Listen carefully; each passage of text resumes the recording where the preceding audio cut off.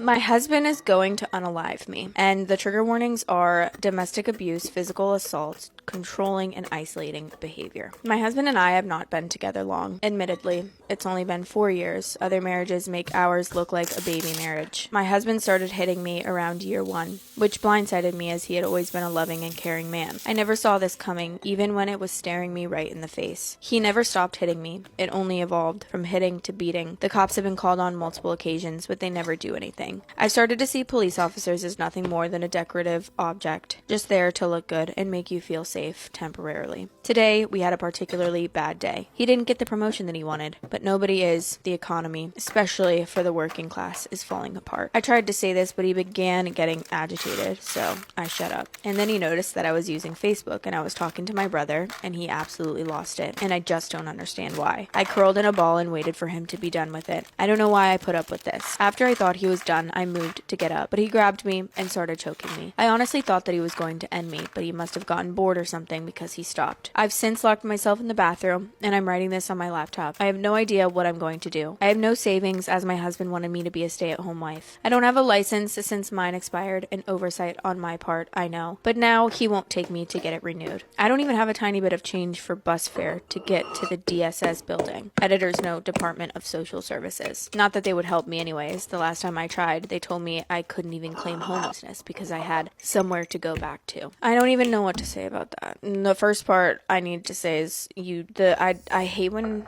it makes me so sad. Not I hate when, but like it makes me so sad when women are like, I don't know why I put up with this, and it's just like that's just not the case. It's just so much more than that. I mean, there's so many things that go into being in a relationship like that, and I feel like a big part of it also is like the fear.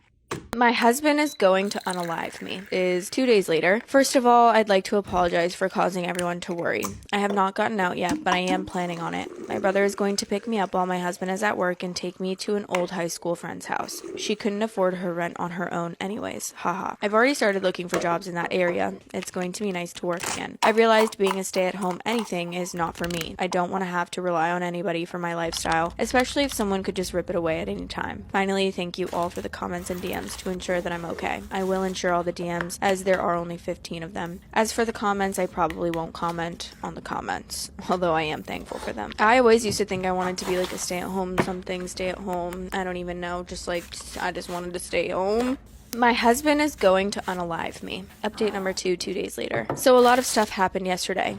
I'm glad my brother was able to help me, but I shouldn't have gotten him involved. He's 16 and just started driving. He's really good at it though, most likely because our father spent a lot of time teaching him before he even turned 16. Anyways, my brother pulled up and began helping me pack my stuff. Basic necessities like clothes, hygiene products, and my laptop. But for some reason, my husband came home early. Really early. It was like 12:45 p.m. when he pulled in, but I have no idea why he came home so early. As you can probably guess, this situation didn't go very well. He started yelling at me and my brother. His yelling even got attention of the neighbors. Some of them came outside, but nobody did anything. They all just kind of stood there. Anyways, my husband kept screaming at me, calling me all kinds of horrible names. I'm not going to get into what those are, but they seriously pissed off my brother, who started screaming at him back. Things came to a head when my husband grabbed my brother. I'm not entirely sure what happened. I don't remember, but the next thing I do remember is I was stood in front of my brother and my husband was on the ground with a bloody nose. The police showed up shortly thereafter, and I can only assume that one of the neighbors called the police. When they pulled up, my husband went apeshit. The police tried to de-escalate the situation, but my husband made the idiotic choice to lay hands on the officer. So long story short, my husband got arrested. The police talked to me, my brothers, and the neighbors. I didn't get charged or anything. I was terrified I was going to be, but the police said that I was well within my right to punch him, but I should have prioritized de-escalation. Anyways, after everything was said and done, we left. I made it to my friend's house without much issue. I'm so happy to be away, and I'm ecstatic to get back to some of my old hobbies. I might take up playing the Elder Scrolls V Skyrim. Thank you all for following my story,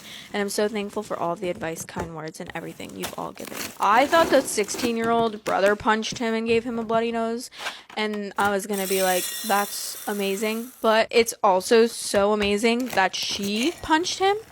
Am I the asshole for not being fully honest with my boyfriend about how much money I have before getting engaged? I've been with my boyfriend for years, and we have a child together. Our relationship has had ups and downs, but lately things have been really good, and I know he's planning to propose soon. Here's the issue. I haven't been fully honest about my finances during our relationship. We're both financially stable and do fine for ourselves, but he definitely thinks I have a lot less money than I actually do. Over time, I kind of downplayed how much I had saved because I'm a very private person when it comes to money, and honestly didn't think it mattered at first. Recently, we had a more serious conversation about finances, and I admitted to having in the mid to high tens of thousands in cash savings. The problem is, that still wasn't the full truth. I actually have significantly more saved than that. Now I'm panicking because if we get engaged or married, things like joint accounts, future planning, taxes, bank statements, etc. are eventually going to make the truth obvious anyway. Part of me feels like I should just come clean now before things go further, but another part of me feels like I've already messed up by not being honest earlier, and now bringing it up right before an engagement makes it look way worse. Some people around me suggested things like putting some money into retirement accounts, moving money around, keeping finances separate, doing a prenup, etc. But I know if I suddenly bring up hidden savings or prenups right before getting engaged, it could create a massive argument or completely change the relationship. I do love him and want our family together, but I'm also really protective of my financial independence and privacy, and now I feel trapped because there's no way to fix this without admitting I haven't been fully truthful. Am I the asshole for not telling him exactly how much money I actually have before getting engaged? Am I the asshole for not taking my daughter to school in the mornings and instead making my wife do it? My daughter's 12 years old and she qualifies for bus transportation because her middle school is 2.5 miles away and anything over 2 miles qualifies. Her elementary school was the same distance and she rode the bus. But now my wife says she doesn't want her to ride the bus because she says bullying is possible, although there's never been any so far. No. Bullying is possible any fucking where. You stopping your daughter from taking the bus doesn't stop her from possibly being bullied. I told my wife I disagree. We're busy in the mornings as it is, and she likes to do her makeup for work, and I have my routine as well. I like to sit back and enjoy my coffee before work. I told her we could try the bus, and if anything happened, for our daughter to tell us, and we can put a stop to it and try and resolve it. If we can't, then we choose to do car pickup and drop off. I think that's a pretty good compromise. Our mornings are busy because we both have things that we like to do to make sure our day goes correctly. Girlfriend has had no issues riding the bus before. Don't try to fix something that's not really broken. I don't see an issue with what you're saying. My wife got mad and so did I. I said, fine, if you choose to do car, then you'll be the one picking her up and dropping her off, 100%. No exceptions. She said, yes, I will. Don't worry about that. Well, then there you go, bro. You're not the asshole. You told her what it was going to be like. Now my wife is burnt out and she wants me to drop her off because she doesn't have time to do her makeup. And she's mad that I'm sipping my coffee while she's scrambling in the mornings. No, you were okay with that. You literally created this entire fucking problem. Like I said, baby girl has had no issues as far as they know on the bus. This is strictly because mama's afraid that it could possibly maybe one day happen, so she doesn't want her riding the bus, despite the fact that there are things that they like to do during the day. Girl, get the fuck over yourself. You created this issue. You know exactly what the perfect solution would be. Put little Miss Ma'am on the fucking bus. My wife has also called me to pick my daughter up on my way home from work, to which I've said no. So am I the asshole? No, you're not the asshole, but your wife? She's fucking irritating, bro. This would irritate the absolute shit out of me. You created this problem. No one created this issue except for you. Now you're upset that people won't offer you a solution to the problem that you created because the one solution that you know would work out for everybody is the one thing that you yourself don't want.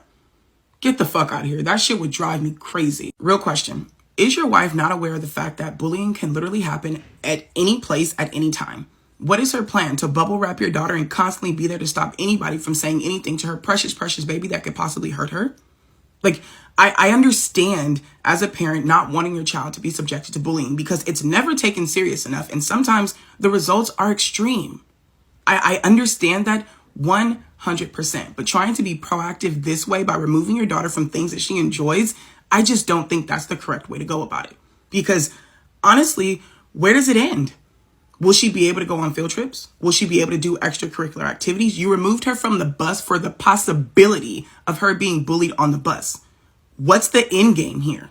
Bro, like your wife, I cannot. Like, she really pisses me off. She's upset that the issue she created is stopping her from doing her makeup in the morning. Why the fuck can she not just get up earlier to make sure that she does her makeup? Why is it your responsibility to now start doing the one thing you told her you weren't going to do so she can do the one thing she gave up to do something that was not necessary to be done?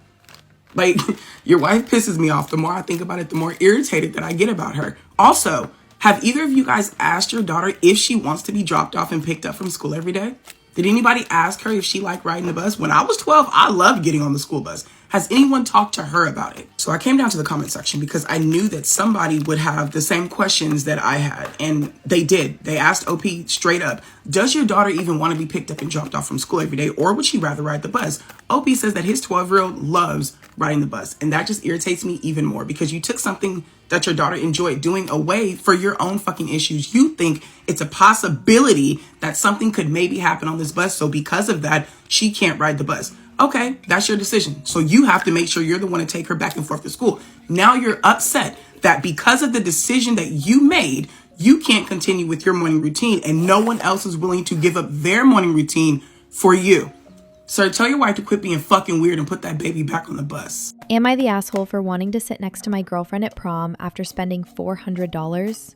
Me, 18, and my girlfriend, 17, wanted to sit together at prom, but due to her strict parents, she isn't usually allowed to get intimate with me. Despite that, she promises me we'd sit together a week before prom, so I start earning the money to pay for my ticket, which was $250. On top of that, I spent $100 more on a suit and $50 more to get my hair done. The day before we pick our assigned seats, she reassures me again, we'd sit together at prom. Yet the day it comes to assigned seats, she immediately sits at a different table as if she had promised me nothing. She kept apologizing, but I'm still hurt because despite my college work and my job, I spent $400+ to try and sit with her after she promised me twice we'd do it. Am I the asshole? My boyfriend is scaring me with his jokes. So this relationship is new. We've been dating for about 2 months now. I'm 20 female and he is 24 male. It moved a little too quick for my liking. I invited him over to hook up. That's all it was supposed to be. But then we watched movies and took a night walk by the river, and he said he wanted to make me dinner the next day. So I was like, okay, sure. Well, then he started coming over like almost every day for sex, watching movies, making food, and playing games. And I'm not joking. He told me he loved me after a week of knowing each other. I was stunned. I just set it back because I felt awkward and I didn't know what to do, but I didn't mean it, and I know that's bad. Anyways, he's gotten a lot more comfortable with me. He adores my dog, and that's good, but here lately, he's been making a lot of comments that actually scare me. I don't know if I'm overreacting. I kind of want to break up and not see him again. The first joke was about R-wording me and killing me. He said he would put roofies in my drink and have his way with me after I pass out. Then he said something about strangling me to make me pass out if I didn't like the roofies. Said something about if I die, then he would hide my body. Another joke he made, he grabbed my boob and said now he's essaying me. I told him to please not make jokes like that, but the very next day he'll make another. He's made a few other jokes that make me terrified, but that's some of the stuff that he said. I asked him not to make those jokes because they're scary, and each time he says he won't, but then he does it again. I even told him I have trauma from being R-worded as a teenager and essayed as a kid. I don't know, it's like he ignores me when he makes jokes like that, and I'm just scared. I haven't been having sex with him anymore because of that. I'm thinking about breaking up. Any advice for me? Edit. Right now I'm overwhelmed and scared after reading some of these comments. I didn't expect this much. I'm sorry, I know it's infuriating to read this and think how can I be serious? I've just always been like this, always doubting myself and feeling like I overreact. Hard to trust myself or my intuition. My brain always downplays and minimizes things. He promised me they were just jokes, so I believed him. I didn't think it was that serious, but deep down I knew it was wrong. But I promise I get it now, and I understand the severity, and I'm going to break up with him. I will do it safely, taking your advice, and I will update and reply more later. I need to clear my head for now and come up with a plan. Thank you. I genuinely think if your boyfriend makes a singular joke about something like this, you gotta kick him to the curb. My boyfriend is scaring me with his jokes. The update the next day. I got a lot of great advice on my post and I followed it, but here's how the breakup went. I told my mom everything and she was horrified at the things that my boyfriend had said to me. I told her I wanted to break up with him and that I was scared, so she came over to help me out. She's friends with my landlord at my apartment complex. He's very nice, so she told him everything. He changed my locks for me. My mom told him what I told him and he was fuming, obviously hating my boyfriend's guts now. I had to wait for my boyfriend to get off work before I could call him, so I did that yesterday evening, and I just told him that it wasn't working out. I was scared because we only ever had one explosive argument before over me going somewhere. It was a misunderstanding, but basically it was so bad that I was scared he was going to hit me, but he didn't. And so I was surprised because over the phone, after I said that I wanted to break up, he was actually very calm and civil about it. I set a bag of his stuff outside and told him to come get it, and he said that he was going to. I watched a few movies with my mom. She wanted to stay with me for a bit, but then she went home and I went to bed. I was woken up a little after 5 this morning to my phone being blown up by him.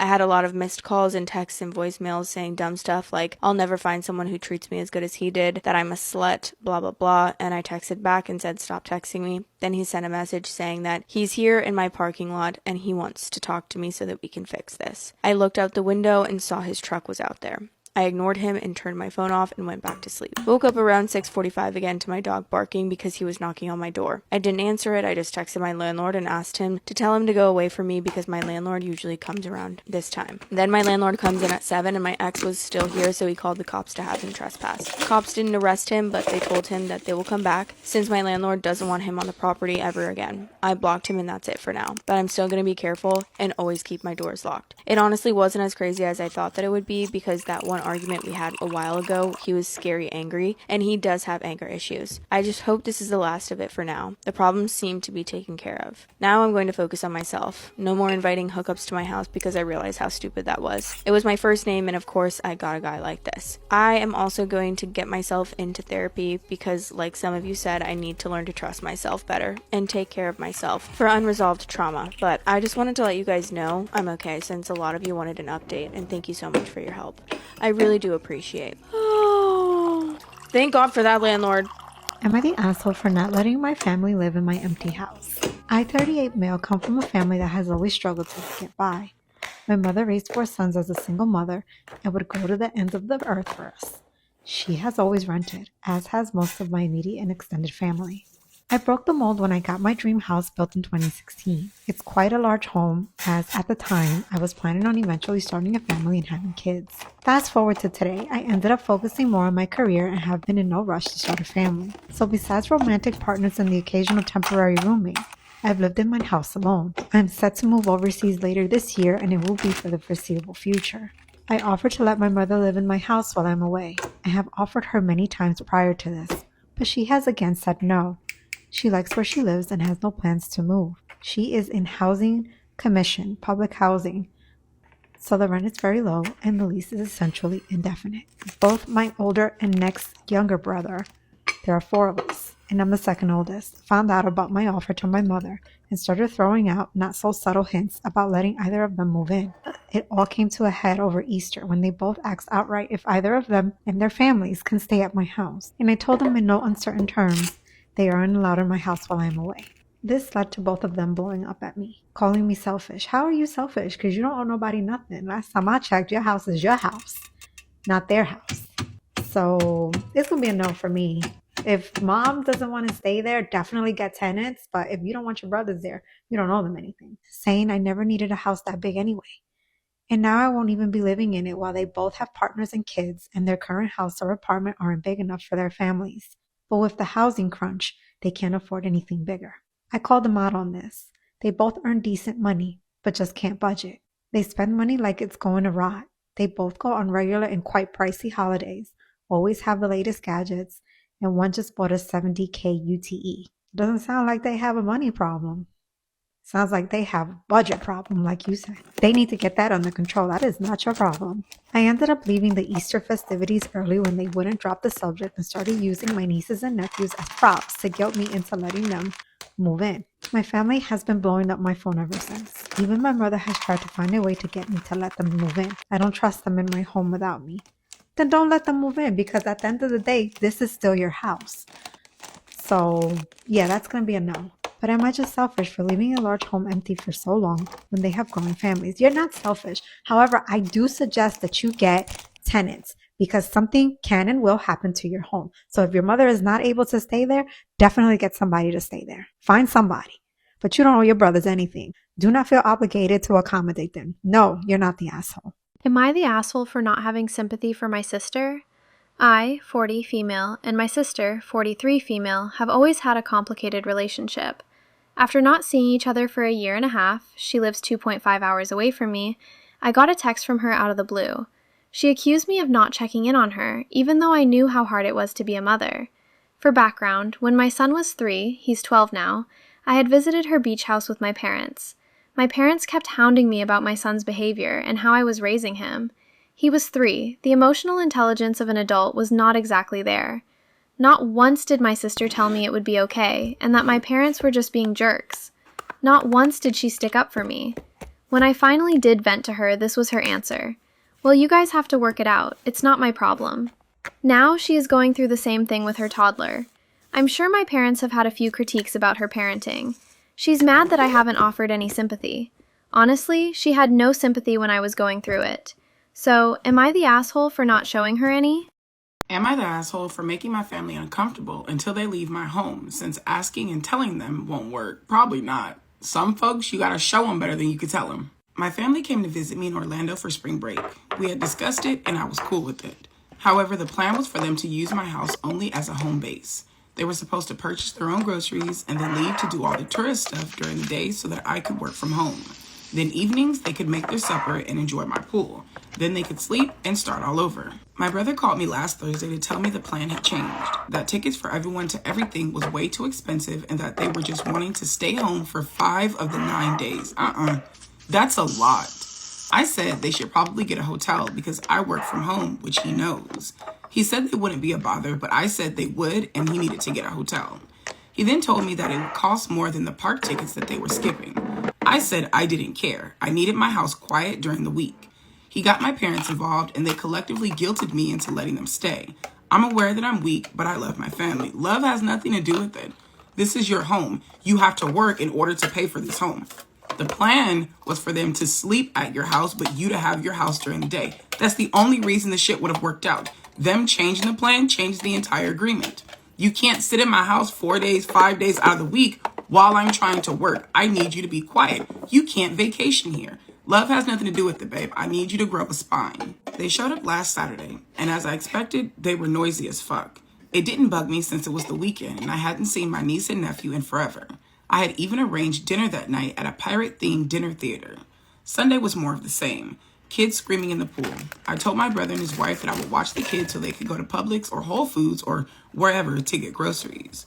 They came back with a couple of days of food and said they would mostly eat out. Whatever, I don't have a full fridge or pantry. Monday was my work day. They didn't leave. I had to tell them repeatedly to be quiet. My brother said to relax, it was just a little noise. I asked if I could visit at his office and make this much noise. He said that it was different. Wrong. The only difference is I live where my office is. You have to commute to yours. I don't have to fucking change out of my boxer shorts. That's the only fucking difference. Absolutely not. You're not the asshole. Fine. Game on. I changed into Speedos. I'm not manscaped for those. It looks like I'm trying to smuggle a Pomeranian in my trunks. Just fur all the way around, sir. Ew. I joined them for my lunch break. My sister-in-law and niece noticed right away. It got really quiet.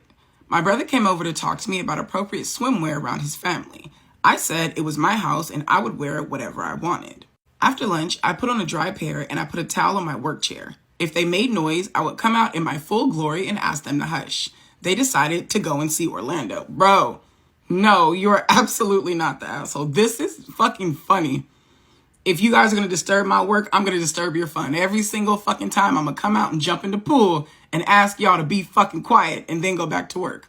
I love this for them. That night, my brother said I was being an ass. I said that I had told them I was working and he couldn't control his kids and wife. Tuesday, they went to Universal. They ate out for supper and came home late. Wednesday was going to be a home day, and my brother asked me not to wear Speedos. I asked him if they were going to make any noise. They decided to go see Cape Canaveral. I love this for them. I do. They tried to change up the plan to save some money and inconvenience you because it wasn't an inconvenience to them. Now bro's inconvenienced and he's got to spend the money he thought he was going to save. I love this for him. Wednesday was Disney. Thursday was the Speedo day, as is today. My folks are coming down tomorrow for Easter, and the 6 of them are going back to Disney. My brother is pissed that he isn't saving as much as he thought he would. I don't care. He was the one that changed the plan. So am I the asshole for making his family uncomfortable with my fur until they left me to work? Nope. I don't think you're the asshole at all. I think desperate times call for desperate measures. You tried to be nice and give your family somewhere to stay while they were on vacation with the understanding you would have the house to yourself during the day so that you could continue fucking working. Not everybody's on vacation right now. Your brother decides he wants to save money after the agreement has already made, and fuck the fact that you have to work and you need silence. We're going to stay in your house for 5 days of our vacation. And you just need to adapt to the fact that my kids are making noise when we agreed they wouldn't be here making noise. No, your brother went low, so you went to hell. Listen, while I don't think you're the asshole for how you handled this situation with your family at all, not a single bit of assholery is detected here in this story. I, on the other hand, thoroughly think you're the asshole for giving me that visual. You smuggling a Pomeranian in the front of your fucking Speedo, sir. I am a reader. The imagination is vivid over here. I can't not see that. Why would you do that to me? Am I the asshole for setting boundaries with my mother-in-law even though we live with her? I'm 29 female and I have a 3-month-old baby. My husband is 25 male. We're currently living with my in-laws while saving for a house. It's temporary but obviously stressful. My husband just graduated college, so he's working part-time while job hunting and has interviews lined up. My mother-in-law has been very involved since the baby was born. At first, I was grateful. She cooked, did laundry, and held the baby so I could shower. But lately, her help comes with consistent passive-aggressive comments. If my son cries, she'll say, "Are you sure he's getting enough?" If I mention his nap schedule, she laughs and says, "The schedule at 3 months? Good luck." If I bring up the pediatrician, she responds with, "Well, we didn't need doctors to tell us how to raise babies." She also says things like, "He cries because you hold him too much," or "Grandma will take him since mommy needs a break," even when I didn't ask. The main issue is she doesn't respect when I say no. She'll take him out of my arms or walk into the nursery even after I ask her not to. Last week, my baby had a horrible day, and I finally got him down for a nap after almost an hour of rocking. I told my mother-in-law, "Please don't go in there. He just fell asleep." 10 minutes later, I heard the nursery door. I walked over and she's whispering to him and rubbing his belly. He started stirring. I said, "Please stop. He's going to wake up." She rolled her eyes and said, "You worry too much." Then she picked him up because he was already awake and he immediately started crying. God, I would be pissed. I would be so pissed. I snapped, not yelling, but firm, and said, "I need you to stop. When I said he needs to sleep, I mean it. Please don't ignore me." She got offended and said, "Wow, I guess I'm not allowed to do anything in my own house." Of course, this is the answer. Later, she called my husband and said I was disrespectful and ungrateful. My husband actually defended me and told her that we appreciate living there, but I'm still the baby's mom and she needs to respect boundaries. The next morning, she posted in the family group chat, "It's hard being a grandma these days. You tried to help and get treated like an intruder." She sounds like a straight narcissist. Yuck. My mother is a narcissist, and I refuse to deal with it. No one responded. My brother-in-law texted me on the side and asked, "Are you okay? I'm sorry you're going through this. I know how she can be." So the family already knows that she's a asshole. After a bit, she texted again, "I just hope my grandson doesn't suffer because someone needs to control everything." My husband responds, "Mom, stop. Nobody is keeping him from you. You need to respect our routine and stop undermining her." Mother-in-law replied, "If it doesn't apply, don't take it personally." Now the house is tense and awkward, and I feel like the family thinks I'm a controlling hormonal mom. I feel guilty because it's her house, but I also feel like basic boundaries shouldn't be controversial. No, you're not the asshole. The mother-in-law is the asshole because, like, seriously, move out ASAP. There's no reason for this. No reason to be living there. Just it'll take longer to buy a house if you move out, but at least you'll have your peace of mind. And sometimes that's priceless, especially with a narcissist. No thanks. My circumcision went horribly wrong many years ago. Parents received settlement. Now I'm 18 and they're refusing to give me the money. Alright, so as a result, I have part of my penis removed, including the entire tip. I know the hospital did settle with my parents. They always told me that the money is invested for my future. I'm 18 now. I want to use this for my education this year, but they haven't given me any details. They keep telling me that it's too soon and they will do it in due time. Is there a way for me to find out where the money is and access it? And was the money required to be put put somewhere safe for me, or could it be that my parents spent it and are just buying time with me? Seattle, Washington. That's where he's at. Ooh. That's rough because it's giving the parents spent it. And that's crazy because you deserve that money. I would sue them. I don't know if you can, but if anyone is saying that, if anyone responds that and they like know that you can sue them, I would 100% sue them because that is the most traumatic situation ever. Also, I didn't know that was like a circumstance of circumcision. I didn't know that you could get your literal half your penis cut off. That's so scary. Am I the asshole for telling my mom I am not going to put up with racism against my kid the way she did? My mom is white and my dad is black. They split when I was little. While I am not white passing, I am not obviously red as black either unless my natural hair is worn down. I would say I am pretty racially ambiguous. My mom has several racist people on her side of the family. Some who just make light comments, all the way to an uncle who uses the N-word. My mom never protected me or my brothers from these comments growing up. Fast forward to present day. I am now 30 and expecting my first baby. My partner is black, meaning our baby boy will be majority black and probably black presenting. I haven't been back to visit family in years and was talking to my mom recently about going back home after the baby is born to introduce them to my partner and the baby. I mentioned if anyone makes any racist comments about my son or my partner, we are leaving. Full stop, out of there, because I am not making them put up with what we had to put up with. My mom was deeply hurt at that because she said I was saying she was a bad mom for not protecting us from those family members. I told her I wasn't saying that, but I think the right move would have been to stand up for us, and that is what I am planning on doing with my son. She ended up in tears, saying, "Well, I guess I am just the worst mother in the world." So, am I the asshole? Am I the asshole for shaming my friend and kicking her out of my house? My husband, Frank, 27 male, and I, 25 female, had a few friends over the past weekend for Frank's birthday, and our friend, Caitlin, 25 female. Caitlin and I have been friends since we were children. She lives about a 4-hour drive from us, so when she comes over, she usually stays with us. The vibe when we had a few friends over was just an easygoing night. We had planned to play some games, have some drinks, and at the end of the night, either watch a movie or play Jackbox or Mario Party or something that we can all join in and play. There was a total of about 10 people. At around 11 p.m., Caitlin had had a few drinks and really just wanted to go to the bars. At around 11 p.m., Caitlin had had a few drinks and really wanted to go to the bars. Frank and I did not want to go. About half of the people said that they would rather not go, and the other half either were indifferent or wanted to go. I told Caitlin that if they wanted to go, I would be willing to drive them there and then pick them up at the bar close, but I did not want to actually go out. All they had to do was tell me where they were at when the bars closed, so I knew where to go. Frank and I have been trying to start a family, so I am not drinking. So that is why I offered to be the designated driver. Caitlin has always been the wild one. She likes to go out a lot and party. I used to go out with her when I was in college, but I have since slowed down on that. When she gets drunk, she becomes very pushy and aggressive. Caitlin kept pushing, saying that it would be more fun with the entire group, and I needed to stop being so boring and a party pooper. This goes on for about half an hour with me saying no, Caitlin pretending to accept my answer, and then mumble something under her breath about how I am not fun anymore. At some point, I snapped in front of everyone and I told her that she knew that Frank and I are trying to start a family, and that is why I am not drinking.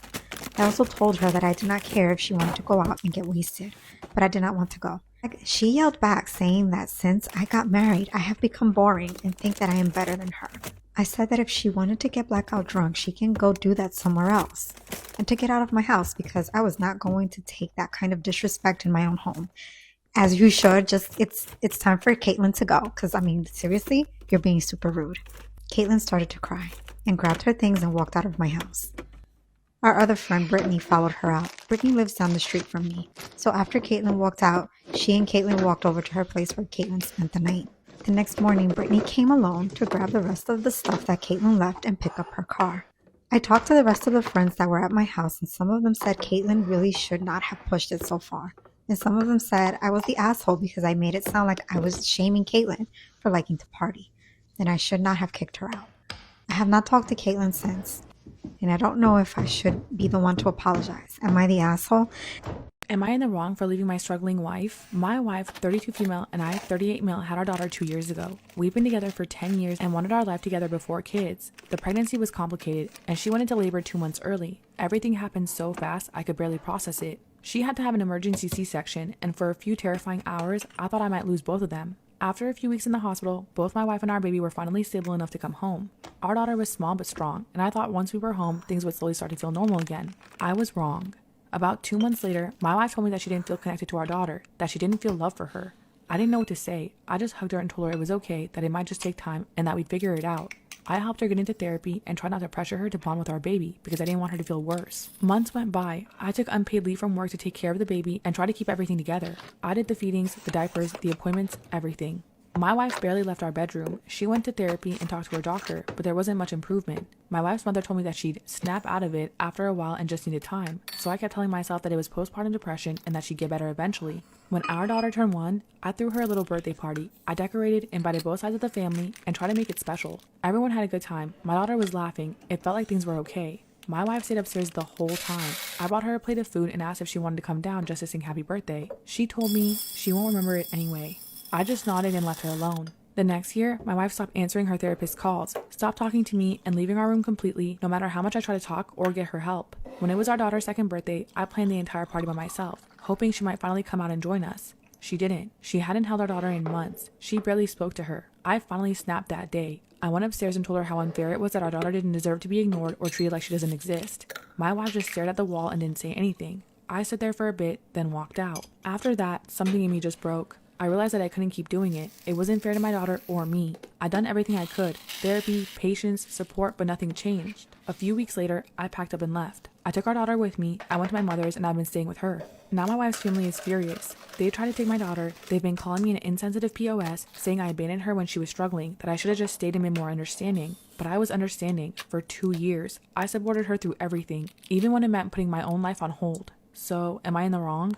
I'm leaving my boyfriend to go back to my ex, and I don't understand why my boyfriend is so upset by this. Story time. Now, 2 years ago, I dated this guy who we will call Steve. Go Steve. I don't know if I really believe in soulmates, but if they're real, Steve is my soulmate. When we broke up, we both said it was because it was a right person, completely wrong time type of situation, and agreed that if we were meant to find each other, we would. Now, recently, I started dating this guy called Dave. Now, I had said from the start that I had never meant to get into anything serious with this guy. It was supposed to be super, super casual. It was going to be like friends with benefits at best. And when he asked me why, I obviously explained everything. I was going to be super honest and open about the whole situation. And the conversation went a little bit like this.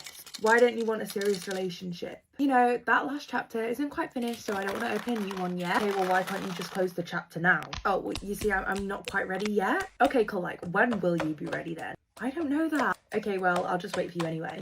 Now, here's the thing. I can't lie and say that I don't have feelings for him. However, he is just nothing compared to Steve. So after about 5 months of dating, he finally stopped asking me to be his girlfriend about month 3. And this is probably because I told him if he asked me again, I would take a step away from him. Anytime it would get a little bit too serious for my liking, I would remind him that we are not official and reminded him that we were still on a no strings attached basis. I even encouraged him to date other people. What I'm trying to say here is that I have been open and honest this whole entire time. Steven is back on the scene.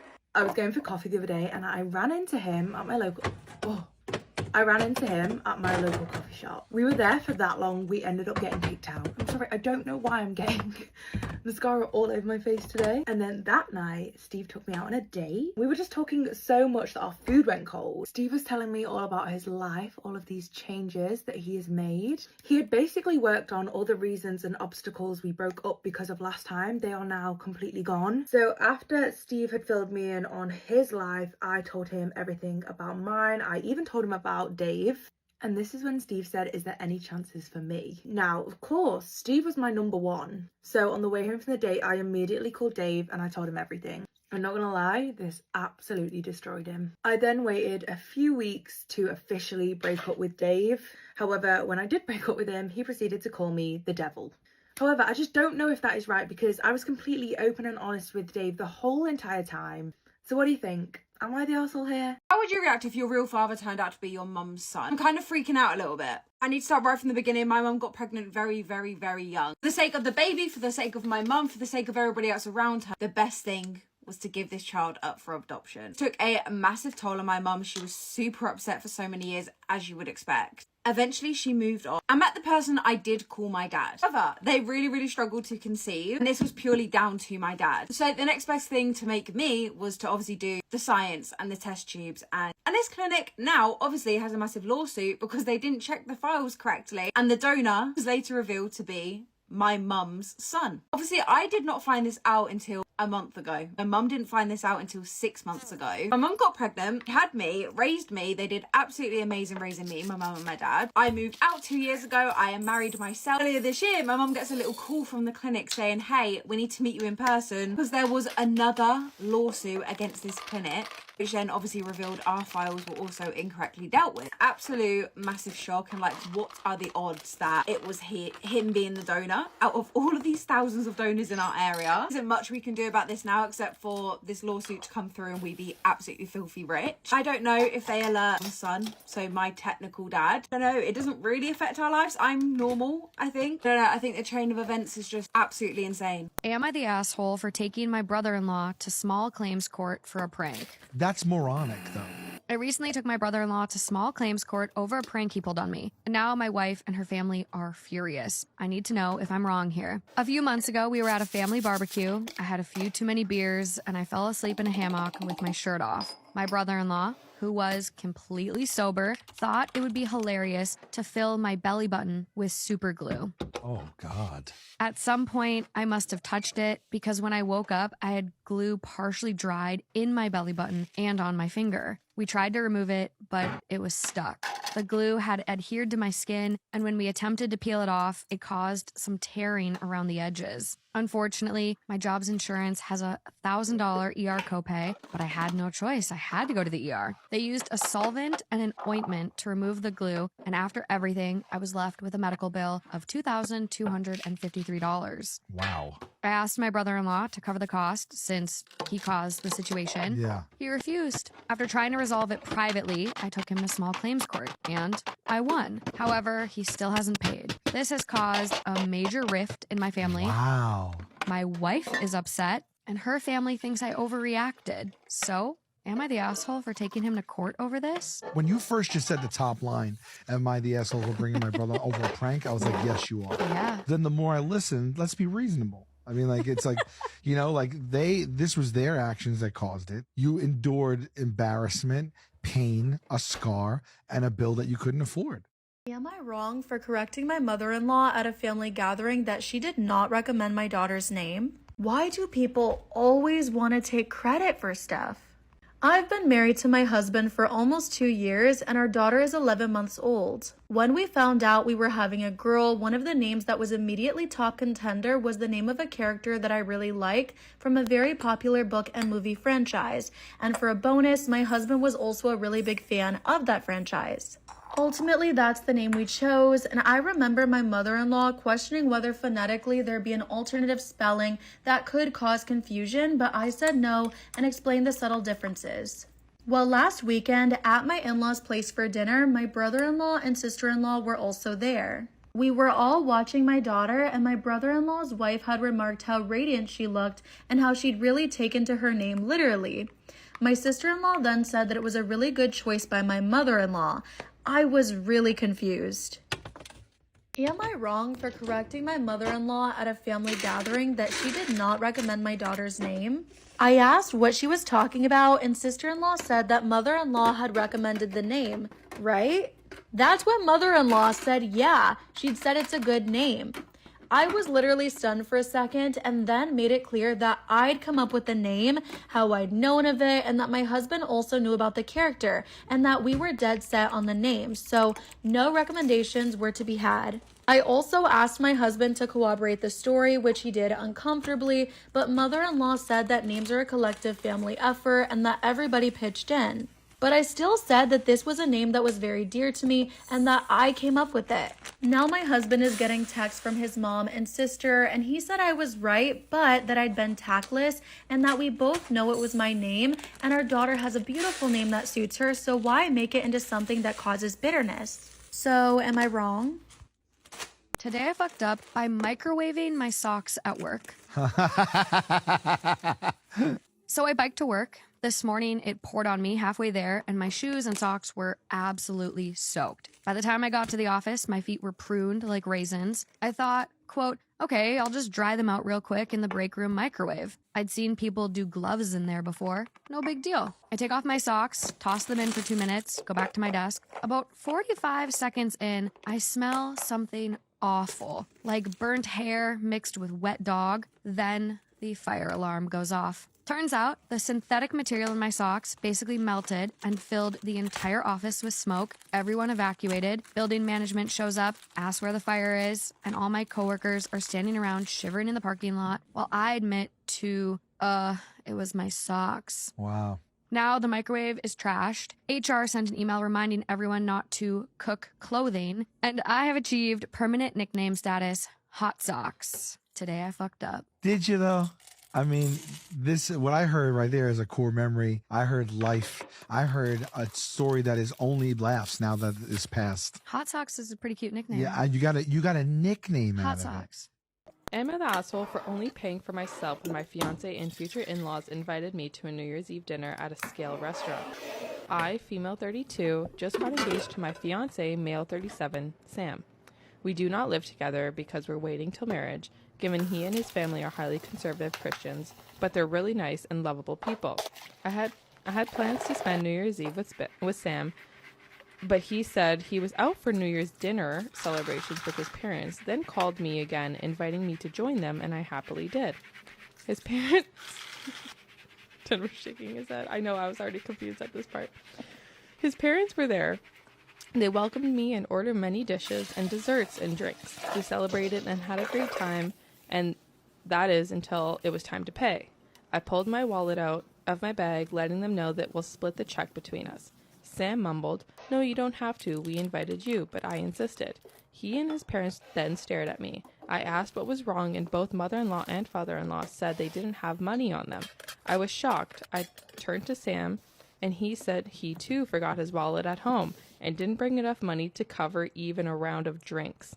His dad then laughed nervously. "All right, so I guess we should let the doctor pay." I was taken aback. I said, "I'm sorry, but no, this is just too much money to spend on one dinner by myself, and I didn't think I was expected to pay the entire bill." Sam said I should pay, and he'd pay me back later, but I said no, since I know he will have to get a job to pay that much money. I said, "I'm sorry, but this isn't the first time I've been put in situations by him and his family where I'm expected to rescue them after they somehow forgot their wallets and expected others to pay hundreds for their extravagant dinner. I told them I'll only pay for what I had, and that's it." He and his parents were shocked. They started arguing about how I have the potential to pay right there and then, but I was acting as if they were strangers, not family. But that doesn't mean I'm obligated to pay. How could someone go out to a fancy restaurant, order so many dishes, desserts, and drinks without bringing money? Sam begged that I just do it and called it a night, but Sam begged that I just do it and call it a night, but I refused. The argument got heated, then I got up and walked out. Sam called later at 2 a.m. basically yelling that I ruined New Year's Eve celebrations and made his parents suffer because I refused to pay the entire bill and instead acted selfishly and paid only for myself after they were gracious enough to invite me. I told him how unfair it was for me to pay even if I had a good salary doesn't mean I want to spend it all on a fancy dinner. He didn't reply. He just said he'll pray that his parents will let this go and not resent me after I basically damaged the relationship with them. I felt awful, thinking I should have covered the bill instead of leaving. Am I the asshole? Am I the asshole for refusing to force my son to apologize to my wife for ruining her New Year's toast speech? Important context. My son Finn, 18, is from a previous relationship. Since early childhood, I had full custody. His mother is not in the picture. We were both young when he was born, so the childhood was a little unstable for a bit. However, I have my life together now. I got married when he was 7, and together, me, male 37, and my wife, Mary, female 40, live as a blended family with my 2 stepsons, Cody, 16, and Lucas, 18. Yet I have noticed some issues. Finn is a very sensitive kid, and Cody and Lucas are nothing like this. So, altogether, they tend to get along for a bit, like most kids do, and then have fights. It's always Cody and Lucas versus Finn, which is a bit upsetting, but again, kids fight. Everyone gets disciplined, and these fights are pretty normal stuff, arguing about games, TV, etc. However, recently I've noticed them get a little political. The boys tend to disagree about topics like these, so I've banned it at the dinner table. Finn then came out to us as bisexual this year. My wife is Christian, and so are the boys. I've always been unlabeled, open to it, but not entirely into organized religion. Due to this, my wife used unfortunate phrasing like calling him confused and saying that he was too young to know for sure. I told her at the time to respect how he identifies. My logic is, so what if it changes? You need to support your kids regardless. So that was that dropped. The boys seemed confused by it, but they didn't say anything in front of me after that. Overall, I thought it went well. All the worrying behavior Finn displayed, staying out late, being withdrawn, etc., seemed to fade away for a good week, like a weight had been lifted. Then it started up again and came to a head on New Year's Eve. My wife traditionally cooks a big dinner for New Year's. We have a few family members over, and we all say things we are thankful to God for and how we're going to improve ourselves. She was giving her speech, which was all about how family was the most important thing in life and how we should be grateful to each other, to which Finn gets visibly upset at the point of tears. He stands up and says that it was ironic considering the things they say to him. I asked what he meant, and it all came out that the boys had started making gay jokes frequently, and that my wife, separate to that, had been starting to scare him by showing him worrying statistics about LGBT youth bisexual men. I was stunned and disturbed when this came to light. Finn was crying and left the room after exposing all the things they'd been saying without my knowledge. I left the party to comfort him while my wife continued hosting. So my wife thinks he's humiliated her in front of the family, ruined the night, and overreacted to things, and thinks he should apologize to her, the boys, and the family. I, however, have refused, and this has caused a big argument between us. Am I the asshole for refusing to make him say sorry? I think my wife owes him one. Boyfriend wants another child, but no marriage. We have an adorable 2-year-old son together, and my lovely stepdaughter who's 10. Backstory: we live together. He covers most of the expenses. Chores and childcare are shared, with me doing most of it. I work a well-paying full-time job, and he has his own business. We had our fair share of issues, but we have always stuck by each other's side. He got divorced 8 years ago. I've seen the decree, and she's engaged to be married to her long-term partner. We've been together for 5.5 years. It's obviously bothered me that he hasn't proposed. I have made him aware of my expectations that I don't see myself having another child without being married first. Problem is, I'm trying to be okay with the current situation and not let the fact that he hasn't proposed and the resentment erode the relationship. I have told him that I don't feel like I have his full commitment, and that makes me feel not entirely safe and also not valued. I have dropped the conversation because I don't want to make him want to marry me. I want him to be thrilled and look forward to it. He says he sees himself spending the rest of his life with me and having a big family together. Now he's talking about having another child. His parents are bringing it up too. Not only am I not ready to have another child, but I won't be ready without the commitment of marriage. I didn't do things the right way the first time around because I was younger and immature, but I want to rectify and make sure I treat myself with love and respect. When he brought it up, I told him jokingly that I'm not ready to have another child and I need more time. He said I'll have those 2 rings after we've had our 3rd child. That's how he'll know I'll be there and won't ever leave. That really hurt my feelings. I felt like he doesn't value me as a partner. Why do I have to prove that I'm worthy of commitment by having more kids? I'm not sure where to go from here. Would I be the asshole for not going to my friend's wedding after my husband was uninvited? I'm really struggling with what to do here, so I'm looking for advice. My husband and I were originally invited to the wedding of my friend Simon and his fiancée Julie, which will be 4 months from now. We got the invitation a couple months ago and immediately RSVP'd yes. I was excited for us to go. I even had our outfits picked out. Today, Simon sent me a message telling me that due to unexpected constraints, he and Julie are downsizing their wedding and need to resend some invitations, including some people's plus ones. So my husband's invitation has been rescinded, but I am still invited to come. Simon and I have been friends for 6 years. I always considered us pretty close. We used to work together for 4 years and have always kept in touch, sending each other lengthy voice messages with updates about our lives, sending Christmas cards, phone calls, etc. I had met his fiancée a couple of times, and my husband and I were on good terms with both of them. My husband and I have been together for 8 years and have children, a dog, and a house together. I envisioned being couple friends with Simon and Julie in the long term, and thought their future children would be family friends with our children.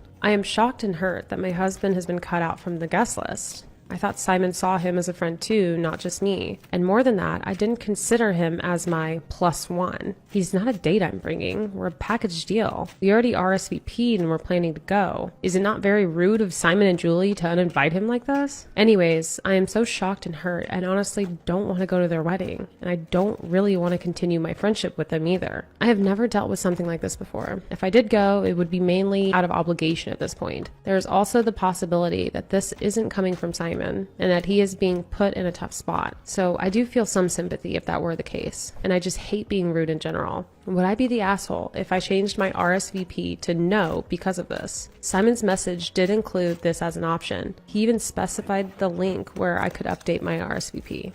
When I was 17 years old, I had a guy dedicate a song to me. Get ready with me, story time! I used to model back in the day, and this is where I met the guy. The crazy part is when I met him, he had a girlfriend. I'm also the queen of rejecting men, and so this guy, nunca le peleé. I never gave him the attention. I never thought he was cute, and plus he had a girlfriend, so I didn't even want to mess with that. At one point, his sister and I were really close friends, and she also used to model with us. One thing I forgot to mention is that this modeling was runway modeling. So we would basically practice in heels, and then every weekend we would go somewhere wherever we were booked, and we would model the clothing. Almost a year into me modeling with this company and this instructor, the couple that I've been talking to you guys about basically was in a rough patch. They were like on the verge to break up. A couple weeks later, I ended up finding out that they broke up, and I honestly never really had a bond or relationship with him, and I never cared to, especially because he was in a relationship. But because we did model together, I would at least say hi. We all made sure to say hi to everyone who was a part of the modeling class. We would always invite our families, and my family consists of my parents and my 2 brothers. So my brother eventually became best friends with the guy who dedicated the song to me. We're gonna call him Andrew.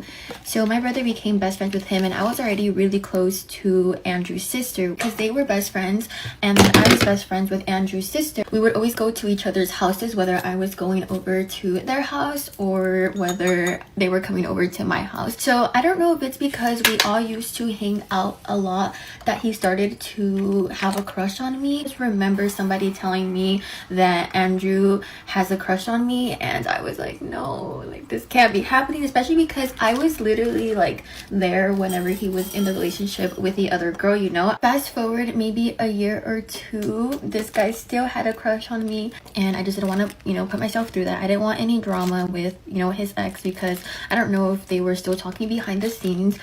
And again, I just wasn't interested in this guy. And back then, you guys, even now, like, it's so hard for me to actually give a guy the attention. Like, I'm so picky. So although I knew this guy liked me, I just didn't want to give him a chance. So we got to the point where Andrew started to shoot his shot on his own, because although he knew that I knew that he had a crush on me and other people would tell me, and that wasn't working out, he took it upon himself to shoot his shot. This guy was not giving up, you guys. I wasn't giving in and he was not giving up. He tried everything and anything to convince me, for me to finally just give him a chance, give him an opportunity, but I would not, you guys. Even to this day, it's so hard for me to just talk to a guy, because if I'm not interested in you, then I'm not gonna open my heart out to you.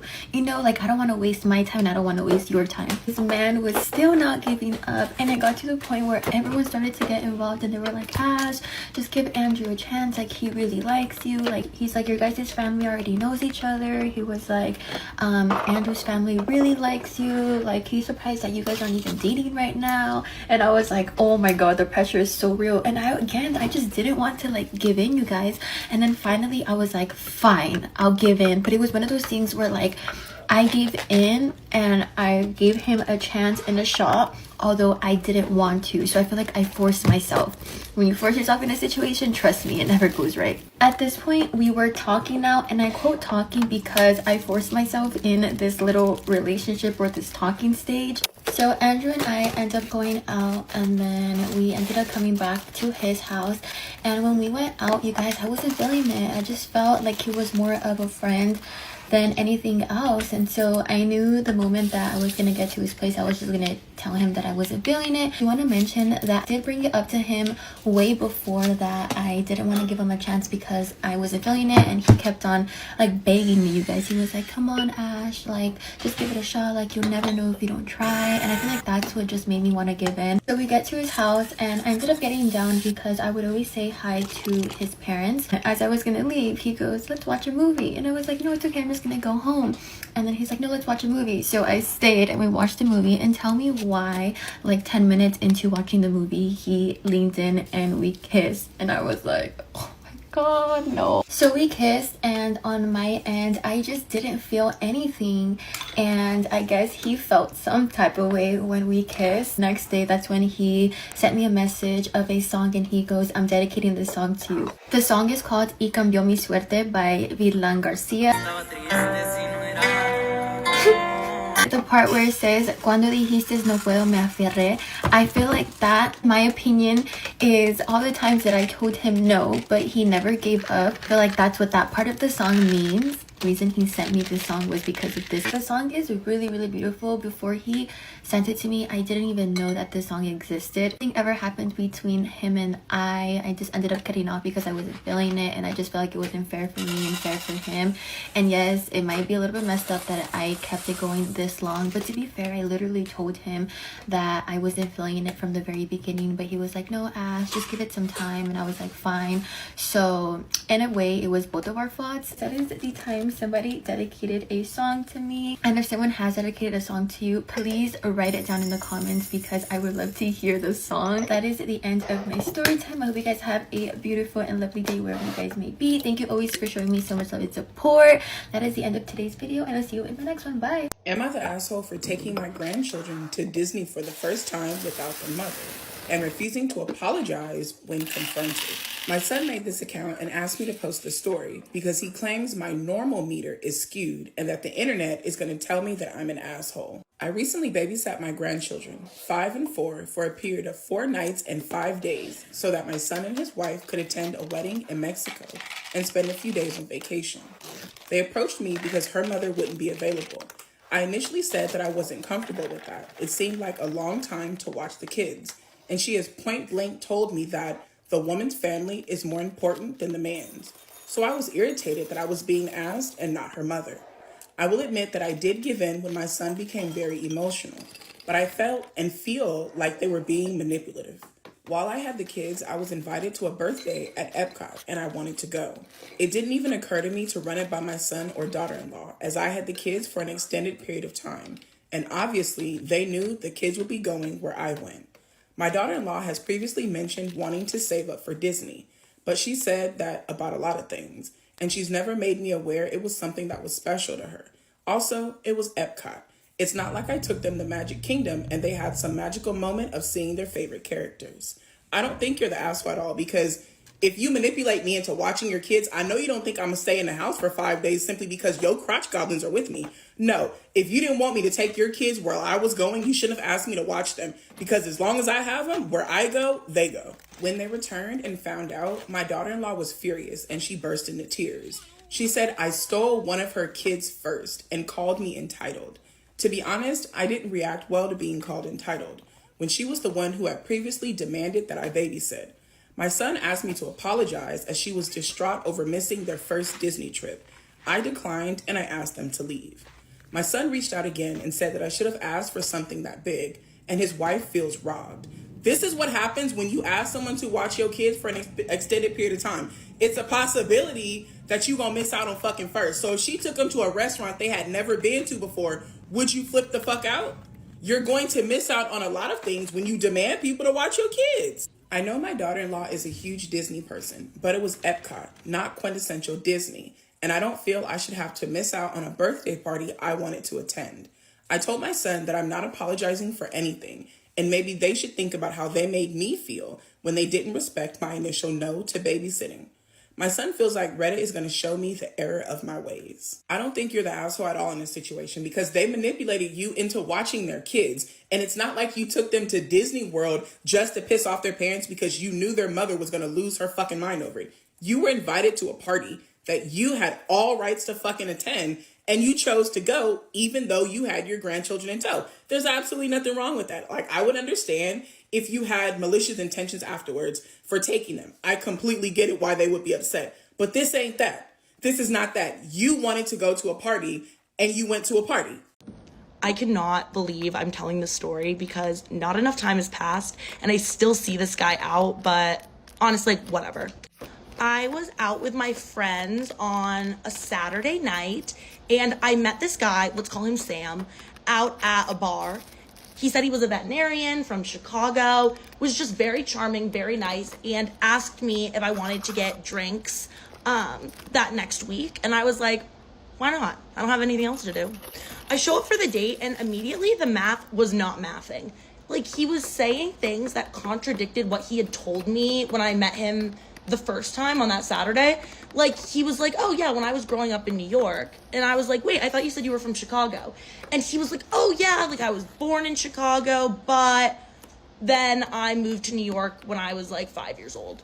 So I was like, okay, I guess that kind of makes sense. Also, I asked him some question about what food I should be feeding my cats or like what the best food was, because he said he was a veterinarian and I don't know, I was trying to be relatable to him. I don't know. And he didn't have an answer. Spoiler alert, if you're gonna be a liar, like lie better, because he was very bad at it. But this man's main downfall was when the check came, he immediately put his card in and pushed the check towards the end of the table just to signal that his card was there. But when he did that, he kind of pushed it closer to me. I look at this card, I kid you not, the name on the card is not the same name he gave me. First or last name, neither are the same. And at this point, I'm calling him out. Like, there are just so many inconsistencies. So I'm like, why is the name on your card different than what you told me? And his face turned like white. And then he comes up with the excuse that the name on his card is his legal name, but Sam is the name that all of his friends call him, and that he goes by his mom's maiden last name because his parents are divorced and he's not close with his dad. And I guess that would be a normal excuse if it was like the only inconsistency, but there had been so many that night, I knew in my gut that this man was not telling the truth. And I'm super nervous at this point because I'm like, why is this man lying about his identity? I'm just like, I need to get out of here. So I tell him that I need to use the bathroom and I ditch. I run out because you gotta do what you gotta do, okay? Stay safe, ladies.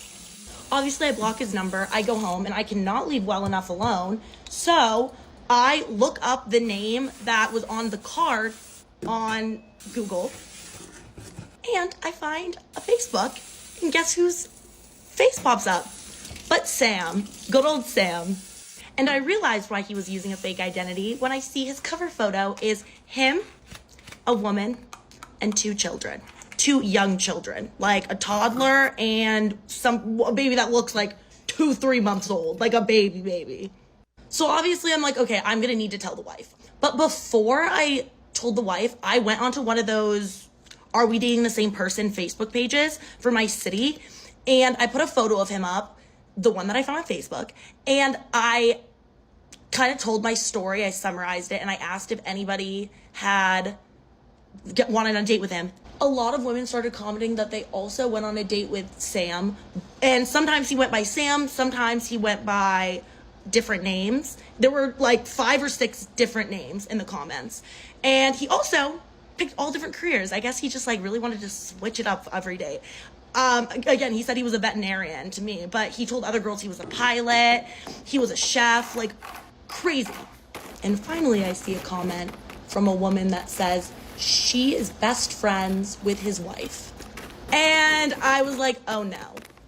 But I ended up privately messaging with this woman, and she said that she thought it would be best if she told the wife. It would be better coming from her friend, which I totally agree, and told her that if she needed to reach out with me or she had any questions, feel free to contact me. Never did.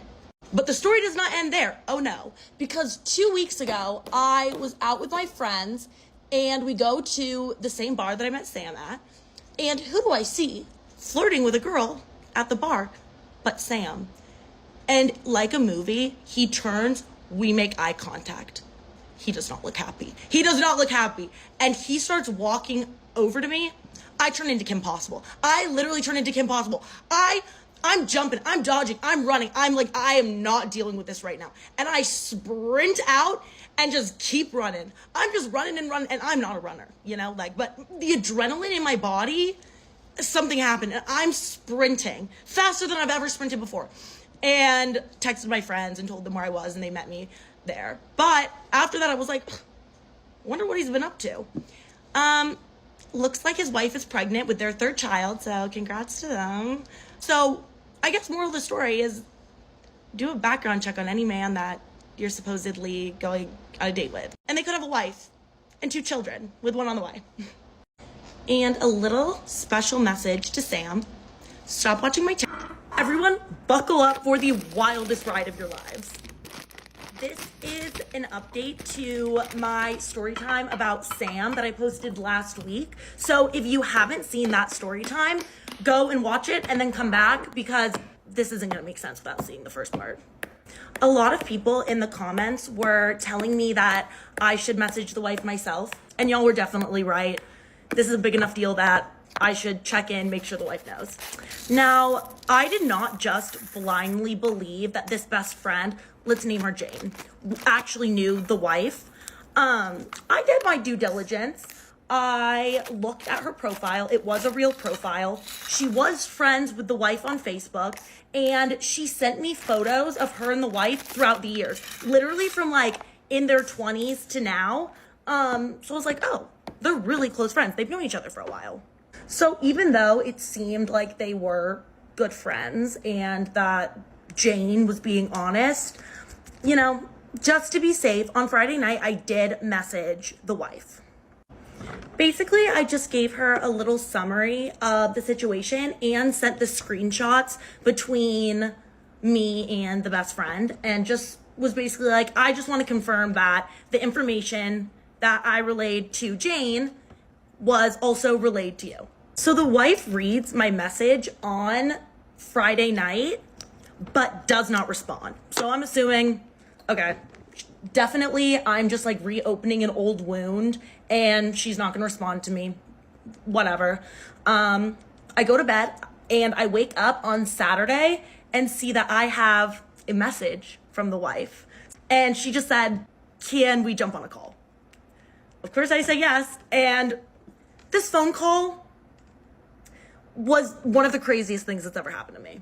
So we jump on a phone call, and the first thing she says is, I'm sorry for the delayed response. Like, girlie, you don't have to be sorry about anything. But she said that Sam was actually away on a business trip, so she kind of spent the night processing the information that I gave her. And then she dropped the biggest bombshell. Jane is not her best friend. Jane is her cousin. Her cousin. And this wasn't even a cousin that she was close to. It's a cousin that she only really sees and talks to at family reunions, which is where all those photos were taken. She said that she hadn't talked to Sam or Jane about this yet because she wanted to reach out to me and get more information first, because Sam was getting home from his business trip that night and she planned to talk to him about it then. So I sent her my TikTok. I gave her all the information about the situation that I knew, and that was that. Honestly, never thought I'd hear from her again. But last night, as I was just watching TV, eating dinner, I get a call from the wife, which so unexpected, but I picked up so fast.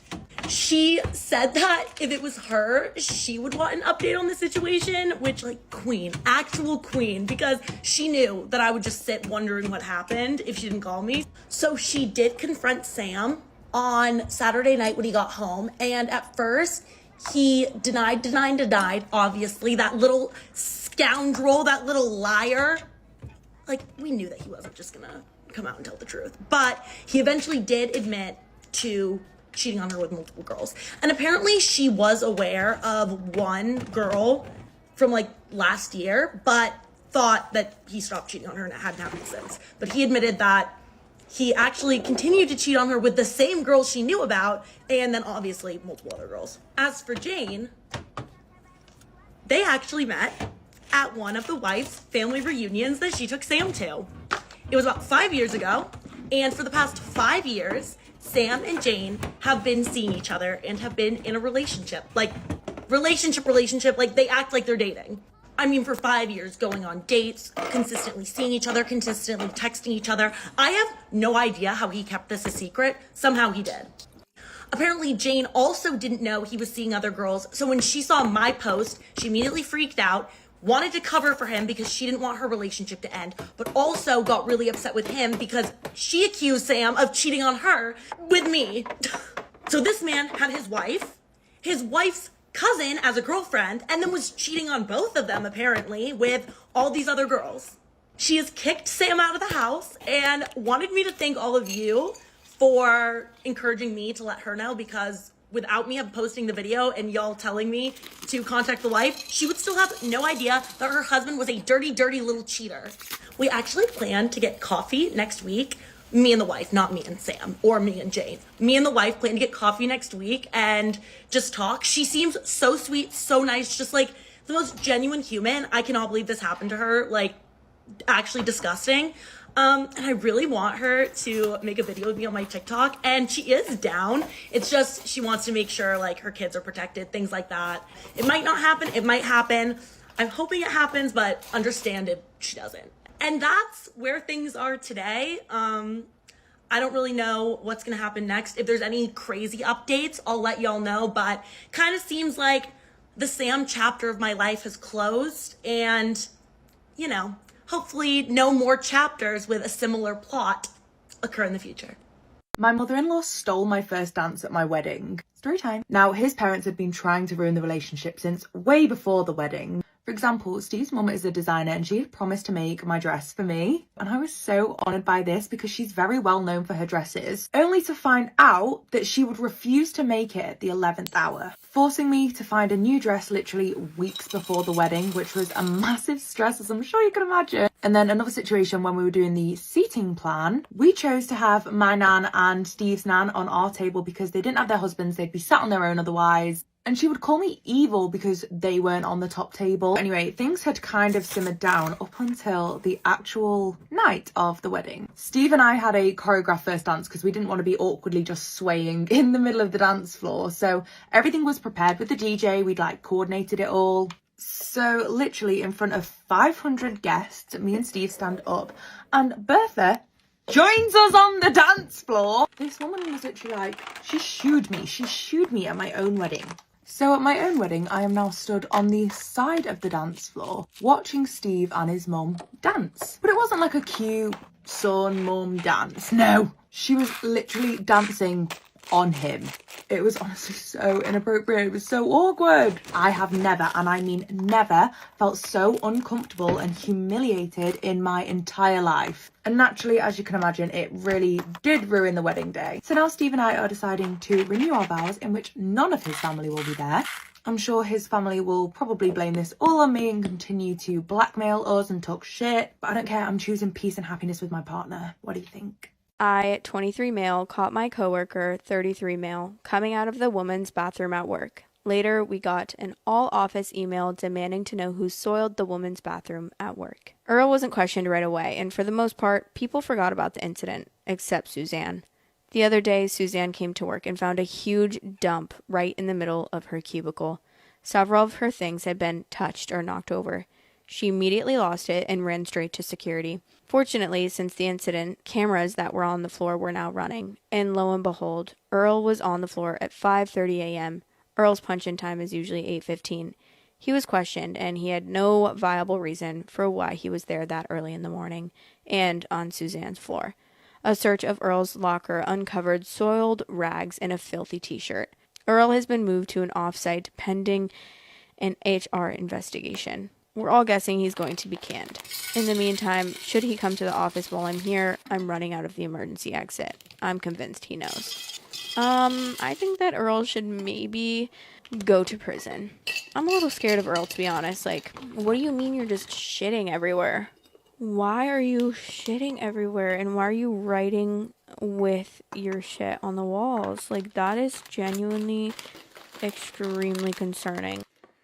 Am I wrong for wearing my engagement ring when I knew my stepsister was getting engaged? I, 28 female, got engaged at the beginning of December. For Christmas, I was staying with my mom and my stepdad, and they were hosting my stepdad's whole family. Siblings, mothers, brothers, everyone, for a New Year's party. Prior to this, my stepsister, 29 female, Rachel's now fiance, Matt, informed my parents that he was going to propose and asked if it would be okay to do it at the party, and my parents agreed. For the party, everyone was dressing up, and obviously I was wearing my engagement ring. Everybody already knew I was engaged, but it was the first time they'd seen the ring in person. So at the start of the party, everyone was interested in seeing it. I did notice Matt was being a bit cold with me, but I thought it was nerves. The proposal happened and it was beautiful. Everyone congratulated Rachel, but it was kind of a 50-50 on people wanting to look at and compliment her ring and mine. A lot of comparisons were made, nothing unkind, and everyone was really happy for Rachel, as was I. The day after, Rachel and Matt blew up about me wearing my ring to the party. Rachel said I was deliberately trying to draw attention to myself on her special night, and that since I knew beforehand she was getting engaged, I shouldn't have worn my ring, since I don't always wear it anyways. I don't really agree with this. Since I've been engaged for weeks, and everyone already knew about it, it's not like I stole her thunder, nor did I intend to by wearing my ring.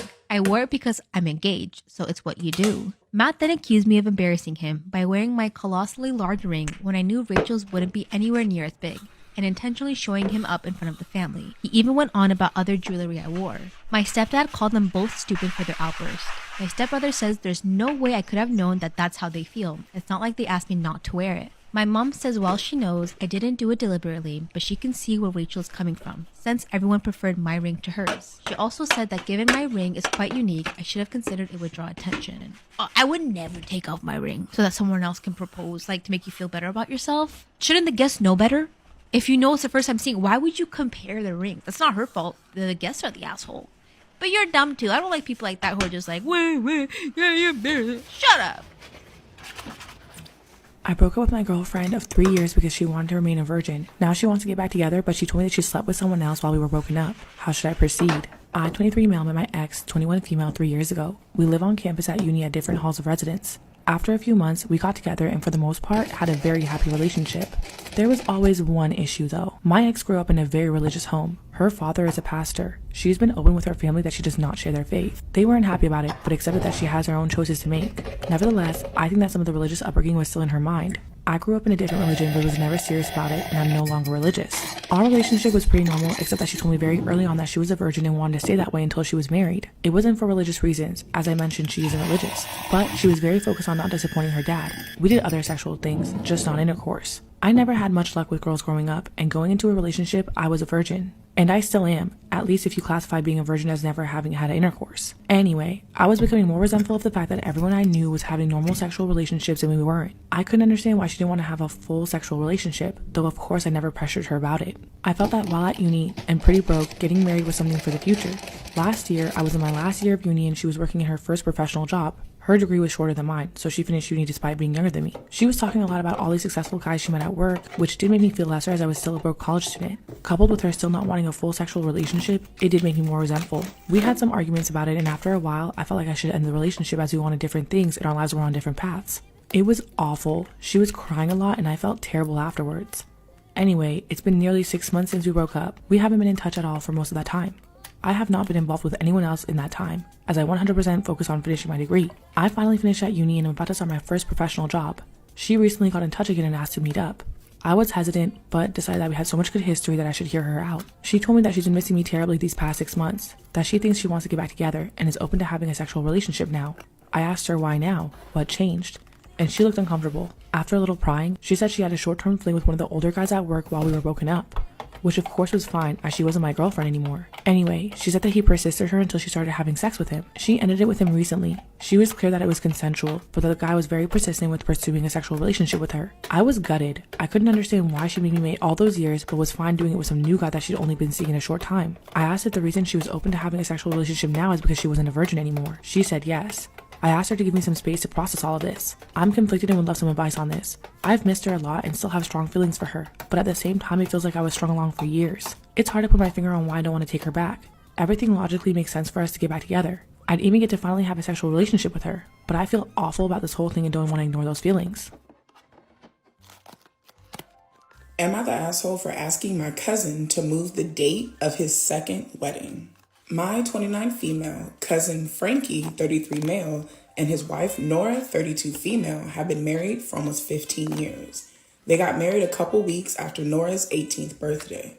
Last weekend, they announced to the family at a get-together they were having a second wedding in September, as they're now in a position where they can easily afford to finally celebrate their marriage with friends and family the way they wanted to. When they married originally, it was just the two of them and their two friends at the courthouse. But Nora has always wanted the big, fancy white wedding. Now, usually, this wouldn't be a problem. I'm happy for Frankie and Nora, and I'm excited to attend their wedding. However, the date they've picked, oh hell no, is the day before my wedding. Absolutely not. No, you're not the asshole. Absolutely not. My fiance, 29 male, and I have been together for 9 years, and we've been planning our wedding for the last 3 years. We've had our date and venue booked for 2 years. Our save the dates only went out last month. When they announced their date, I had asked Nora privately if they were joking with the date they picked. Nora looked at me really confused until I pointed out they were having their second wedding the day before my wedding. Nora told me that the date they chosen was a date they first met in high school and it was important for them. Later on, Frankie asked me why I wasn't happy for them, and I told him that it was rude of them to have their second wedding the day before mine. Period. Like, that's rude as fuck. Where did you think I was going to be happy for you if I'm getting married literally the day after yours? Like, come the fuck on. Get the fuck out of my face. Well, why aren't you happy for me? Because you're rude as fuck and selfish as shit. That's why I'm not happy for you. I told him that he had essentially ruined my wedding because no one's going to attend 2 weddings in a row in a weekend, especially our elderly grandparents. Frankie apologized and said he didn't know our wedding date when they booked it. He told me that they weren't going to move the wedding date and had the gall to suggest that I move my wedding if it mattered that much to me. I snapped and told him that it was tacky to have a redo wedding because they decided to get married on a whim at 18 with barely a penny between them. Frankie got mad at me and then he and Nora left shortly after. That night, Frankie and his mom, my aunt, sent me angry messages telling me that I know why they got married so young. Nora came from an abusive household. She was essentially the punching bag for her brother, and her mother let the abuse continue. They married because Nora and Frankie saw it as her only way out. My aunt and Frankie have since told other family members who are mostly mad that I suggested Frankie move his second wedding. Some think that given he's already married, that he should be the one to move it.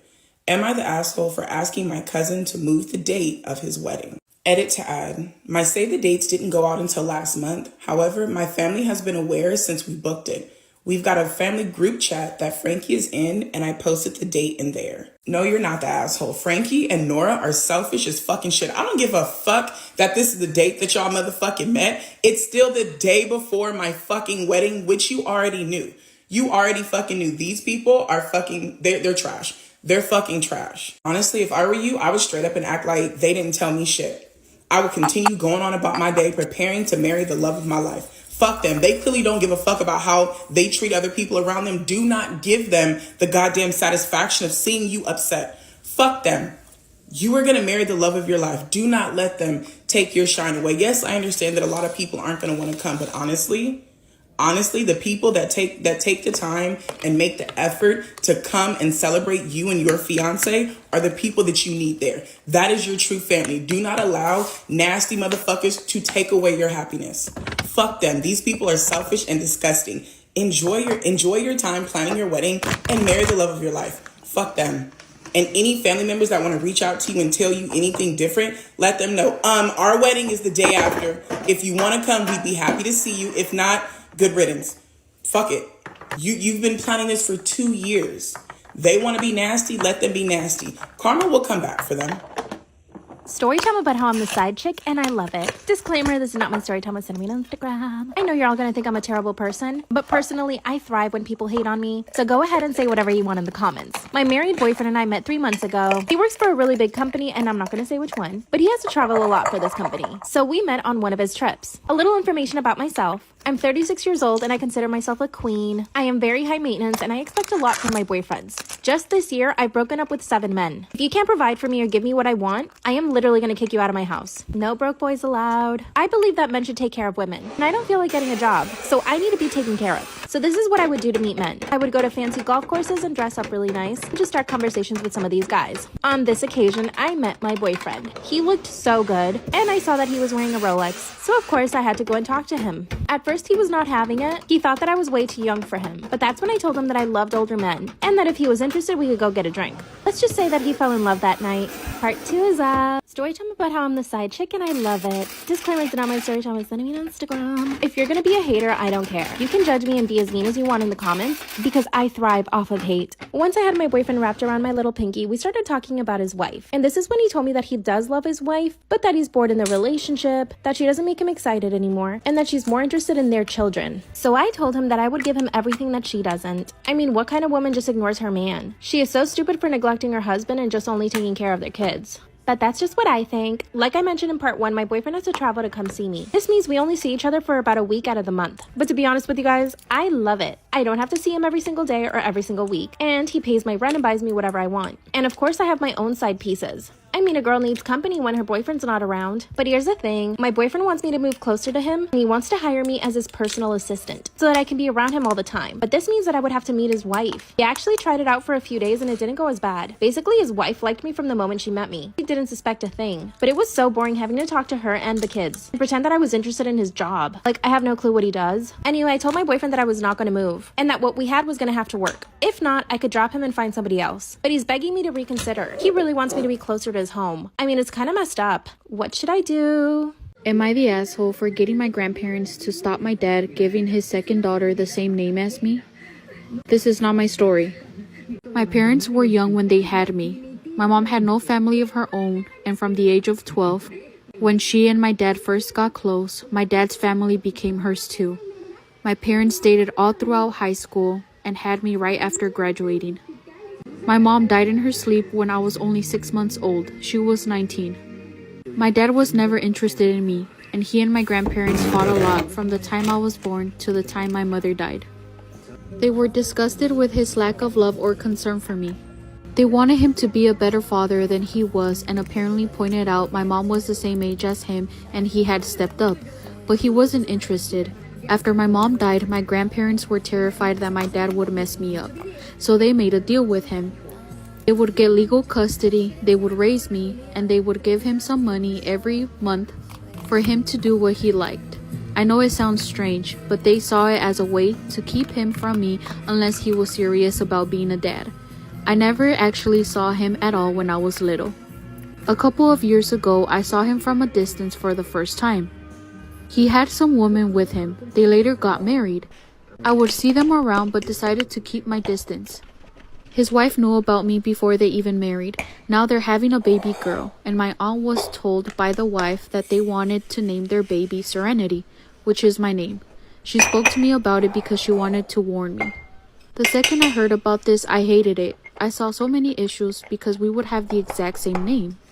I had no middle name, and my aunt said that they had no plans to use a middle name either. Our last names would be the same too.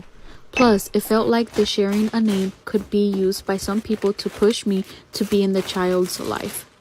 I asked my grandparents if they could convince him not to do it. They spoke to him and he was saying he wanted to be happy with his wife. They told him he could forget about the money if he does, since it would be messing me over. I think my grandparents also hated the idea that he was just sending a clear message that he would never love me, and he would just be using the name for the kids he wanted to raise. My dad ended up backing down. His wife was pissed, and she blamed me even though he said it was my grandparents who intervened. She says she knows I must have said I didn't like it or something, and whatever I did, I was a selfish little...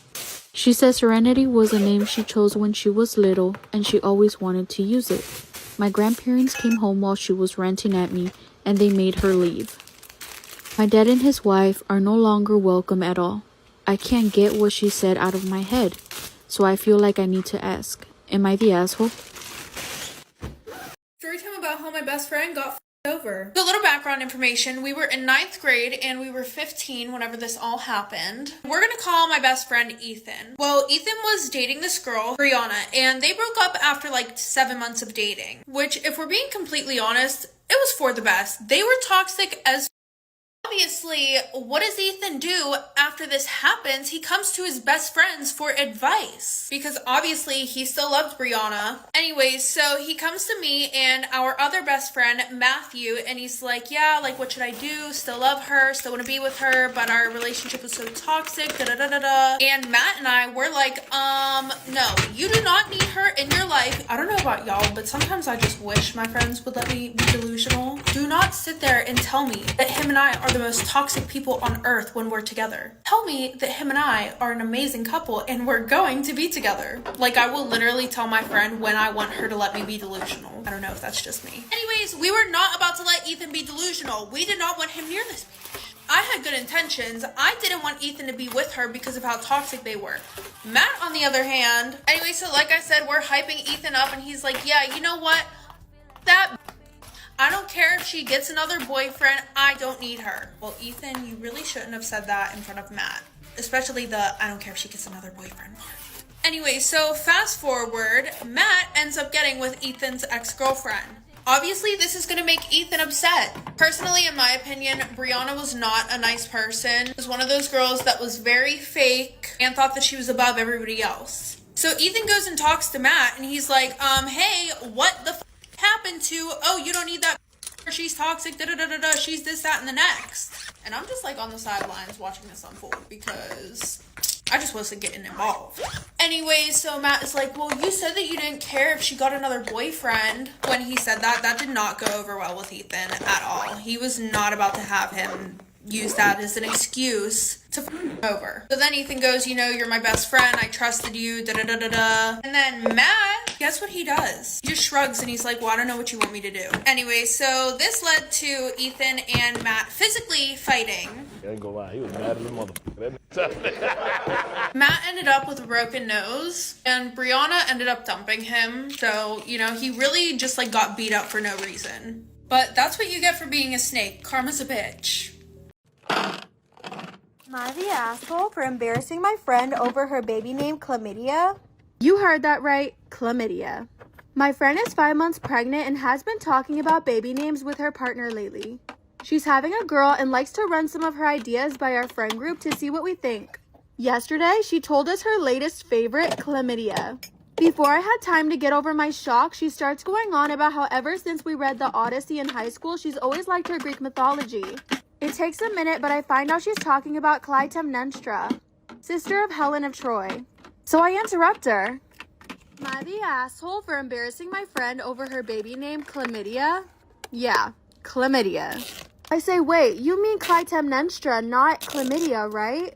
And she's all, no, I mean chlamydia. I have to explain to her that she's got the name mixed up and that chlamydia is an STD, not a figure from Greek mythology. After I show her on Google, she gets all awkward and quiet. When I got home, she sent me a text saying I was a bad friend for embarrassing her, and that I could have brought it up in private. She said I made her feel like an idiot, and I ignored it because she was kind of being an idiot. My opinions on am I the asshole for embarrassing my friend over her baby name?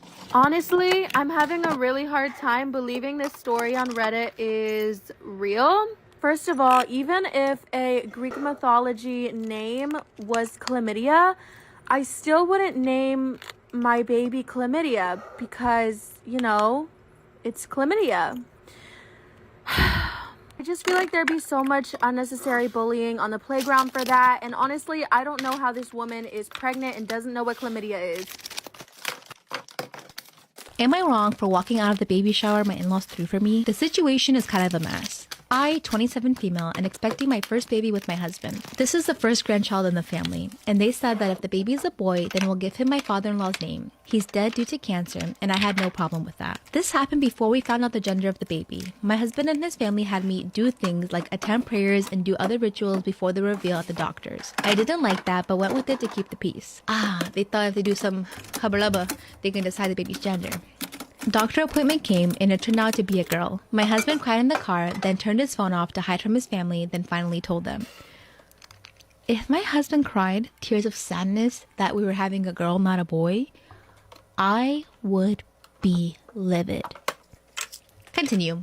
His mom and the others made their frustration and disappointment clear, which bothered me because my daughter deserved to be celebrated. They ghosted me for days, then started coming over and visiting constantly, referring to my daughter as my son, claiming the results were false and basically pretending it's a boy. I had several fights with them, and after they refused to stop, my husband sided with them despite seeing how wrong and unreasonable what they were doing was. We didn't speak for a while. Sister-in-law called to apologize, then informed me she arranged for a baby shower for me. I was so excited and happy, but when I arrived, I saw blue balloons, blue cake, and father-in-law's name/decorations around. I was so confused I had to sit down. My sister-in-law explained that they were still hoping that my gender results are false and it's a boy. I looked at my husband and he agreed with her. I lost my temper and yelled at them all, calling them delusional and telling them to stop treating my daughter like she's unwanted and act like she doesn't exist by throwing a party for their imaginary grandson. Mother-in-law broke down crying. I took my bag and walked out immediately. They started yelling and my husband followed me outside and started arguing about how I insulted his family and his dad's memory by acting like that. He said they needed time to process the fact that it's a girl, not a boy, as they expected and insisted I play along and they'll soon get over it. I told him to wake up and see the insanity to his family's behavior. I said absolutely not and demanded he take me home. He said no, so I called an Uber and left. He was fuming. He called 15 times, then texted that he won't be coming home until I get my ass over and apologize for ruining everything they've done for me and accusing them of being mentally unstable. I haven't responded yet, but he's constantly pressuring me to get right with his family before we even talk about anything else. Oh my god! How many red flags do you need to see before you can run away? Oh my god, he's crazy. And another thing, the woman doesn't determine the gender of the baby, it's the man. Like, and as a pregnant woman, I would be pissed. My fist would be ruined. Oh my god, that would just make me cry.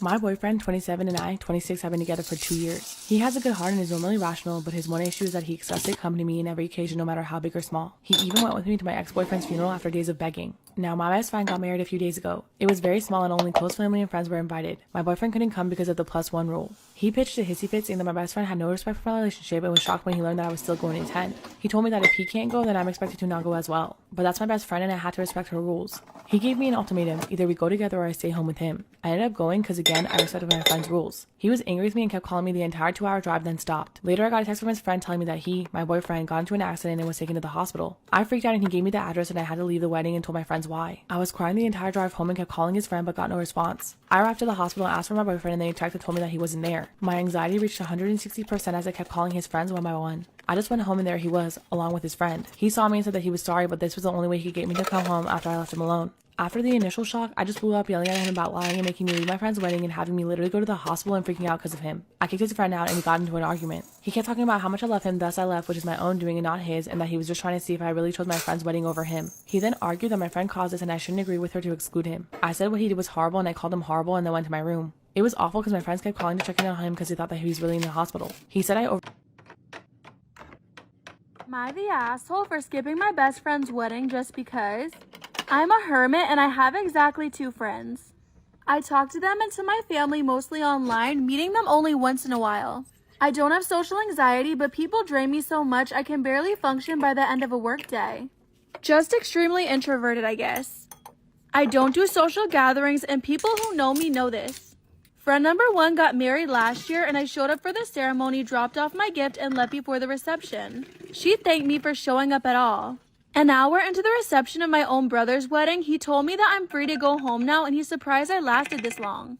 The issue is friend number 2 is getting married. Am I the asshole for skipping my best friend's wedding just because?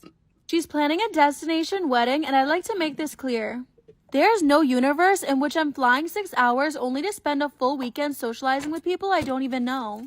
I told her I'll follow the ceremony online and give them the present after they return. She's giving me the I'm not mad and disappointed routine. She said she's upset because I'm prioritizing my own comfort over her feelings. I told her she's right and that I will always put my comfort over other people's feelings. Hence the number of friends I have, and she knew this from the start. Does that make me a shitty friend? Probably yes. Did she know what she was getting into? Yes. Am I wrong for not telling my husband I went into labor? I, 32 female, have 3 kids. K, 12 female, L, 4 female, and I just gave birth to my beautiful baby girl, Valerie. My husband and I have been married for 5 years, and I love him, but he's a little bit of a mama's boy. My mother-in-law hates me. I grew up in a richer neighborhood, and my parents left me with quite a lot of inheritance when they passed, about $13 million in assets. Mother-in-law, however, was a single mother with 2 sons and had a lot of trouble just paying for basic needs. She worked her way up, and I think she's very strong. She doesn't like me and thinks I'm pretentious because apparently I had everything handed to me. Well, when I got pregnant with Elle, we decided to name him Luke, after my husband's father, who died when my husband was only 3. Mother-in-law was through the roof when we told her, but ever since I fell pregnant again with Valerie, she has been adamant that we would name her Francine after her late grandmother. My husband wants to as well, but I don't. Instead, I wanted to name her Valerie, and not just because I like the name, but also because when I was 17, the song Valerie by Amy Winehouse came out, and me and my family would sing it all the time. At family gatherings, it was always first on the speaker, car rides, and just in general. It was basically our song. Well, my older sister and my parents passed away in a house fire 3 years ago, and I miss them terribly. We were all a very close family, so it hit me and my younger sister very hard. When I suggested this to my husband and mother-in-law, they actually got mad at me because they wanted it to be Francine. I suggested we name her Valerie with the middle name Francine, or Francine with the middle name Valerie, but they weren't happy with either. During my last month of pregnancy, my husband has become more angry with me. I finally snapped and said that I wasn't going to name my child an ugly name that I don't like for the sake of a woman that doesn't even like me. He said that I was being unbelievable and that I had insulted a strong, independent mother. I immediately apologized, but he left to his mother's house. 2 days later, I couldn't... Story time, and this is Kasha's story. So when Kasha was 20, she went to go work at her local convenience store in her small town. And because it was a small town, it usually felt safe because she knew most of the people, everyone knew everyone, the people who'd come to shop at the store were usually locals. So even when Kasha would work late at night alone, she felt safe in the store. But this one night when she was about to close, a man that she didn't recognize entered the store and went to the alcohol area and stood there for a while. So Kasha, who was about to close the store, was like, come on. So she went up to the man and was like, "Hi, can I help you find something specific?" And the man looks at her and goes, "What do you like to drink?" And Tasha, who's 20 years old, says, Kitchen "Oh, I'm 5. underage, so I can't help you there. But if you're looking for something specific, I can point it out to you." And the man looks at her and goes, "I think I found what I'm looking for." So that obviously made Kasha feel very uncomfortable. So after the man said that to her, Kasha put up her hand and showed off an engagement ring and goes, "Oh, I'm already found," because she just wanted to end that conversation and she knew that saying that would probably close the topic. Keep in mind, Kasha wasn't engaged. She just wore a ring to work because men typically hit on her and she would use that as a way to get them to stop hitting on her. So Kasha then walked back to the register and waited for the man to come up with whatever he wanted to buy. And she grabbed a pepper spray that was by the counter because she started to feel very threatened by this man who was acting shady, to say the least. Eventually, the man came up to the register with a bottle of alcohol, and so she rings him up, and she goes, "I hope you have a good night." And the man looks at her and goes, "I think I will soon enough." And the man then walks out of the store. So Kasha, obviously, is feeling very scared. What did he mean by that? The man goes, sits in his car, and waits in the parking lot. So the man is in his car in the parking lot, and Kasha is trapped inside the store. I mean, it's 1 a.m. No one's gonna come out this time. The store is supposed to be closed, and Kasha usually walks home at night. So clearly she can't do that because the man is in his car waiting. So she was literally stuck inside the store. So she considers their option. One option is sneak out from the back, try to jump a fence. Another option is to call her boyfriend, but those options don't work. So eventually she thinks, okay, I'm gonna turn off the lights and I'm gonna wait half an hour. And hopefully in that half hour, he'll be gone. So she does that. She waits. The man doesn't leave. So eventually she calls the cops and tells them what's happening. And the cops end up coming and talking to him. And Kasha watches from the window and the cops end up arresting the guy. Then they come and take a statement from her, and they tell her, this man was just released from jail for sexual assault. So it's a good thing that Kasha called the cops. That's the end of Kasha's story. Me again with another story, because apparently stories are my thing now. This one also involves my dog. So I was walking my dog, and I was talking to my dad on the phone, and I passed this man who was just standing on the sidewalk. So as I passed him, he grabs a hold of my leash, like the long part, and stops me from walking. So I was like, and he goes, I just wanted to say your dog is really cute. What's your name? And I was like, you know, because I didn't want to engage in conversation with a 50-year-old man like that. And he was like, I just saw you walk out of that building and I really wanted to talk to you. Do you live around here? And my dad could hear that I was talking to someone. So he was like, who are you talking to? And I was like, I don't know. Someone just grabbed my dog's leash and is talking to me. And my dad goes, why? And I was like, I don't know why, Dad. And the man goes, I didn't know how else to grab your attention. I just really wanted to talk to you. So do you live around here? And I was like, I'm sorry, I'm trying to talk to someone on the phone. Do you mind just letting go of my dog's leash? And he was like, oh yeah, sure, of course. I hope I see you around here again. And then he let go. But like, why? My husband had an affair with a woman who was a high-level executive at a tech company for at least a year.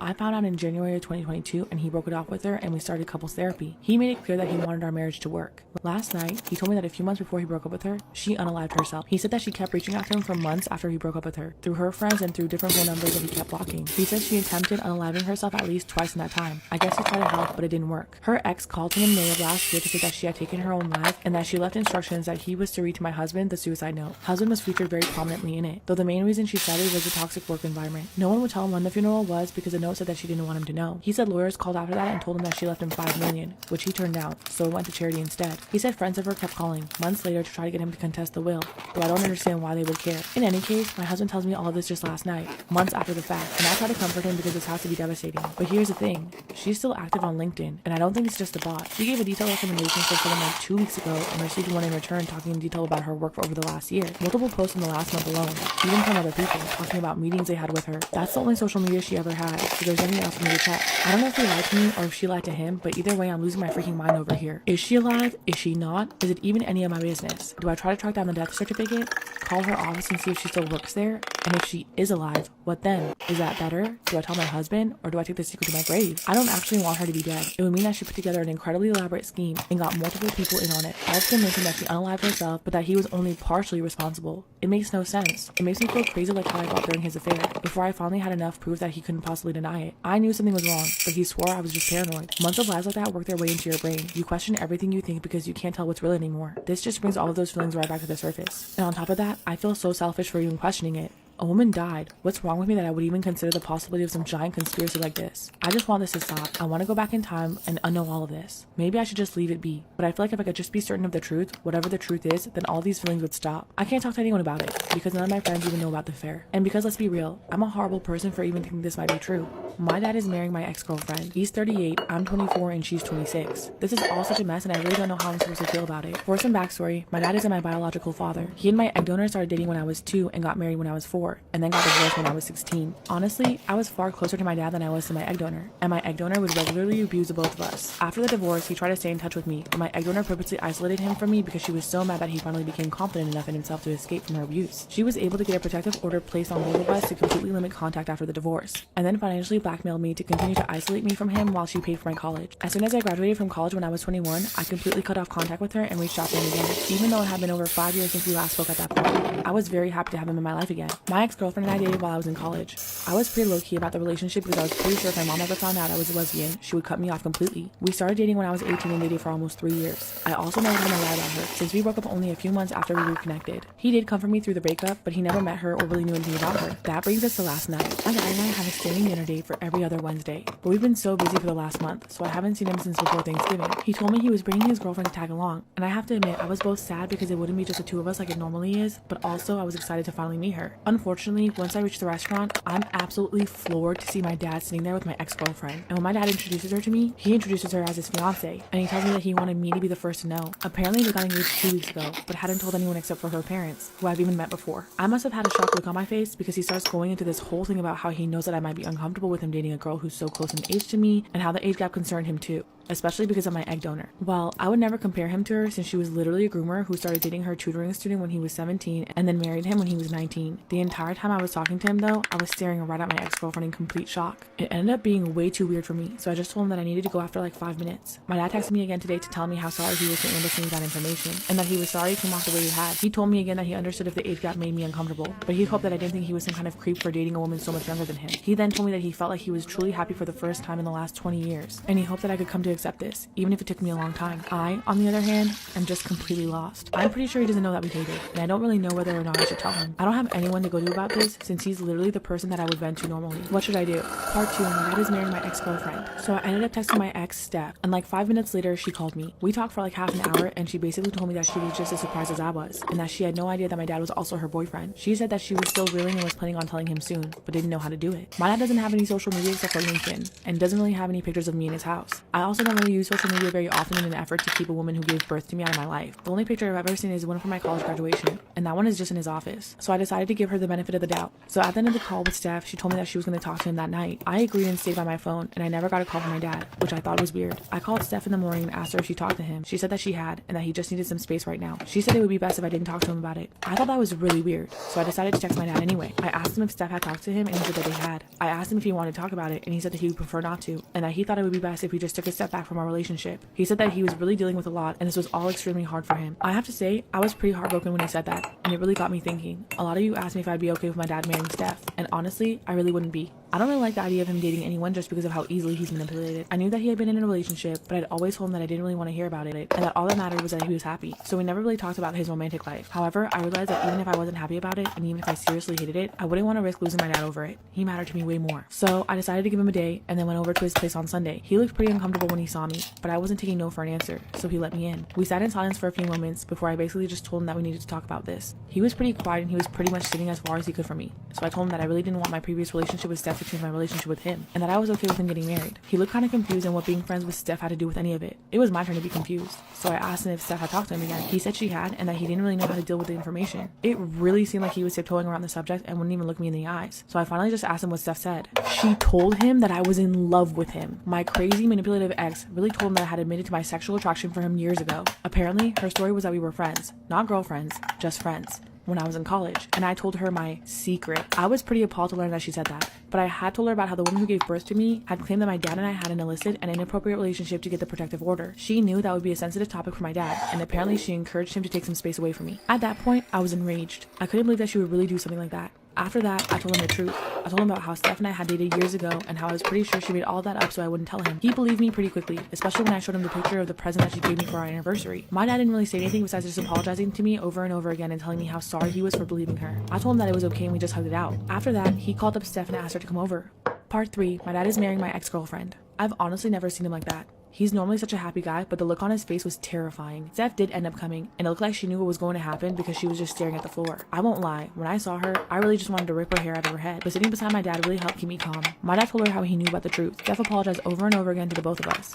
Apparently, she had no idea that I was his daughter at the beginning of the relationship, and she didn't make the connection until they had been dating for over a year and had started discussing marriage. She said that she felt like it was too late at that point and she felt like she couldn't lose him. That was apparently why she pushed back on the idea of meeting me, and why she really didn't want to have that dinner with me either, although she told him it was because of the age gap and that she was afraid of me judging her. Apparently, she was the one who convinced him that I'd be really against the relationship because of the age gap. She said that she told him the story about us being friends and me admitting my fantasies about my dad to her because she hoped that it would keep the two of us apart. When I asked her if she was really going to ruin my relationship with my dad over a lie like that forever, she said that she was going to tell the truth once they were married, since she was sure that he wouldn't want to go through a divorce again. Apparently, she would never dream of separating us again. What a load of BS this was. Steph was crying pretty much the whole time, and getting all the information out of her was like pulling teeth. But eventually, we learned the truth, or at least as much as we could. She begged him not to end the relationship, but my dad was pretty much done at this point. That's when she really started going hysterical, and I swear she had a full mental breakdown. She kept screaming at me how I ruined her life, and I was honestly scared she was going to hurt me or my dad. Luckily, she didn't. She calmed down after a while, although she was still curled up on the floor. I felt pretty bad for her seeing her like that, and then I remembered what she tried to do, and I just got angry all over again. I'm guessing some of my dad's neighbors called the police because they knocked the door asking about a domestic disturbance. My dad is really scared of the police because of how the woman who gave birth to me had weaponized them against him in the past. So I ended up going to talk to them. Steph tried to grab me as I walked to the door,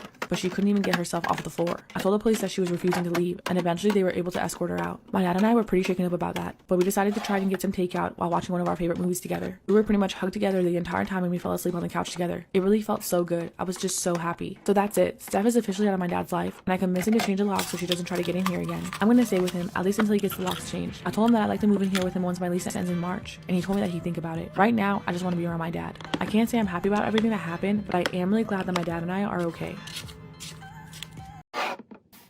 Am I wrong for saying my sister probably has a different dad? My mom and my dad are both super white and super blonde. My brothers, 29 male and 23 male, and me, 26 female, are also super white and super blonde. My sister Nicole, 20 female, has pretty dark skin and 3C natural hair. I wish I could just assume that Nicole has darker skin and curlier hair due to some strange genetic glitch, but I can't. My mom used to have a very close friend who would visit when my dad was gone, and he was black. When Nicole was born, her friend stopped coming around and my parents spent a lot of time fighting. Nicole knows nothing about my mom's special friend. Anyway, we were all eating dinner at my parents' house over the weekend, and Nicole mentioned that she wanted to take a 23andMe genetics test. She's 23 and doesn't know that she is not her father's biological daughter.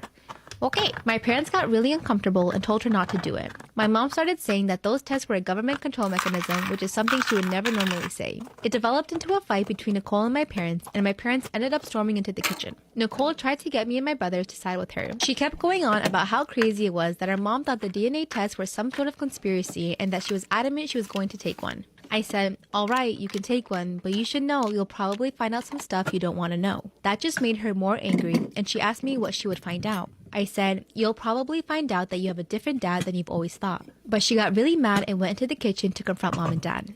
There was a lot of screaming, and finally, our mom told us all the truth and screamed that Nicole probably has a different dad. My dad already knew, but the conversation really hurt him and he went to take a drive. Nicole turned to me and started saying that I was such an asshole for saying she might have a different dad, and if I hadn't said it, our mom wouldn't have had to say it like that. I said that it was her fault that she went and bothered my mom about it and that she couldn't take no for an answer about the DNA tests. Honestly, I do not care if Nicole has a different dad. She's always been my sister and she always will be my sister, but the way she found out was terrible. Even still, I resent the fact that she's calling me an asshole over it, so I wanted to ask here, am I? My take on stuff like this is that you should never hide stuff from your kids. I think at a certain age, both parents should have been like, you know what? She's going to grow up. She's eventually going to find out. And we want to make sure she finds out on our terms. So either be 15, 18, whatever that age you guys decide to tell her. But I think it's wrong to deceive your kids and make them like you're gaslighting them by saying, why would you take those tests? Like, what are you trying to find out? Do you know the story of Hanni Schaft and Truus and Freddy Oversteken? You know, the Dutch teenagers who seduced and murdered Nazis? This is part 1 of 4. When the Nazis invaded the Netherlands in 1940, Hanni, Truus, and Freddy were 19, 16, and 14, respectively. Johanna Hanni Schaft, who grew up in a civil rights-minded household, was moved to join the resistance after watching her Jewish friends being taken from school. She jumped into the resistance with both feet. She was like, give me a gun, and the resistors were like, I like your energy, you're at a 10, we need you at like a 6. How about you steal some IDs instead? And that's exactly what she did. She broke into public places like gyms and pools and stole IDs from non-Jewish people to give to Jewish people so that they would pass. In the meantime, Freddy and Truus were helping their mother print anti-Nazi pamphlets while hiding refugees and Jewish people. Side note, a lot of women in the Dutch resistance were able to basically skate by unnoticed because nobody suspects women of being dangerous. Dutch women during the resistance could do things that men couldn't do, such as traffic children. If you're a Nazi and you see a woman with a child, you're not going to ask that woman if that's her child. You're just going to assume it is. Just like if you see a little kid with a backpack, you're not going to assume it's full of ammunition, but sometimes it is. So how did 3 teenagers go from printing pamphlets to smoking Nazis? That's in part 2, which is already up. Do you know the story of Hanni, Truus, and Freddy, the Dutch teenagers who seduced and murdered Nazis? This is part 2 of 4. When they were just 14 and 16, sisters Freddy and Truus got a knock at the door. It was a well-dressed man. He was like, hi, I hear you're a resistance fighter. I'm a resistance fighter too. I heard you're sheltering some Jews. Can I see them? And she was like, fuck off, narc. The next day, the same man came back and was like, hi, me again. I lied about being a resistance fighter, and I really do need you to show me where you're hiding those Jews. And she was like, I said what I said. Get the fuck out of here. And then on the 3rd day, the guy came back and said, guess what, JK, I'm not a Nazi. I really am a resistance fighter. That was a test, and you totally passed. Do you want to kill some Nazis? And they were like, okay. While this was happening, Hani Schaaf was also being recruited at the same time, except her test was being given a loaded gun and told to shoot her compatriot, which she did. Except the gun was full of blanks. She didn't kill anyone, it was just a test. She was completely traumatized. And if you're like, that sounds a lot like Kingsman the Secret Service, you are not wrong. Shortly after they were all initiated, Hani, Trush, and Freddy were introduced to each other and became a Nazi-killing trio. Part 3 is already up. Do you know the story of Hani, Trush, and Freddy, the Dutch teenagers who seduced and murdered Nazis? This is part 3 of 4. When the Nazi killings started, the girls just didn't indiscriminately kill people. They were given assignments, kind of like hit jobs. They were referred to as liquidations. The girls refused to participate in killing anything that wasn't actually a Nazi, in other words. No innocent people, no bystanders, and no kids. So everybody wants to hear about the seducing and killing. Basically, all 3 of them would plan it out, kind of like velociraptors. Hello, girl. No, that's distasteful, I'm sorry. One of them would take the man out for a stroll in the woods while the other followed far behind, and then the third acted as lookout. The one that was following behind was the one that was actually going to do the job, while the one in front was keeping the man distracted. And then after they did the job, they'd bury him in the woods. In at least one anecdote, they stripped him naked and took his uniform and added it to their pile of resistor costumes. Can I just tell you my favorite anecdote, and it has nothing to do with seducing Nazis? So the resistors had to move from place to place because they kept being found out. So there's one anecdote where they're all in a bar and the lookout screams, oh my god, they're coming. Hani Schaaf takes a shot and basically downs it so that she will stink like alcohol. And when the Nazi walks in, she flops in his lap and basically starts acting as obnoxious as possible. And the Nazi was like, ma'am, put your tits away, and was so disgusted he left. Isn't that amazing? I love women. Unfortunately, many resistors did pay the ultimate price, and Hani Schaaf was one of them. Part 4 is already up. Do you know the story of Hani, Freddy, and Trush, the Dutch teenagers who seduced and murdered Nazis? This is part 4 of 4. Hani Schaaf was stopped on her bike and arrested by the Gestapo when they found resistance literature in her backpack. They didn't know who she was, but when they found the 9mm in her purse, they put together that she was the notorious resistance fighter they'd been looking for. They executed her by marching her into the woods and turning her back so that she wouldn't see them. According to lore, when the first officer shot, it grazed her by the ear and she screamed, "Ow! I'd shoot better than that, you idiot!" When the second shot was fired, it didn't miss. She was buried in an unmarked grave in the forest only weeks before the end of the war. A few weeks later, when the war was over, they found her body and reburied her in a dignified ceremony. Freddy and Trush lived into their 90s, living quiet lives. Freddy was a wife, Trush was a sculptor. They both had PTSD, and neither of them talked about their liquidations for most of their lives. It wasn't until towards the end that they finally started to open up, and this is how we know their story now. The government took way too long awarding them any commendation because they were suspected to maybe be communists. The amount of the resistance pension was less for them than it was for their male counterparts, because of course it was.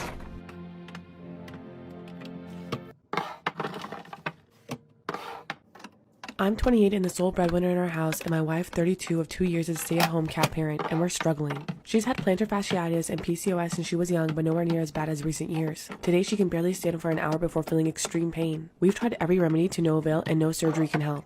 It's made it basically impossible for her to do traditional paid work on top of not having her license or degree. Manual and retail are right out, and the few places that did hire her and try to accommodate her quickly replaced her, leading her to decide on being purely stay-at-home. I also make too much for her household income for her to qualify for disability. I work full-time, but it's still not enough with our expenses. I usually go out door dashing to make up the difference, and that's if it's not preceded by a squabble over how much or how little time I spend with her and how tired I am. She pushes me to take nights off when we need the money and when I know there's lucrative bonuses to be had. I work 9-hour shifts starting at 6:45 a.m., but she often keeps me up until 1 a.m. because our preferred sleep schedules are so different, and a point of contention when I even allude to it. It's all had noticeable impacts on my health and sanity. I'm often left too tired to do any cleaning around the house, which, with 5 cats regularly climbing on everything and making a mess, is often difficult, compounded by a bunch of elaborate decorations she's made or bought that just feel more like moving parts to worry about. Any attempt to talk about it just makes things worse between us, since we've developed different ideas on how how to do things and what our respective dream home looks like. I've always been more of a minimalist. She put me in charge of finances due to stress, and I'm overwhelmed trying to make sure that we have enough in the account. She frequently buys things for the house that we don't particularly need and insists on dining out when we already have plenty of stuff to cook, and tends to order out every other day. I've lost so many uncooked chicken breasts to this, which eats away at our savings.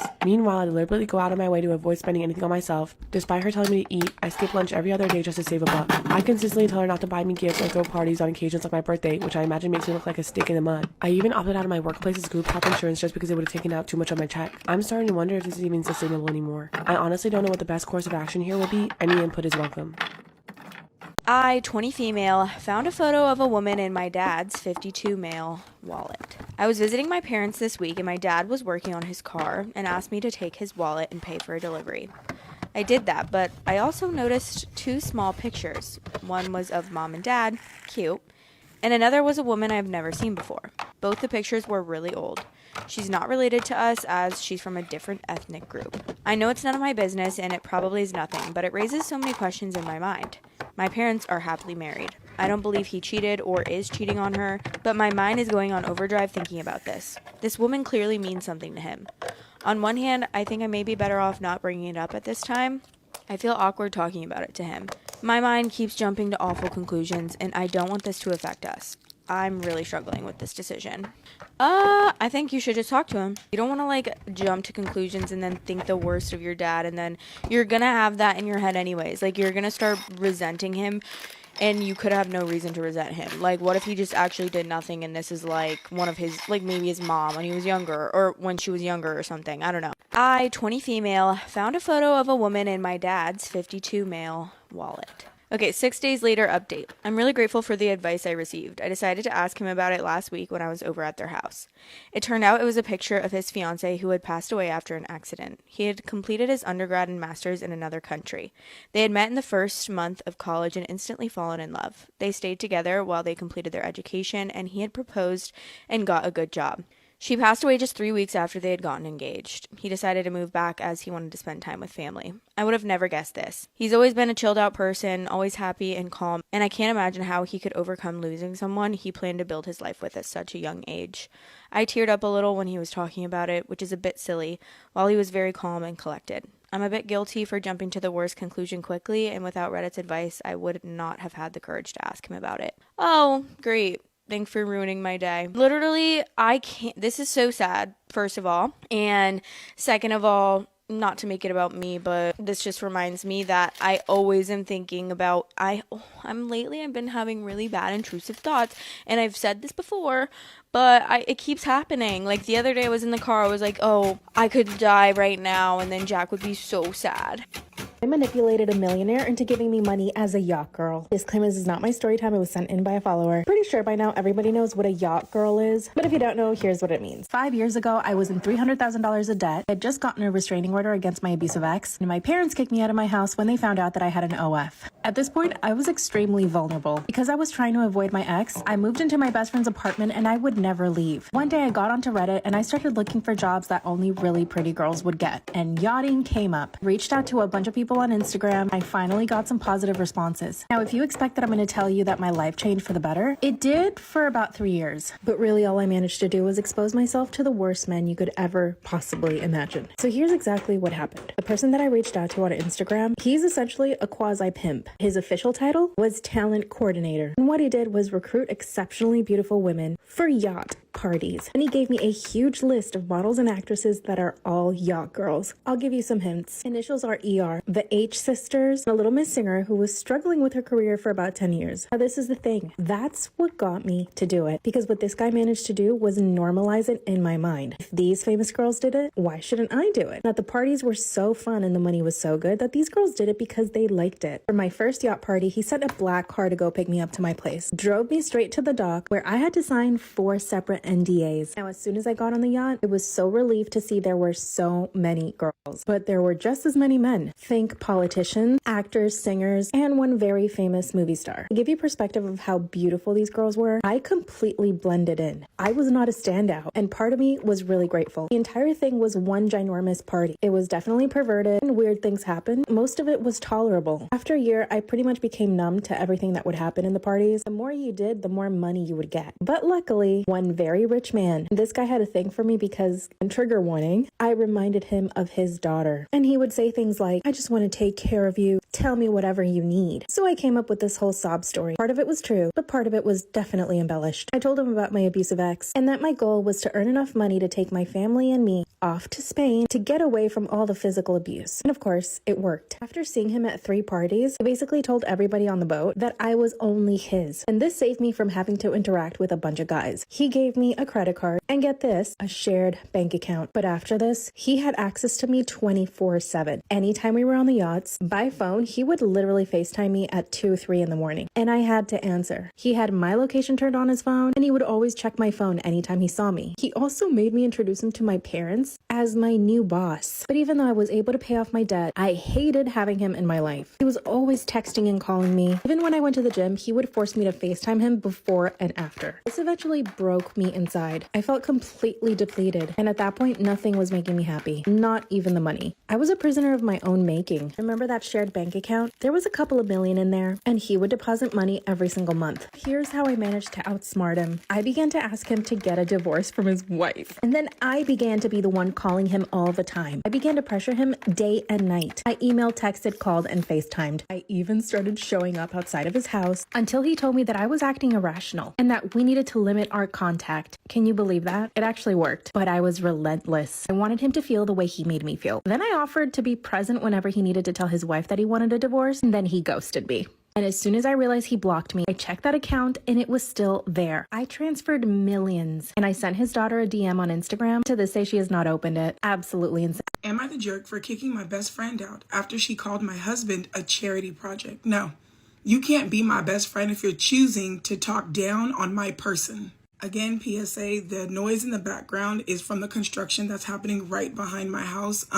This is the only time that I have to record today, so we kind of just got to deal with it. Sorry, guys. I, 29 female, hosted a small dinner party last night for 5 of my closest friends.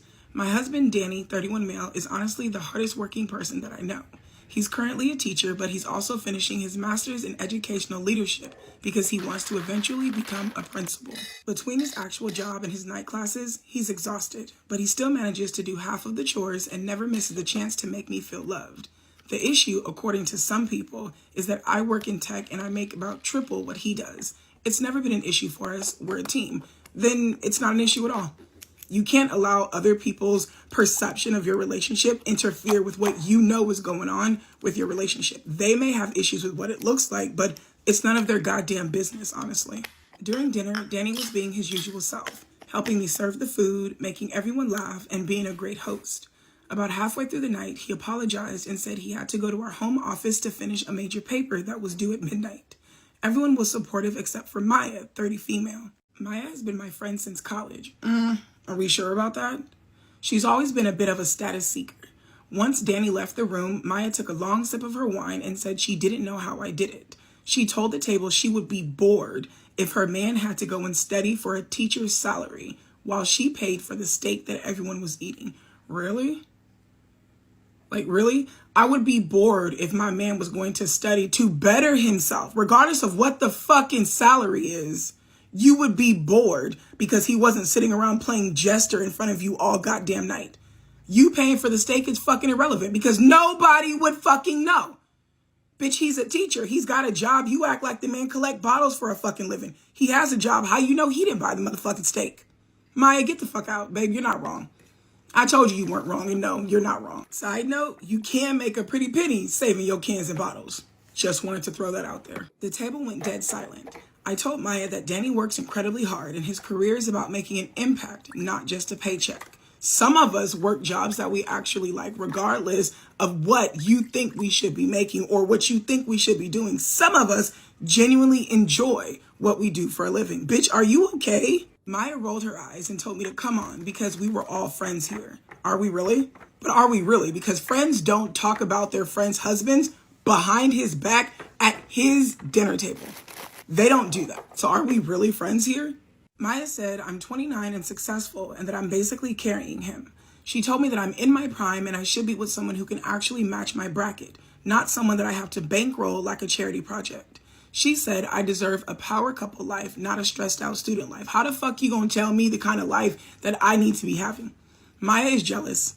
She's jealous. She sees how happy you are with your husband, and she doesn't like it because clearly she don't have none of that. Because if she was as happy as she's trying to make you seem like you need to be, she wouldn't be worried about you. This woman is jealous. I felt my blood boil.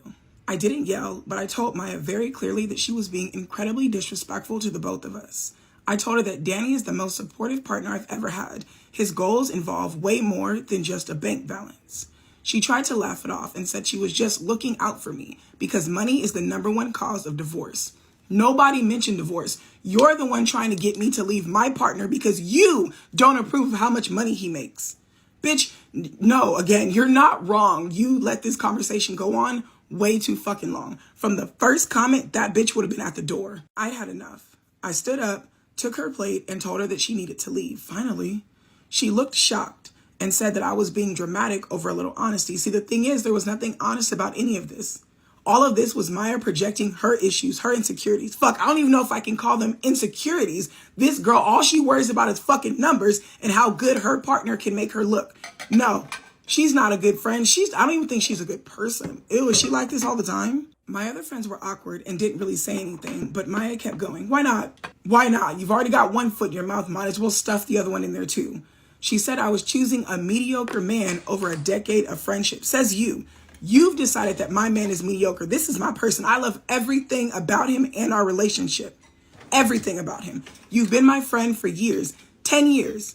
A decade of friendship. And instead of you supporting me in the choices that I've made, you've decided to show me how shallow you really fucking are. You're goddamn right I'm going to pick him over you. I walked Maya to the door and shut it behind her.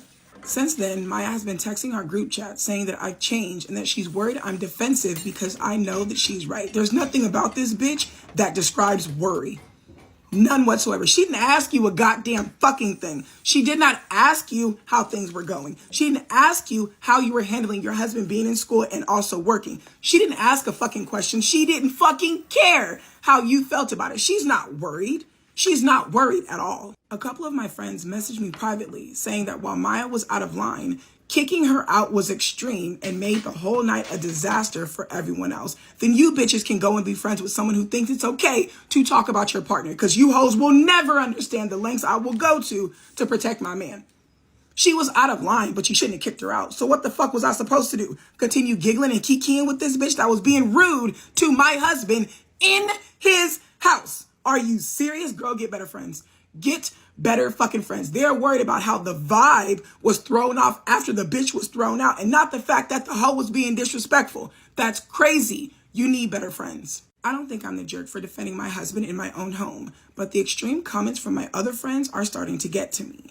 Am I the jerk for booting her out and potentially ending the friendship over this? Again, baby, no, you're absolutely not the asshole. Like I said the first time, Maya is jealous. You have everything that she wants, and she has to find some kind of way to try to make you feel like it's a bad thing so you can be miserable with her. Remember, misery loves company. This bitch is not happy. Regardless of what her relationship status is, she's not happy with the way that she's being treated at home, and she hates that you're happy and that you're being treated like a queen with the man that loves you. I understand why you wouldn't have any questions for Maya, but me, because inquiring minds want to know, I'd have so many motherfucking questions.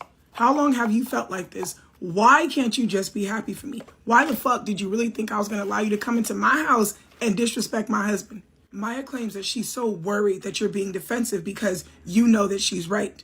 As if people don't defend their spouses if they love them every fucking day. No, babe, you're absolutely not wrong for kicking the bitch out, but you 100% need to reevaluate those that you call your friends. Those other bitches are not your friends either. Get new friends, babe. My boyfriend got really jacked and now I'm no longer attracted to him. I'm 23 and he's 24. We've been together for almost 4 years. Recently, he's been getting really into fitness and weightlifting. Our cupboard is full of protein powders and he's seriously gained a ton of muscle and is significantly more cut than he was before. This is not saying he was out of shape before. We've always been healthy, but the focus on weightlifting and muscle growth is new as of 6 months ago.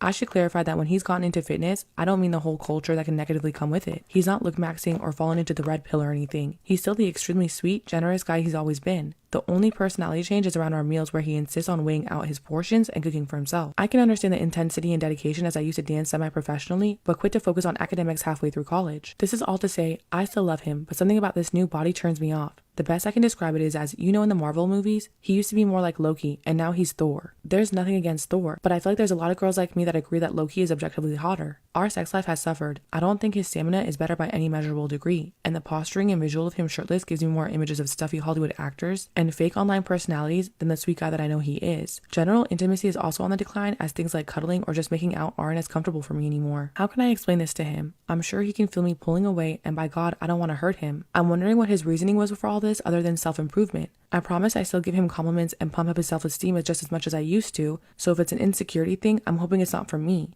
All this is to say that I have no plans on breaking up, but I'd like to be physically attracted to him again. Also, we're both muscular already. I'm talking about the new build on top of what was already there. I won't speak on steroid use because if he's using it, it's without my knowledge and I have no oversight.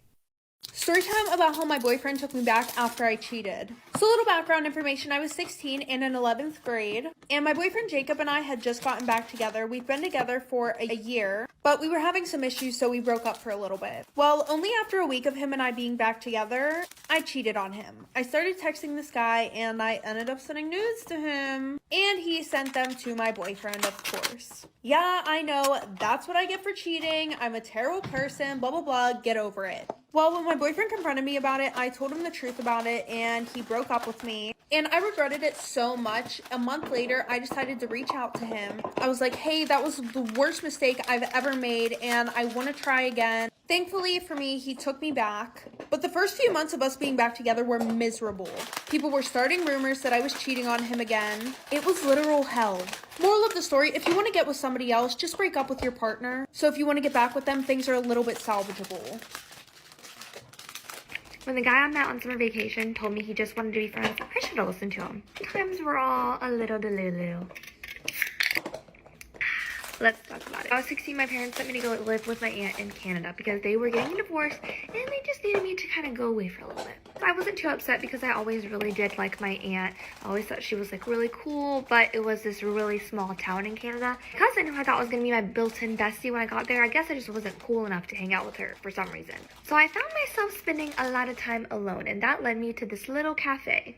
Minding my own business when these boys came up and asked if they could borrow this pen or this poster board that they were working on, and they were all cute, but then one came in and he was like the it boy. If you know, you know. You just know that he was like, you know, Mr. Popular. But him and I actually became pretty good friends. He was like the only friend that I really made in Canada. He showed me around, he introduced me to some of his friends, and he took me to some parties with his friends, and my cousin was not too happy about that. Time there like quickly came to an end and I had to go back to California, but him and I decided to stay in touch, and we stayed in touch like the whole rest of the school year leading up to the next summer. Next summer I ended up going to see him again and stay with my aunt, and when I got there things were getting a little interesting. This was the summer that he proposed that we fake date because his friend, I guess he didn't tell his friends that like we had kept in touch like this whole year, and in order to like get them off his back or whatever, he just thought it would be easier to tell them that we were dating. And you know, now that I look back on it, it didn't really make a lot of sense, but at the time it did, and I may have sort of already had a crush on him, so I was like, you know, I'll go on with it, sure. That summer got a little complicated when fake dating and fake kissing turned into real feelings and real hookups between the two of us. He had always made it very clear to me from the start that he was very serious about hockey. He was a hockey player, and that was where his priority was, and he just did not have time for a girlfriend or feelings or everything. I knew going into it, but it was starting to become a problem for me because I was starting to have real feelings for him, even though I was his fake girlfriend. That summer off, deciding to just be friends. Just friends, nothing more. But the next summer, that all changed. If you like that story, if you want to know what happens next and the name of the book, check the caption. Bye! Okay, story time about why I had to turn myself in today. Or was having to turn myself in today. Buckle up, baby, because we're getting into it. Yeah, all charges are dismissed. Will I say my ass was puckered a little? Was I a little scared? It was puckered a little bit. I was scared a little bit. I'm not gonna lie to you. I wouldn't lie to you. 4 years ago, me and this girl, we had a little bit of a situation, right? She was coming at me. I was yelling back at her. Finally, she said something that crossed the line in my eyes, and I said, you know what? This needs to stop. If it doesn't, I'm gonna smack you in the face, potentially. A little bit of a smack around. We live in separate cities, so I was actually never going to do that. There's no world in which I'm wasting my gas money to come slap, you in the face. There's just no world. However, she got me good. She called the police. The police called me and they said, did you say this? And my stupid ass, having seen every movie in the world, didn't think maybe I should lie. No, I said, yeah, I said that. Okay, sick. I was thinking honesty is the best policy. I'll just be honest with this police officer. Last time I'm gonna ever do that in my life. He says to me, literally, his words to me were, just tell me the honest truth, because if you tell me the truth, I'll just let this go. You guys can make up. You're young. I said, okay, you know, blah, blah, blah. And he's like, oh, I got you on record saying that you did it, so now you have a warrant out for your arrest. From a separate city, he said that. Then I was charged with second-degree harassment, which is basically like the intent to annoy or hurt somebody. Silly, but it's a misdemeanor, so it's not as silly as you think. And you know what's funny is I've always been told to never make direct threats over text or like over something with writing. I've always been told that because my mom doesn't play. You know, she's had a few rumbles in her life. But my stupid ass, I took all my training and I threw it out the door. You know, I told the cops the truth. I wrote something in write. I'm an idiot. Whatever. It's my fault that this happened. I thought it was fake. I didn't think you could do this over the phone, so I ignored it until I got pulled over one day and they searched my car basically because they had reason to. I don't know. They pulled me over in my sister's car. I wasn't doing anything wrong. They said that it was because I had a scent thing hanging in my window, and they were like, yeah, that's why we pulled you over, so we're gonna search your car now. And I was like, sick. I don't drive dirty, baby. So they did inform me that the warrant was real, and I was like, that's awesome. And they let me actually drive off. It never came back up again until I was on my way to New York City, and it came back up again, and I was like, okay, it's time to sort this out. So I hired an attorney. He told me I needed to turn myself into the jail. That is an hour and a half away from where I live. So frustrating, because it's like, how am I going to do that? Calls me yesterday, by the way, because he said, oh, we'll set up a perfect time for you to go in and turn yourself in. And I'm like, oh, slay. It's feeling like a little bougie. No, he calls me yesterday morning and says, hey, you think you could turn yourself in tomorrow? And I'm like, I guess, yeah, this is what happened. And if you're sitting here saying like you're glorifying prison, girl, shut up. Every person in my entire family I've ever met or known has been to jail or prison or both. Okay, there's no glorifying here. I used to get necklaces made out of towels for my stepdad from when he was in prison. I know what it's about. Are you even American if you haven't been traumatized by the Justice Department at least once in your life? No, you're not. The process was going to be, I turn myself in, they're going to take my mugshot, they're going to take my fingerprints, they're going to put me in a cell for a few hours, and then I'm going to have my arraignment, and then they're going to decide if they're going to drop it or not. The girl had already talked to the prosecutor and told her she didn't want to have the charges on me anymore, and then slay, I got all the charges dismissed. But it's all thanks to the fact that I was able to hire an attorney. If I hadn't been able to hire an attorney, God knows what would have happened. So thank you guys for being here, because I would have literally 6 months ago would have never have been able to afford an attorney. I would have just been like, put me in jail. I have no other option. Love you guys so much. I'm gonna enjoy my freedom for the rest of my life. You know, hopefully I never do anything stupid ever again. My boyfriend wants to marry me so that he can get his green card. What should I do? Disclaimer, it's not my story time. Let's me on Instagram. Okay, this is crazy. My boyfriend and I met 2 weeks ago. We met through Hinge, and after 2 days of talking, he asked me out. I quickly said yes. We were super compatible. He's a model and I'm a model. I'm an actress and he's trying to be an actor. So things just seem perfect. Oh yeah, and he's really, really hot. We went out to lunch and talked for 4 hours. The entire 4 hours, we just laughed and had such a good time. We talked about everything. Our families, our values, our morals. It was honestly the most refreshing conversation I've had on a date ever. Most men just talk about themselves. He asked me so many questions. After the date, we spent every single day together. We even went to Disney and it was so fun. While we were at Disney, he kissed me for the first time. And he said that he would love to marry me. My boyfriend wants to marry me so that he can get his green card. What should I do? Disclaimer, is not my story time. Send me on Instagram. He finally kissed me when we were in Disney. And that's when he told me that he would love to marry me. At first I was very flattered, but then he said, wouldn't you want to marry me? And I said, I mean, I don't really know you. And he said, we'll get to know each other, don't worry. After that, we spent every single day together. At the time, he was living with his roommate and he didn't really like her. So he would come over to my apartment almost every single day and sleep there. He would go to Air One and buy all of my groceries, come over and cook for me. Every single day, he made us amazing food. We'd watch movies together and we'd help each other with all our work stuff. I felt like I was falling in love with him and I'd only known him for a week at that point. That's around the time that he told me he couldn't stand his roommate anymore. And he asked me if he could just stay with me for a few weeks. I told him yes, but that he had to help me with the rent. And of course, he said yes. So this man moved into my apartment after 1 week of knowing each other. I mean, am I going crazy? Part 3 is up. My boyfriend wants to get married to me so that he can get his green card. What should I do? Disclaimer, is not my story time. Send me on Instagram. He moved in a week after we met. Everything was going great. He helps out with the bills, does all the cooking. He buys all the groceries and basically does everything for me. Even takes care of my dog, does my laundry. I mean, he's everything I've ever asked for. We have such a good time together. We watch movies every single night. We go out to dinner and hang out with friends. And he's so funny and makes me laugh so much. Fast forward another week. This is when he says that he really does want to marry me. I told him that I would love to marry him too, but that we don't know each other yet. And he said the L word. And I said it back. That's when he said that the only way he could stay in the country with me was if we got married. And that he had already looked into other possibilities, but that was the only one. I told my parents, but they freaked out and told me I shouldn't marry him. All my friends think that he's just trying to use me. But I don't think so. I really do believe this man loves me. I mean, he does so much for me and really cares for me. So I need you guys to help me think of ways to put him to the test. How can I know that he's faithful and that he really loves me and isn't using me? What should I do? Am I the asshole for wanting to postpone the wedding with my fiance because she tested me with a fake miscarriage. Absolutely not. There's just certain things we don't fucking play around with, and this is definitely one of them. I, 26 male, have been dating my fiance Vivian, 28 female, for 5 years, and we found out she was pregnant shortly after I proposed. We were both ecstatic about it, even though it wasn't planned. Vivian's parents were a bit upset that I got their daughter pregnant without being married to her, but having a wedding during her pregnancy seemed to calm them.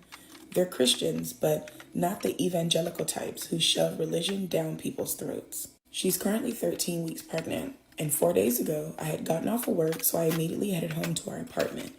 I saw her best friend, Carly, 29 female, sitting on the couch looking upset. It's really unlike her, so I asked if everything was okay and where Vivian was. Carly told me that she was in our main bathroom, so I headed over and I noticed that Carly was following me, which I think was a little strange, but I brushed it off. I knocked on the door and I asked if I could come in, which Vivian did say yes to. So I opened the door and I saw my fiance standing over the toilet with tears in her eyes when she looked at me. I immediately asked her what was wrong. Vivian sniffled and told me that she had lost the baby, gesturing for me to look inside the toilet. I looked inside and the water was reddish. There was a lump of what looked to be a stray piece of bloody tissue. I averted my eyes after I saw it and I then started crying. I was genuinely sobbing, which I haven't done since Vivian revealed that she was pregnant, but those were tears of joy. I grabbed my fiance and I hugged her tight while crying into her shoulder. Eventually, I looked up and I saw in the bathroom mirror that Carly was standing in the doorway with her phone out like she was recording something or taking pictures. I let go of Vivian and I asked Carly what the hell she was doing. Carly stammered and was going, while looking for an excuse. Eventually, my fiance fessed up and admitted that she didn't actually lose the baby and that this was a test to see how I would react if she actually did lose our baby. How fucking insensitive. Why would you do this? Why would you fucking do, like, a lot of you bitches out here gonna be trying to test your man for stupid shit and gonna fuck around and end up damn single, because this is fucked up. I would not be surprised if this man decided he didn't want to marry her at all. Who does this? Who fucking does this? I just wanted to see how you were gonna react if I was to actually lose the baby. Why, bitch? Why is that even on your fucking mind? I essentially short-circuited, unable to comprehend how the hell Vivian and Carly, despite us not being as close, could do something so outlandishly cruel to me. I snapped out of it when Vivian attempted to touch my cheek. I pushed her hands away. I didn't want to be near her or have her touch me in that moment. Carly and Vivian tried to stop me from leaving the bathroom, but I pushed past them so I could go to our bedroom. I haphazardly packed some clothes into an old bag and headed straight for the door after grabbing my keys. As you fucking should have. These girls are fucking sociopaths. How the fuck could you do something like this and think just your explanation of, I just wanted to test and see how you would react, is gonna be okay? Like, I would have fucking left too. Vivian caught up with me at the door and she tried to plead with me to stay and talk about what happened. What the fuck is there to talk about? You and your punk ass friend hatched a goddamn plan to trick me into thinking that my first child was gone. What the fuck is there that needs to be talked about? Like, you bitches are sick. I told Vivian I needed time away from her to process what happened. She didn't push for me to stay after that, but she seemed disappointed about it. I ended up staying with a buddy of mine, Josh, 26 male. He told me that I could stay as long as I wanted once I told him what had happened. He commented on how fucked up that was for Vivian to do that to me. I'll admit I was being childish and I dodged Vivian's texts and calls except to let her know that I was safe over the next 2 days. Once I felt stable enough, I invited Vivian to talk. I won't get into everything that we talked about, but the reason why Vivian decided to test me was that she was afraid I didn't actually want the baby and was caring for them because I had to in order to not be seen as a deadbeat. Y'all don't have conversations with y'all partners no more? Like, y'all really be getting in relationships with people that you cannot have a conversation with and trust their answer? Y'all don't need to be in fucking relationships if you can't sit down and talk to your partner about stuff like this and trust their answer. If you don't believe them, this is not the person that you need to fucking be with. Like, what the fuck is going on? I need conversations to come back in style. I need face-to-face, heart-to-heart, sit-down conversations to start trending again. I said that I understood her fears, but I legitimately wanted to be a father to our baby. I ultimately decided to stay with Vivian, but on the condition that we postpone the wedding until after the baby was born and we did couples counseling. Vivian said okay and left my friend's apartment. I honestly assumed that was that and I was going to be home soon after that. Boy, was I wrong. An hour after Vivian left, I got messages from Carly harassing me about forcing Vivian to have a baby out of wedlock, since I know that's not what her parents want, while insulting me. It got so intense that I eventually blocked her. Honestly, I just want some unbiased outsider perspective on this. Am I the asshole for giving this condition to my fiance? No, I don't think you're the asshole at all for wanting to postpone your wedding, because that's actually the smartest thing you need to do. Like, there's no purpose in rushing into a wedding with someone who's clearly not all the way there. Girlfriend is silly as fuck about the head. She really is. She really fucking is. You said that you understand why she did what she did, why she felt the need to test you. What I don't understand is, why did she need an audience? Why did her best friend have to be there? More specifically, why did her best friend have to record it? Who were the results for? Who were they going to share the video with? These girls are freaking insane. They are insane because this was not something that they just thought up like in the moment. Today, he's on his way home. Let's do this right now. Because they went through the trouble to make it look like there was an actual fetus in the goddamn toilet.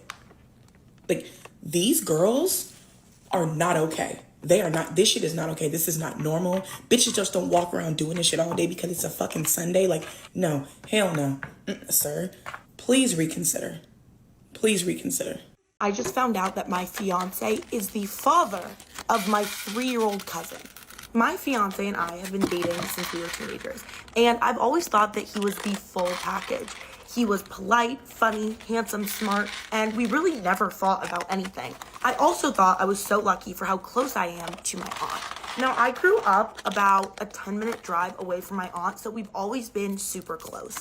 She was married for a few years, but went through a pretty bad divorce and never had any kids. I spent about 4 or 5 nights a week as a kid spending time with my aunt. She was literally like a second mom to me. When my aunt told me about 4 years ago that she was pregnant, I was shocked, to say the least.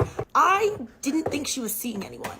And we told each other everything. Every time she was dating somebody, she always talked to me about it. But when I asked her who the father of the baby was, she was always really vague. Said it was somebody that she was seeing casually, but he's not going to be involved in the baby's life. I was like, you know what? Whatever. None of my business. Once my little cousin was born, it was amazing. I absolutely love him. He's the sweetest kid in the entire world, and he's basically like my little brother.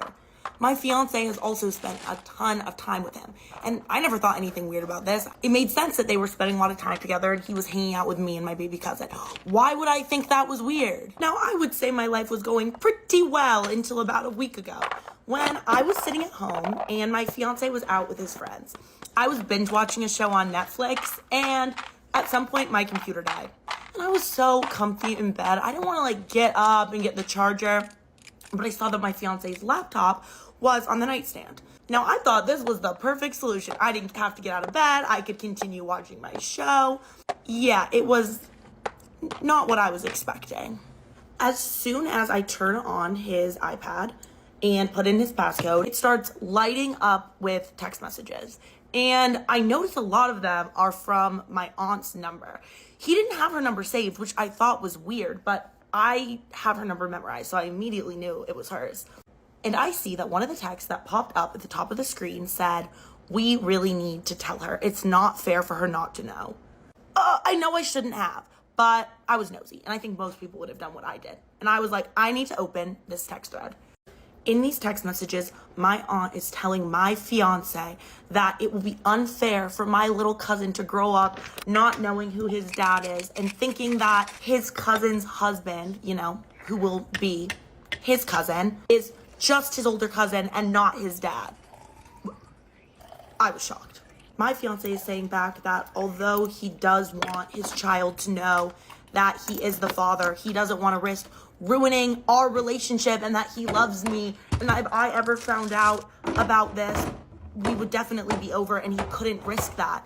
Now, there weren't that many texts, but definitely enough to tell what was going on and enough to completely destroy my world. I waited for my fiance to get home, and when he did, all I did was hand him the iPad with the text conversation pulled up.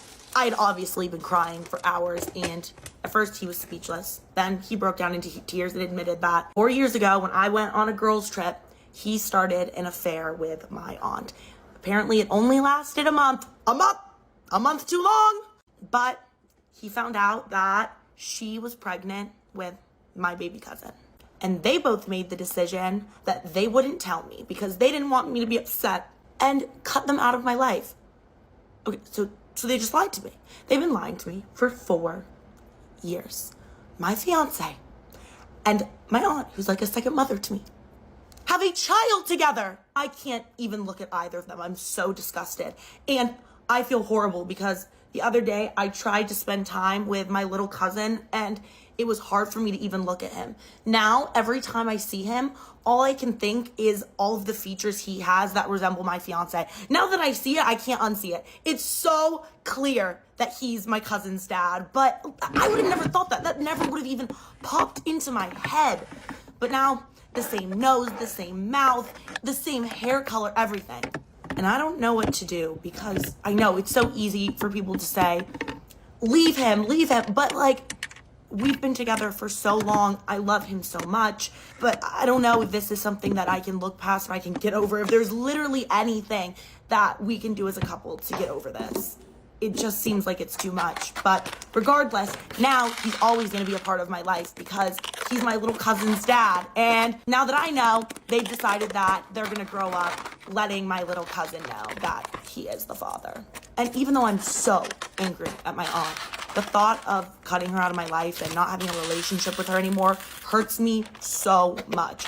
She has tried calling me so many times trying to apologize, but I can't talk to her. To me, it's just the ultimate betrayal. Like, how can you do that to somebody that you love and care about so much? Hopefully I figure out what to do, but honestly, doesn't really seem like I have a lot of great options. My maid of honor, Shani, ruined my wedding day, and I don't know if I can forgive her. I hate this. In the lead up to my wedding, she broke up with her on and off again boyfriend after years of fighting. I understand going through heartbreak is really tough, especially when your best friend is getting married. But I was really disappointed in the way Shani made my wedding morning and night all about her. Instead of being excited, she spent hours talking about how heartbroken she was and how the bridal party jewelry that was kindly gifted to her reminded her of her ex. But nothing disappointed me more than her maid of honor speech. She somehow turned it into a tirade about being single. Oh no! I need a copy of the speech. We need to hear it. Yes, literally. I have supported her through every breakup and meltdown, but on my wedding day of all days, I felt like she genuinely let me down. It really hit me at our recovery when a few friends commented on her inappropriate behavior too. Oh, it's the worst. No. She's since said sorry, but I think I'll distance myself from her. In my opinion, she really fucked up. What do you think? Am I in the wrong for siding with my mom instead of my wife? My wife and I have a son who is about to turn 5. My parents, mostly my mom, have been providing us with free childcare since he was a few months old. My mom follows all our requests. No screens, no added sweeteners, and gives our son a level of care no amount of money could buy. And we couldn't afford even on the inferior level anyway. Our son loves my parents. He loves my wife's parents too, but he sees them way less and is always happy when I drop him off and when my wife picks him up. I have an older brother that has issues, and my parents have bailed him out several times in the past. A few years ago, he totaled a car that they bought him, and they said they were done helping. It turns out they've been paying his rent for the last 2 years. My wife made a comment about how the squeaky wheel gets the grease and no one will ever wonder who their favorite is. My mom was mad, and she said that she spends 40 plus hours a week on us, and she can do whatever she wants with her money, whether that be paying her son's rent, pissing on it, or setting it on fire. It was definitely an extreme response. My wife demanded an apology and said she didn't deserve to be spoken to like that. My mom apologized for being vulgar, but said the sentiment stands and she wants my wife to be quiet about her financial decisions. They went back and forth until my dad made my mom go upstairs. My wife seethed the whole way home. My wife wants to stop relying on my mom for childcare. She said her mom can do the same babysitting and we can find daycare until school starts in the fall. She said she couldn't trust our son with someone emotionally volatile. I told my wife that she was the instigator and asked why she couldn't just ignore the information about my brother. I said our son loves his grandparents, and yanking them away from him right before he transitions to kindergarten might traumatize him. I also reminded her that we can't afford daycare. My wife said that I'm unsupportive and siding with my family against her. I'm not trying to be unsupportive, just to give honest feedback. Should I just have said that she was right, even though I don't think she is? My doctor told my husband, 30 male, and I, 31 female, that our baby has many birth defects. I want to abort, but he does not. This was a planned baby, and I'm absolutely devastated. Me and my husband met in college and have been married for 6 years now. We have one son who is now 4 years old. I know some people are going to wonder, but yes, we did discuss our moral and political views before even getting engaged, and we're both pro-choice. When we were 21 and 20, we made a stupid mistake that ended in a pregnancy. We are both flat broke and not at all ready for kids. I decided to terminate, and he fully agreed with me and supported me. He loves our son so much and is an amazing father. He confided in me that he loved the idea of having a daughter as well. Luckily, we're in a good financial place, so I agreed and we started trying for baby number 2. We conceived fairly quickly and were overjoyed. We also soon discovered that we're having a girl. My husband was so excited. As soon as he was told that, he went all out and started to plan her nursery. He asked our son to help him pick which shade of pink he wanted, which crib to get, and what the theme should be. It was all so adorable. I don't want to reveal any personal medical history, so forgive me for being vague with the descriptions. At our last doctor's visit a few days ago, we were given the news that our daughter has severe birth defects. They think that she could possibly survive the birth, but any life that she gets to experience will be painful for her. There have been medical cases of babies with the same conditions to survive from early childhood to even the teenage years, rarely. These poor children suffer with so much pain and are uncomfortable their entire lives. They are very low functioning and need around-the-clock care, as well as several uncomfortable surgeries to try and give them a better quality of life. We were both heartbroken and cried for hours together in the car. Then we drove home in silence. Neither of us said anything until my husband began to quietly mumble his thoughts. He was going on and on about how we needed to schedule another doctor's appointment so we know what medical equipment we need to buy for her. We should renovate the nursery again so we could care for her more easily. He said that he'd definitely have to talk to his boss so he can take a longer paternal leave. He wants to be by her side in the NICU until we can take her home. He talked about how we'd have to ask his mom to babysit our son more often while she's a newborn. He even said that maybe we could sell one of our cars, move to a smaller house, and take our son out of private school so we'd have more money to pay for our daughter's care. I was silent until he asked me what I thought. I was blunt and said that I think we should terminate the pregnancy. Now I feel bad for saying it that way, but I was still frazzled from the news. This made him very upset. He began to cry and asked why I don't want our daughter, even with disabilities. I mentioned our previous abortion. He said it was different because it was unplanned and we had no way to take care of the child. Now we're in a pretty good place financially, so theoretically we could shoulder the cost of our daughter. I have a bit of personal history with this type of situation. My best friend in high school was at my house all the time because her parents were way too busy with her severely autistic older brother. They did love her, but she was pushed to the side her entire childhood. I told him the story. He said that we'd do better by our son and daughter. My best friend's parents were stupid for having a second kid after they already had a disabled one. He then seemed hopeful for a minute and asked if I was just afraid. He promised that he'd be by my side the whole time and we could do this together. I told him it's not about fear. Our daughter will be in pain constantly if she's born alive. It would be a short and painful life for her. I love this baby so much already. I don't want her to suffer like that. He began to yell that even if she doesn't live long, we could still pour our hearts and souls into making her life as fulfilling as possible. I didn't respond as he stormed inside. It's been a couple of days now and he won't even look me in the eyes. He sits in the nursery for hours. Our son is very confused. I know he's grieving, but I really don't want to go further with his pregnancy. I love him so much. I don't know what to do. Oh, that is hard. This is really above my pay grade. I think you should go to like counseling, therapy, like grief counselor. They have all that stuff because of course it's hard to get rid of your baby, but like you have to look in the future too, where if you know that child is going to have a very painful upbringing, everyone's going to suffer, but more importantly, the baby will, right? You're going to suffer, the mom's going to suffer, the brother's going to suffer from lack of attention. You're going to suffer from, the financial burden of it and just spending all that time with her, making sure she's okay. And then for her just to pass away at a young age and in pain, that's the worst thing as a parent. Like when I was younger, my mom would always say, like, whenever I was sick, she would say it in our language, like, I wish God could give me your sickness so that you feel okay. That's how parents feel. Like, this is hard. After I made my original post, my husband and I rushed to get a second opinion. Nothing changed as it was still our original diagnosis. Once I learned that, I scheduled the termination for as soon as physically possible. I didn't tell my husband at first. He kept on raving about how we could give her as much love in her life as we can. I feel bad for this now, but I snapped and angrily told him I was terminating the pregnancy, that I know how he feels, but I will not allow my daughter to suffer just because he wants to love her. He was very angry with me after I put my foot down. After he realized his pleading wouldn't change my mind, he didn't speak a word to me. I was terrified that he'd go and leave me all alone with the scraps of our family. I tried to explain it to my son, but I think he still doesn't understand. Then, the night before the procedure, he stepped into my room and apologized for everyone and promised to be more supportive of me from now on. I was so happy and relieved I started to sob and he held me all night. My original plan was that my mom would drive me to the hospital. Then, once it's done, a close friend would take me home. Since it was only the night before, he said he couldn't miss a full day of work, but really wanted to drive me home. I agreed to let him, and then the procedure was done in the morning. My son is having a long sleepover with my best friend's family. I don't want him to see me like this. Please tell me you have another. You know what?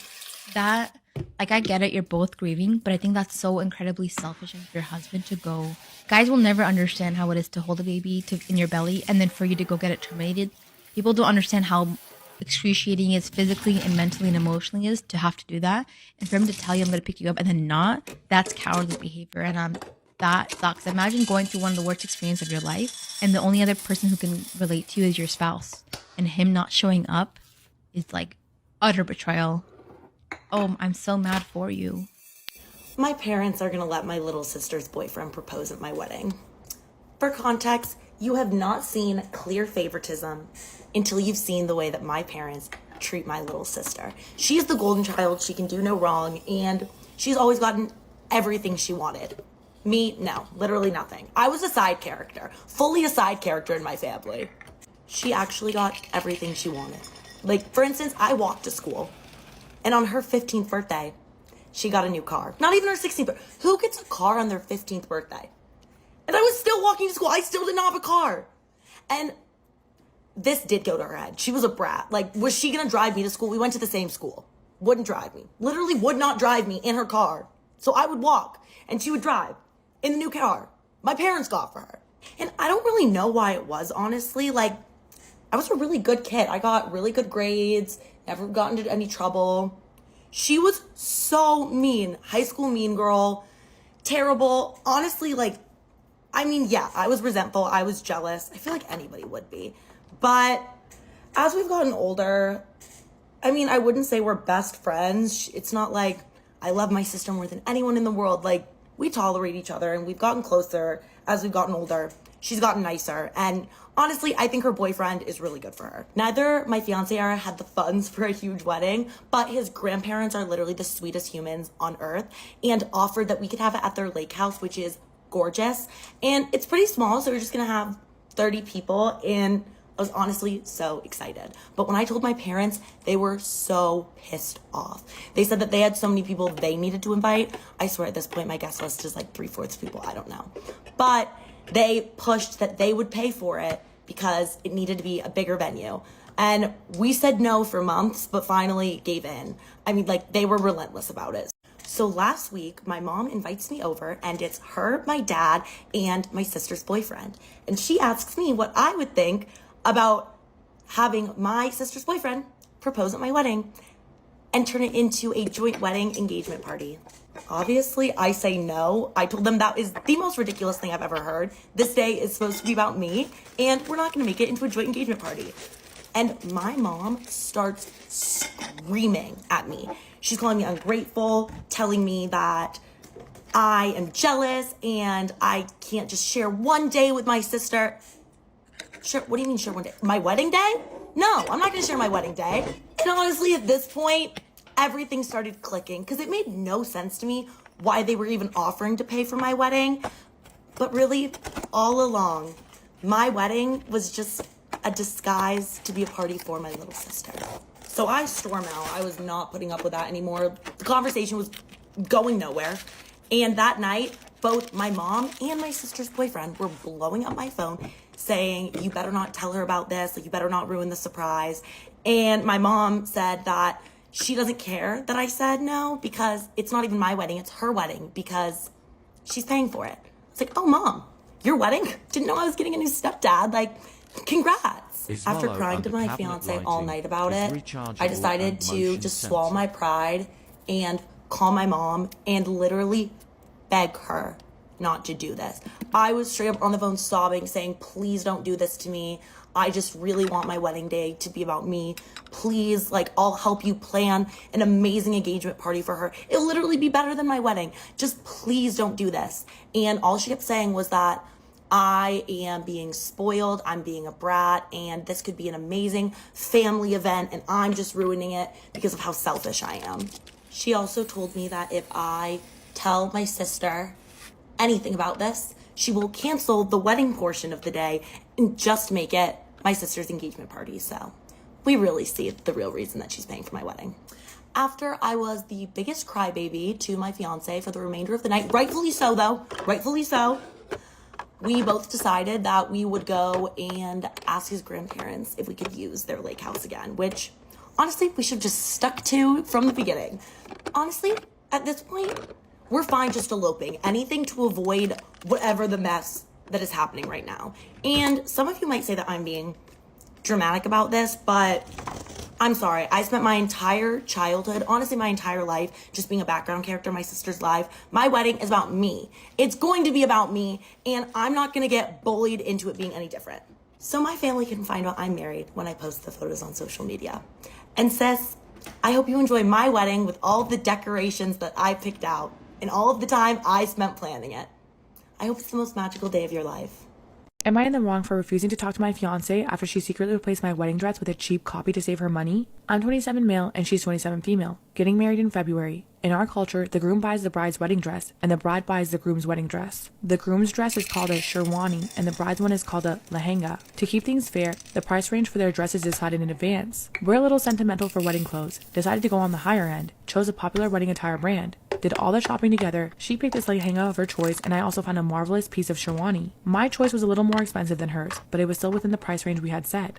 Both of us agreed, finalized the clothes. We didn't bring them home immediately because they needed some customizations according to our body measurements. She was supposed to pick up my dress when it's ready after a few days and send it to my home around 1 month before the wedding. I had to do the same thing too, and I did. I received my sherwani from her 2 days ago. My whole family was excited, had a close look and multiple trials when I realized that, although it looks very similar, it's not the dress that I picked out. The quality is not up to the mark. Stitching and finishing is nowhere as good as the one that I had seen in the showroom. There was no brand tag behind the collar too. At first I assumed that we got played by the seller, but I contacted her first, told her everything and my planning of confronting the seller. She tried to make me believe that it's the same, that she checked it before sending it to me, etc. Basically, she got kind of restless when I was hell-bent on going to the showroom. In the end, she confessed that it's indeed not the same dress, but it's not the seller's mistake. Basically, she picked up a cheaper copy and sent it to me because even though we had set the same price range for our dresses, she presumed that my dress would be less costlier than hers, as women clothes are generally heavier, fancier here, and she thought that the sherwani I selected was good but not worth that price. I asked her in a lightly pissed tone why she didn't share her views before the purchase. She had no solid answer. Just for clarity, we both earn decent and the price range was mutually fixed. She frequently spends on what I feel are expensive makeup products.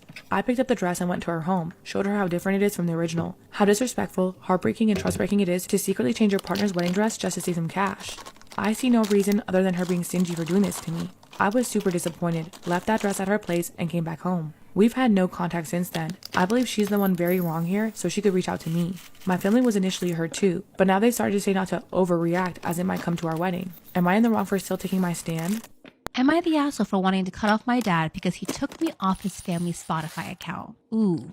Shots fired. I, 29 female, am the second youngest out of my mom and dad's biological children. My mom and dad divorced when I was 7, and until my dad met and married his current wife, I was always daddy's little princess. When he met my stepmom, she had 2 kids from her last marriage, which ended because her husband passed away. Even though I was hurting because my once happy, carefree life was torn apart, I was happy because we got to see my dad on the weekends and sometimes stay with him for a whole week because my mom still wanted us to have our dad. My stepmom was from Arizona and moved to San Diego to be with my dad because he didn't want to move away from us. A few years went by and we noticed we weren't going with my dad as often. When I asked my mom why we weren't going to my dad's house, she said, "Baby, I don't know how easily I can put this, but your dad moved a month ago to Arizona because he had a job opportunity there." I should note that my mom lied because the truth was my stepmom didn't want to live in San Diego anymore because she missed Arizona. I was hurt because he didn't tell us he would be leaving, and I was sad because I would really miss my dad. When I tried to call him, he was never available, and I would ask him to call me back no matter what the time was. I even asked my mom if she could wake me up when he would call. She would smile and promise me she would. On the rare occasions he would call back, he would tell me and my brothers to pack and get ready because he would come pick us up and take us to Arizona for the holidays. I would pack my bags so fast and wait in the living room. He would never come. Instead, he would call and say something came up and I would unpack. A few years later, my dad calls and says he has good news. Him and my stepmom got married and had a wedding. I remember the look on my mom's face when she saw my smile drop and tears fall. I asked him why I wasn't invited to the wedding and he said, "I'm sorry, but it was a last minute thing and we didn't have time to get you." Keep in mind, whenever we did go to Arizona for vacations, my mom was the one who would take time off work and school to drive us to him. My mind went to blaming me and in a way also blame my mom because I was daddy's little princess and he would never do that to me. This is making me so sad. After they got married, my dad and stepmom had my little sister. And even though this solidified him and my mom's divorce, I loved her.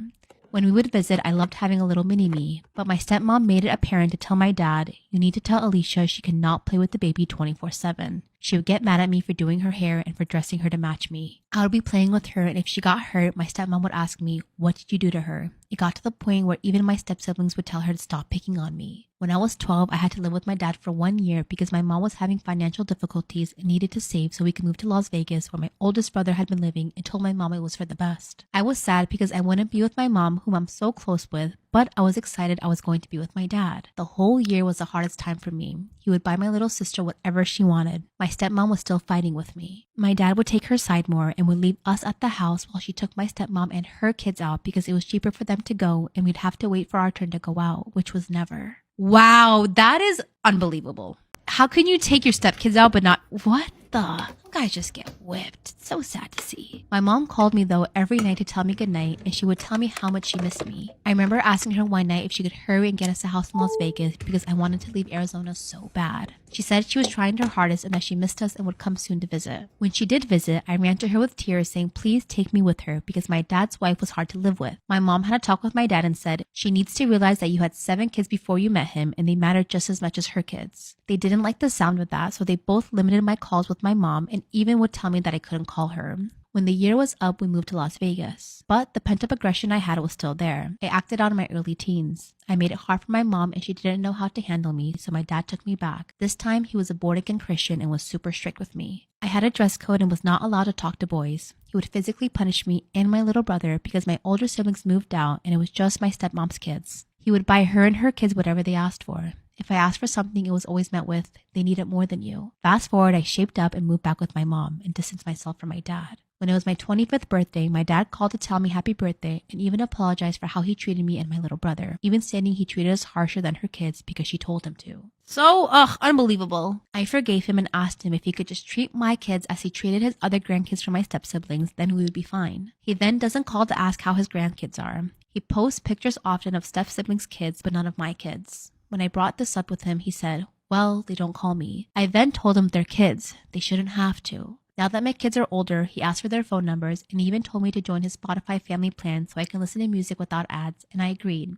He also put all of the kids in a group chat. When I would talk to him, it was very short with me and he gave me one-word answers. I one time posted a picture of me and he ignored it. When my little sister posted a picture, he showered her with compliments. Even though that hurt, I ignored it. It wasn't until the other day when he asked me if I still use Spotify, and I said yes, I do every day. He asked, can your niece, my stepsister's daughter, take your spot? I lost my mind. I put my phone down and cried. I cried because to me, the Spotify was a gift. Years of hurt, trauma, and betrayal kept flooding over me. My mom said she was very sorry for giving me a father who traded us for a new family, and finally I realized all of the times my mom would lie for my dad to protect us from heartbreak. I want to leave my dad for good, but deep down my inner child is making excuses for him. So I want to know, is it justified to cut him off? My friend is literally living in a Hallmark movie, I swear. So she meets this guy, totally unexpected, super romantic, and things get really cute really, really fast. But here's the catch. He lives in France, like actual France. So they do the whole long distance thing, flying back and forth, different time zones, late night FaceTime calls, and somehow it works. Anyway, she texted me the other day and she goes, you're not gonna believe what he got me. And she sends me this photo of this little box. It's the Frisson ring from Dairy Ring. And she tells me they got early access and limited capacity, and basically the ring taps when he thinks of her. Like, even when they're oceans apart, she can feel him literally tap on her finger. So she was saying last week she was having a really, really rough day. She was crying on her train ride home, and out of nowhere, the ring pulsed. Just once, and then she got a text, and it said, I miss you, from him. It's like he knew. And for her, that one tap was worth more than 1,000 words. And after she was telling me all this, I feel like Dairy Ring is really helping them as a couple. Like, helping make the long distance work. And honestly, when he bought her the Frisson ring, he wasn't just saying that he misses her. He's saying that he wants to work toward that Dairy Ring once in a lifetime future with her, which is just so cute. And now I'm like, where's my Dairy Ring? Where's my lover boy?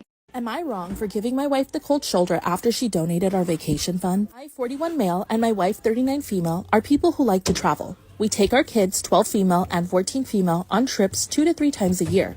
Over the year, I usually put money aside for travel. My wife's niece also needs knee surgery due to soccer injuries. Soccer season ended a month or so ago. My sister-in-law can't really afford it. I'm not sure how much health insurance will cover or how much the surgery will even cost, but they've been looking for help to pay for it.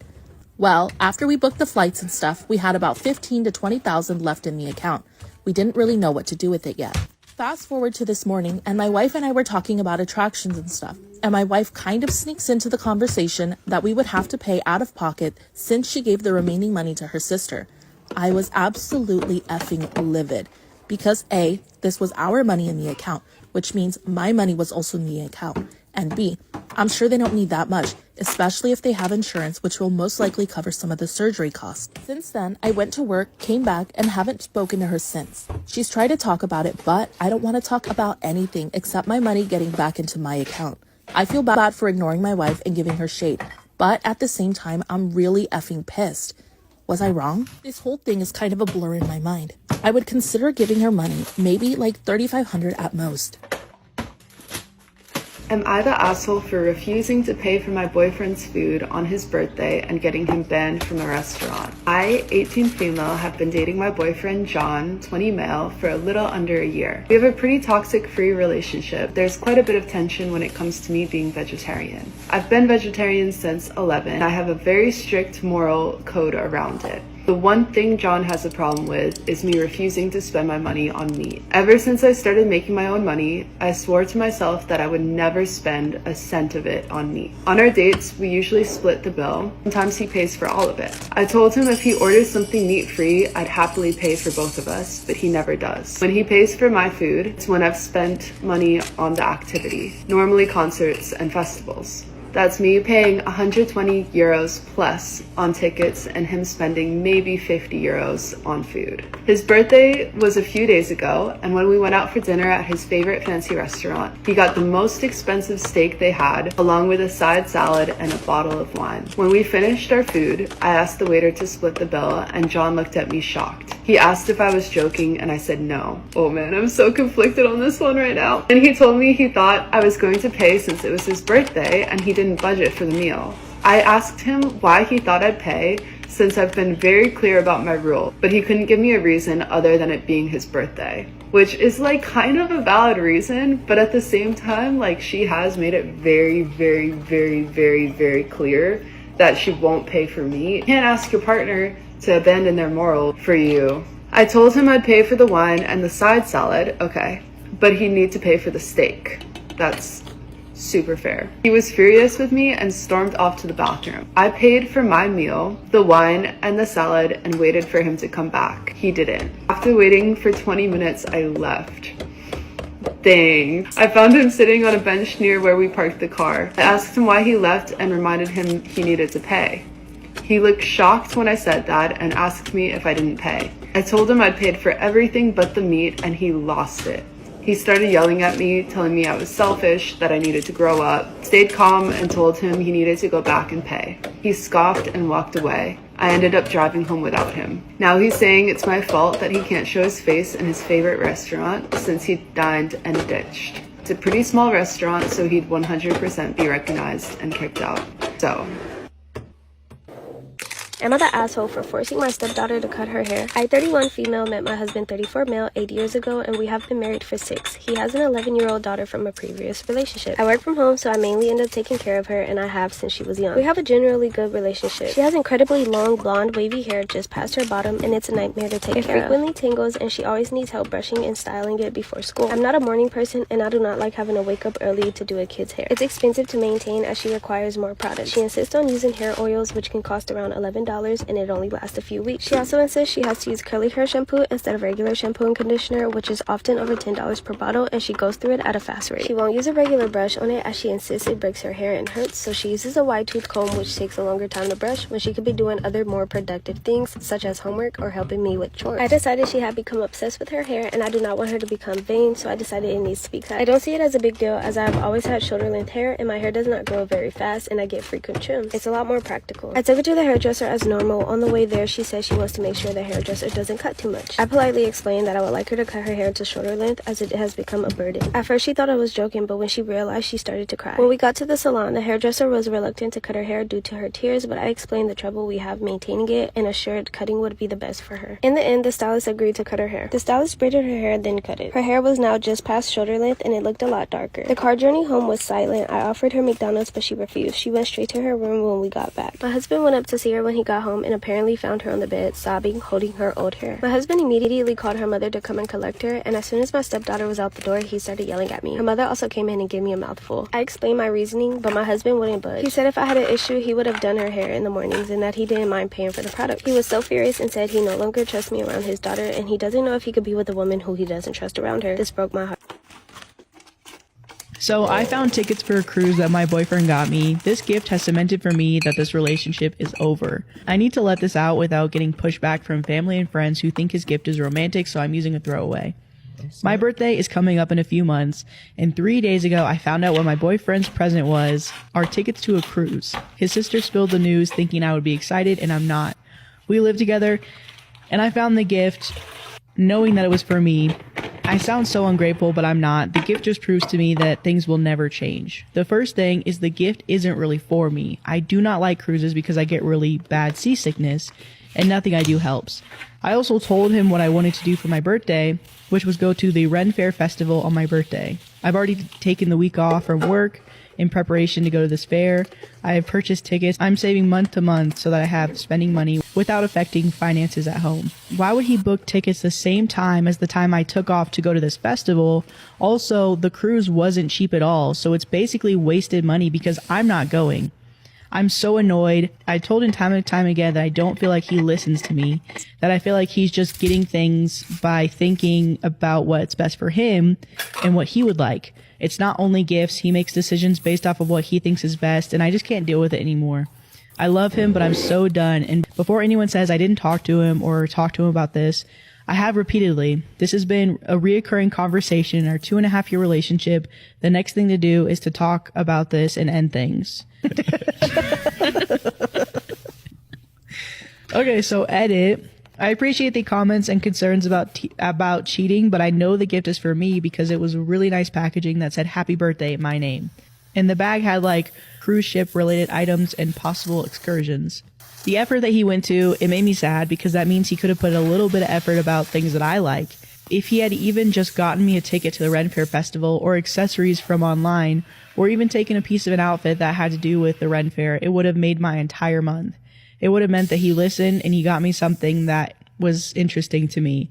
I'm talking to him tonight and I'm not even annoyed anymore. I feel nothing about this. Oh, that's how you know it's done. It's over. So I ended my relationship with my ex who bought me cruise tickets for my birthday. The day I wrote this post is the day that I ended things with my ex. When he came home, I basically said I found the tickets for the cruise and I asked him what they were for. He said they were for my birthday and that I ruined the surprise. I asked him why did he get me tickets for a cruise when he knows that I get seasick and also when he knows that I've been preparing for the Ren Fair Festival for a couple of months. He said that he always liked cruises when he went on them, and he thought I could push through it with patches or some other remedy because it was a really expensive cruise. He continued talking, but to be honest, I spaced out because I just realized just how much this man didn't care about me. What did I say? Cruise for him, branded for her. Mm-hmm. That's awesome. He bought cruise tickets completely disregarding what I had planned, how I feel, and what I wanted to do, all because he liked them. Like, F my birthday, F what I want, F how sick I get. He likes cruises, so we should do that. Push through. I think he realized I wasn't speaking or excited because he asked me what was wrong, and I broke up with him. Freaking idiot. What's wrong? Freaking idiot. I just told you what was wrong. He was shocked and angry and asked why. This isn't the exact wording, but I said something like, it's because I realized how much you really don't care about me and that you're always willing to put your wants over mine every time it suits you, even on my birthday.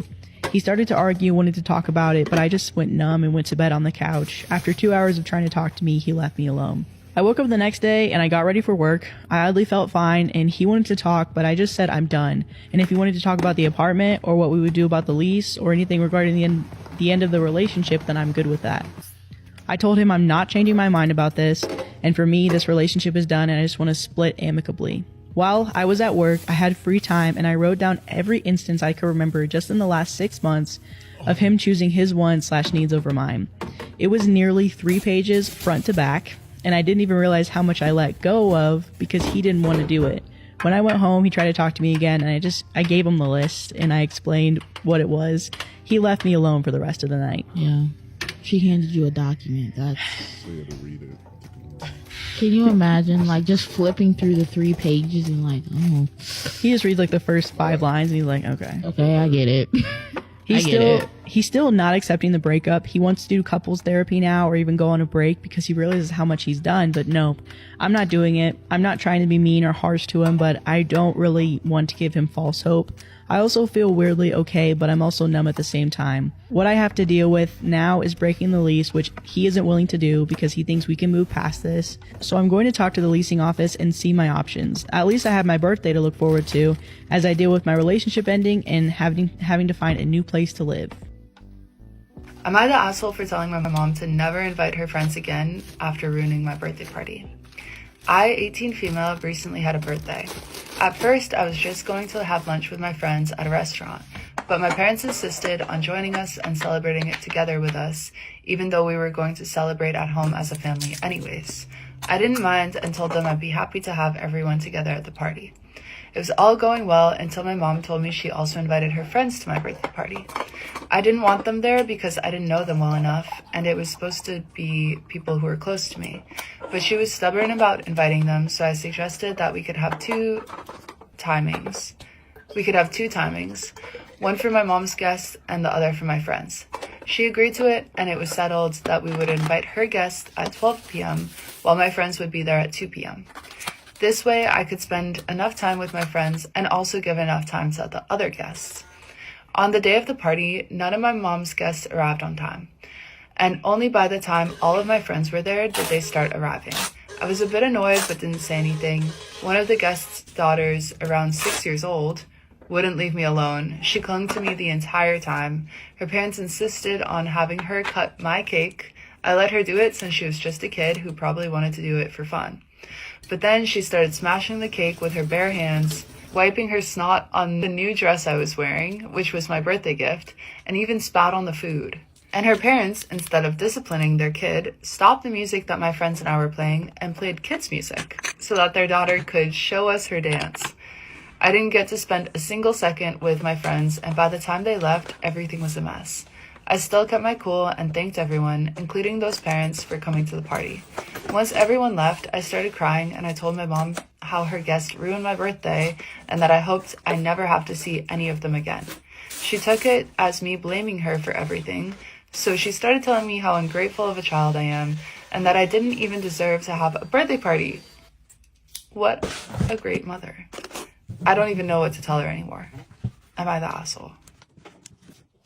Am I the asshole for having an affair after my wife told me to do so? I, 37 male, have been married to my wife, 38 female, for 12 years, and we've been together for 16. We have a beautiful 7-year-old daughter. The only problem we had in our relationship was sexual intimacy. It started around the 3rd year of marriage. It didn't stop all at once, but it got less and less over the years to the point where we don't have sex anymore. Many discussions were had on this problem, but all she said was, "It's no different than a chore for me, and you're exaggerating it." We both work, and after the birth of our daughter, I took a more or less demanding job to work from home and take care of our daughter together with my wife. I'm the primary caregiver now that my wife is back at the office. I do most of the housework given that I have more time at home. The only time I leave is probably for the gym and groceries. At first, the problem in our relationship made me mental. I even started going to individual therapy since I was diagnosed with dysmorphia after constant rejection. I struggled and tried everything to rekindle the intimacy. I just thought she wasn't attracted to me anymore and started hitting the gym for 7 years. I arranged frequent date nights and trips. I did oil massages and foot rubs. Most of these were not new at all and had always been present in our relationship. She's a great mother and otherwise an amazing wife, but this problem just destroyed me. 2 years ago, I broke down in front of her when we were discussing it. She told me, "Stop bothering me and just go fuck someone else. Just make sure you fulfill your duties as a dad." It hurt a lot at first. It was like she didn't care about me. So last year I took her up on her suggestion and started seeing a woman in a similar situation. Everything was the same other than meeting up with this woman to casually take care of each other's needs. Last week she told me, "You look better. Have you been seeing someone else?" I laughed and confirmed it and her face fell. She cried in front of me and seeing her like that destroyed me. If she asked me to stop seeing the woman, I would. It's not worth hurting her. The only reason why I did it was because she offered it. She didn't talk to me for that day and the next. It was like she was someone else. Next, she started wearing lingerie and initiating sex. I was shocked but accepted her advances. Keeps looking at me worryingly, trying to see my reaction to everything she says and does. I got worried because it's not like her at all. I discovered it's called historical bonding, but I have no idea what action I should take nor how long this stage will last. I'm afraid what will happen later on. I feel like I'm the asshole. I felt he was the ass at first too, because of course your wife doesn't want you sleeping with somebody else, but I later read in the comments that he asked her was she serious, and she said she was. So I mean, at this point she asked for it. Was I wrong for leaving my sister's wedding early because she kept my husband out of pictures? My 31 male, sister An, 34 female, got married on Saturday. My husband is 7 years, Mark, 32 male, was there with me, and up until one point, it was an amazing evening. After the ceremony, Anne wanted pictures with all of their siblings. There are 5 of us, and their respective partners, so we started lining up. When Anne saw that my husband was standing next to me, she shook her head and said something like, ruining the aesthetic. Apparently, her plan was to put one man and one woman next to each other alternately. My sister, 18 female, who doesn't have a partner, was standing on the very side, offered to stand in between the two of us so we could be close and Anna's wish could be respected. I thought that was a great solution, but Anne disagreed and told Mark to get out of the picture. He's quite introverted and tries to avoid confrontation under all circumstances, so he simply complied and told me not to get angry. But it was obvious that he was hurt and disappointed by being left out. Obviously, it didn't stop me from getting angry, and I walked away with him. I can understand that Anne wants her pictures to look exactly how she imagined them, but I think the idea my younger sister proposed was very reasonable. I congratulated Anne and her husband one last time, but then I said goodbyes. When I was asked why we were leaving early, especially before taking the pictures, I said that I didn't feel like our presence was wanted. We left before dinner was served, and I took Mark to his favorite restaurant to cheer him up a little. Anne has texted me since saying that I was being overdramatic and making a fuss over nothing. Our parents have tried to remain neutral, but except for my youngest sister, the rest of our family supports Anne. They think that leaving early was going too far and that I should have sucked it up instead of ruining her big day. Edit because there was some confusion. My husband is able-bodied and white, so is most of my family. We are indeed a gay couple. I'm mad at a-hole for kicking out my daughter-in-law on New Year's Eve for calling me mom. I have 2 kids. My eldest son and his wife are called Ed and Edna. It's kind of funny. And my youngest son and his wife are called Sam and Kat.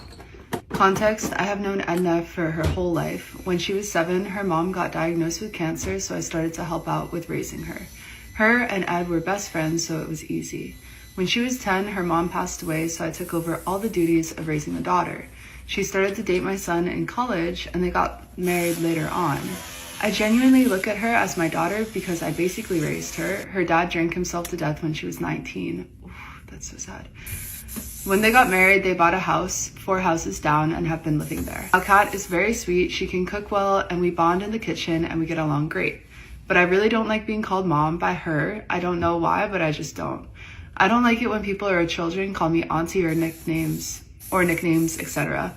I don't mind Edna calling me mom because I feel like I raised her and earned that title. I've talked to her and my son many times about this. It makes me uncomfortable and she says it shouldn't. That it is awkward for her to call me by my first name. Yeah, but that's like not really your decision. You don't really get to tell somebody like, you have to be okay with me calling you this. This New Year's dinner, she made it a point to call me mom in every sentence and I was annoyed. I pulled her aside and told her to knock it off and she said it's not fair that Edna can call me mom, but she can't. I told her that I raised Edna, so it makes sense. Edna has no family other than us, but you have a huge family with a mom that loves you very much. She said that it feels like I'm rejecting her from the family, and I told her she should just be grateful for all I've already done for her. For context, among other things, I paid half of her college loans and helped her pay for the house they live in. She said that I'm a B and Edna can be my favorite daughter-in-law because she and Sam won't ever be coming back.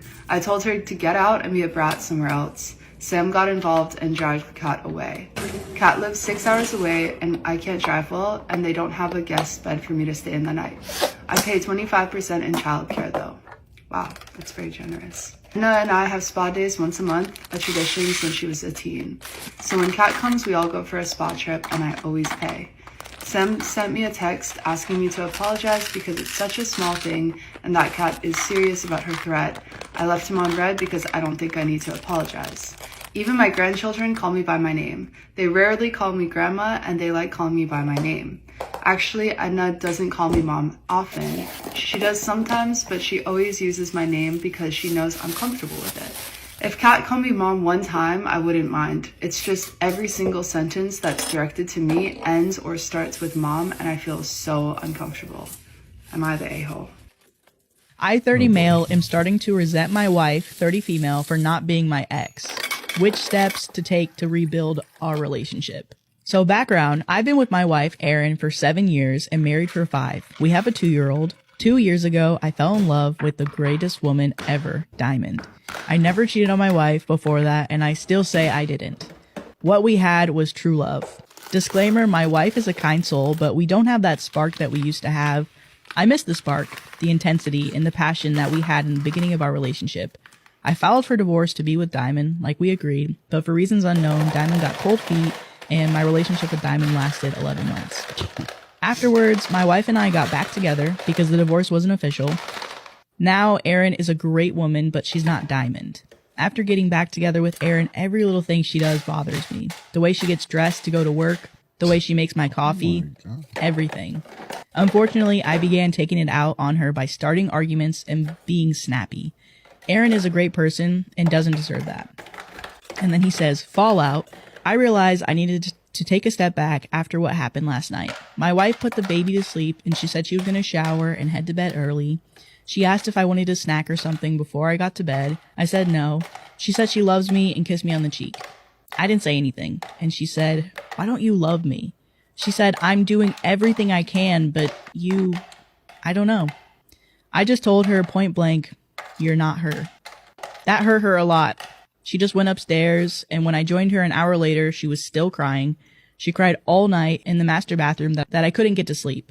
She stopped and went to bed finally at 3:30. I felt so fucking terrible, and I wanted to do my part to rebuild our passion. Please, anyone, can you help? Am I the a-hole for not disclosing my will? I, 58 male, was recently diagnosed with a terminal condition. Won't get into details, but it was the classical went in with a paper cut, got out with AIDS, cancer, 2000 situation. Is that a classic situation? I've got roughly a year and a half left. Over time, I've made a bunch of unwise decisions. I have multiple children with different women. I have 3 sons, Lance, 43 male, who has 2 daughters, Mark, 22 male, and Tony, 15 male. And 4 daughters, Cami, 38 female, who has 4 children. We won't name them all. Not gonna lie here, I'll just say that I was only involved in raising Ronnie and Kathy. Their mom died when they were little and I couldn't refuse to take them in. Ronnie is starting her career in law and Kathy recently got her degree in agriculture. 9 years ago, I also took in Mark, who was kicked out by his horrible stepdad. Mark decided against pursuing higher education. I own a ranch. It's not a little one, though we are managing just fine and with the help of hired staff. We have about 500 heads of cattle, not counting the horses. The ranch has been in my family for generations. I know for certain that the only children who would be interested in preserving the ranch are Kathy and Mark. Maybe it's just my delusional grandeur, but I'm very passionate about passing the ranch down to my children so that they'll be able to continue the family tradition. Knowing my children and knowing that they probably inherited my amazing personality, I can say for sure that the second I draw my last breath, there will be an inheritance war vicious enough to make the Middle East and Eastern Europe seem like a recess fight in kindergarten. Restocking my this fridge. Guy is not my favorite. It will be nasty, painful, and disgusting. I wrote a will. As per my will, the ranch will go to Kathy and Mark 50-50, including all the machines, trucks, other equipment, financial assets. Ronnie, the executor of the will, is getting my 1970s Lincoln Continental. She's the one who's driving the car for the last 5 years, and she's the one paying for maintenance, insurance, everything. The other children will get $10K each, and Tony gets my car, a 2010s Chevy Suburban, purely because it's a safe car and he's getting his license this year. The grandkids are also getting $5K each. It's not much, but I don't own much either. I've notified my children that I don't have much time left. Of course, they asked to see the will. I know that the second they see it, the poop will hit the fan and things will escalate. I don't want it. I don't want to spend my final year seeing my children suffer and fight. Ronnie advised me against disclosing the will. She's a skilled She's a skilled lawyer, so I trust her completely. I refused to disclose the will, and now my children are enraged. They kept speculating about the will, they keep pestering me to see it, and giving advice on what I should leave to whom. Am I the a-hole for refusing to disclose the contents of my will? By now, the only one who knows about them are me and Ronnie, and I intend to keep it this way. Am I the asshole for reporting a romantic relationship between a colleague and our boss? I'm 37 female, I'm a doctor, and I've been working at the same clinic for 5 years. Last week, I found out by chance that my colleague Fiona, 29 female, is dating our medical director and chief doctor, 44 male. I saw them hugging and her kissing his cheek in the parking lot of a restaurant after a date with my husband. Fiona and the chief doctor both came from the same country. We live and work in a country where foreign doctors are very, very common. To be fair, she's been working here for 3 years, and not once have I noticed her receiving special treatment. She's generally a great colleague and a very good, hardworking doctor. However, I was shocked and disgusted from this behavior and demanded more information from her. She claims they didn't really know each other outside of work for the first 2 years, and that they've only gotten closer during their weekly meetings for publications, which have been taking place for the last year. She also mentioned that they're both single, he's divorced, has an 8-year-old son, they're grown adults, and nothing illegal is taking place. She said that they are serious about each other, and she already met his son. She begged me not to report them to Human Resources before she finalizes her transfer to another department within our hospital under a different supervisor, which will take a couple of weeks. I was very skeptical and honestly afraid that she might receive special treatment and more publications/recommendation letters, although she swore this was not going to happen. After a conversation with my husband, I decided it was too big of a risk and didn't want her getting more recognition than she deserved, so I reported them anonymously to Human Resources, and next week they both had meetings with them. My colleagues found out and of course understood it was me. She was upset but not angry. She said she understood my concerns, but since there had been no incident, I could have waited 2 more weeks for her transfer to be finalized. She claimed she organized her transfer once they started dating so there wouldn't be such issues. After seeing her so sad and worried, I felt really bad and started thinking that maybe I was wrong, since as she said, they have always been professional and never rose any suspicion. So was I the asshole for reporting that relationship? So this one is, today I fucked up by knocking a 3rd grader's teeth out. Yeah, you did. I mean, I guess they can grow back new ones, but No, Let's hope, You're 40 you know. years old and you knock your you can't Welcome to my cabinet makeover. It was good too. You knocked him clean out. That's how you ever landed. On a 3rd. I work as a camp counselor for the YMCA. Yeah, too old. Already too old. And every group leader has a walkie, so we could talk to other group leaders to know where everyone is. Of course, the radio I was given had a broken antenna, but I had no clue. It easily would just pull off and on, but I hadn't touched it, so I didn't know that. Well, around lunch, this 3rd grader named Hunter was standing around about 6 feet away from me, minding his own business. When he looked at me and pretending to throw a baseball, I saw him do it, and I turned into a batter's stance, and I swung my radio by the antenna as hard as I could, as if I was swinging a bat. Well, the radio flew off the antenna straight towards Hunter and knocked his 2 front teeth out. Not only did his teeth come out, but since it hit him square, they shot right down his throat. Oh. One of them he coughed up, but the other one went down all the way. I had to file an accident report and explain to my boss and Hunter's parents what happened. His mom was so angry and upset with me, she almost wanted to press charges. His dad told me that he wasn't too upset, and that's one less tooth he has to buy back as the tooth fairy. All in all, it wasn't too bad, but I absolutely destroyed that kid's teeth, and I pissed off my boss and the kid's mom. Oh no. A few years back, my mom took her cat to the vet for his injections. She told the vet that he was very nervous and anxious, and she asked if she was allowed to be there with him to calm him down. She said no. My mom totally understood and waited in the waiting room. She saw through the little window, and the vet was holding her cat down with extreme force, and the cat was shaking. When my mom got home, she took a look at the cat to find saliva all around the cat's neck where the vet had spat on her cat's neck. When my mom went to speak to the owner, he said that his vets would never, and that they were wonderful people. He believed the vet over my mom and then charged her for his extra time. Am I the asshole for making my daughter choose a different restaurant for her birthday meal than the one she really wanted? My daughter recently had her 17th birthday. My husband and I told her to pick out a restaurant that she'd like us to take her to for her birthday. She chose a seafood restaurant that we had never been to. I'm looking over the menu and I saw the vast majority of dishes contained shellfish. There were a few fish entrees as well as some surf and turf, but there were only a couple of non-seafood dishes. Our son is deathly allergic to shellfish and he also can't stand fish. There were only a couple of dishes that he could actually eat. I didn't want to take him there because I knew that he wouldn't really enjoy his meal, and I was also worried about cross-contamination. explanation. I told my daughter that this restaurant wouldn't work and that she would have to pick out a different one. My son said that he would be fine just staying home, that we could use the money that we would have spent on his meal just to order him a pizza instead. My husband also insisted that since it's our daughter's birthday, that she should be the one to choose the restaurant and that our son would be fine home alone with a pizza and video games. But here's the thing, we can only afford to go out as a family every so often. When we splurge on a restaurant meal, I want both of our children there. I insisted my daughter choose a different place and we had a nice meal as a family, but she is still a little salty that she didn't get to have her first choice of restaurant. Most people I've asked say I'm wrong, but again, we can only afford to go out every so often. Is it so wrong that I wanted to do it as a family? My daughter still had a nice birthday meal. This happened on a Friday. It was the 7th hour, my study hall, and I was doing my work and the teacher gets up and starts frantically putting paper on the window of the door, and she started yelling at the kids that were coming in the classroom, and then she turned the lights off and walked to her desk and stood there and told us that if someone were to come in the classroom to just run to the fire department. And then I knew what was happening and I looked over to my friends and started crying. My friend Mason had his phone and his dad was texting him asking him if everything was alright at school, and the teacher told him to tell his dad that everything was fine, but then there was a knock on the door and we all got scared. So the teacher runs over and looks outside the window and it's someone that had just gotten locked out. Then she comes back in and starts talking to us and told me, Natalie, this is scary, but think of it as wearing a seatbelt. You put your seatbelt on in the car and you don't think that you're gonna get in a wreck today. You just put your seatbelt on and you will be okay. And my friend that was sitting next to me told me if someone was to walk in the classroom, she was going to throw her pencils at him. I'm headed for divorce, but my lawyer has given me the best news ever. My lawyer gave me the best news. My female 38 husband, soon to be ex-husband, has been cheating on me, and he wants her instead of me. I'm probably naive because I didn't see this coming at all. I was researching vacation options for our 10th anniversary next year, and meanwhile, he, male 39, was running around with another woman. She's either 25 or 27, I can't remember which. I never thought heartbreak like this was real, but he broke my heart. I've known people who have gotten a divorce and you have to live separately for a year before you can get divorced.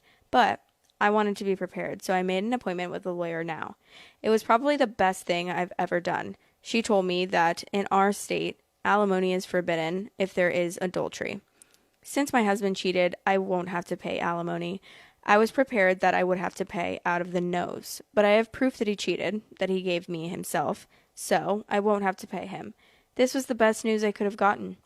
Also, the living separately for a year only applies to no-fault divorces in my state. Since I have proof he cheated, my lawyer went ahead and filed on my behalf based on adultery. Technically, my husband and I still live together. Our lease expires on the 31st, and the countdown on our separation was supposed to start November 1st.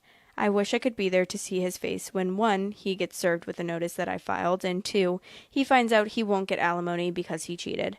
He wanted a no-fault divorce, and I know he was counting on getting alimony. It was the best news I could have gotten. I don't even have words for how amazing I feel. Oh my god, slay, queen. I'm headed for divorce, but my lawyer has given me the best news ever. This is kind of anticlimactic, but there were some comments on my original post asking me to update after what happened when my husband was served with divorce papers. I also wanted to thank everyone for being kind with the comments they left. Even though I had gotten good news from my lawyer, this has still been the most horrible time of my life, and all the encouragement did help. My husband, soon to be ex-husband, was predictably not happy when he was served and found out I had filed for divorce. He was under the impression that we had to be separated for a year first. I just told him to talk to a lawyer. We both moved out of our condo during the last week in October when the lease ended, and we live separately now.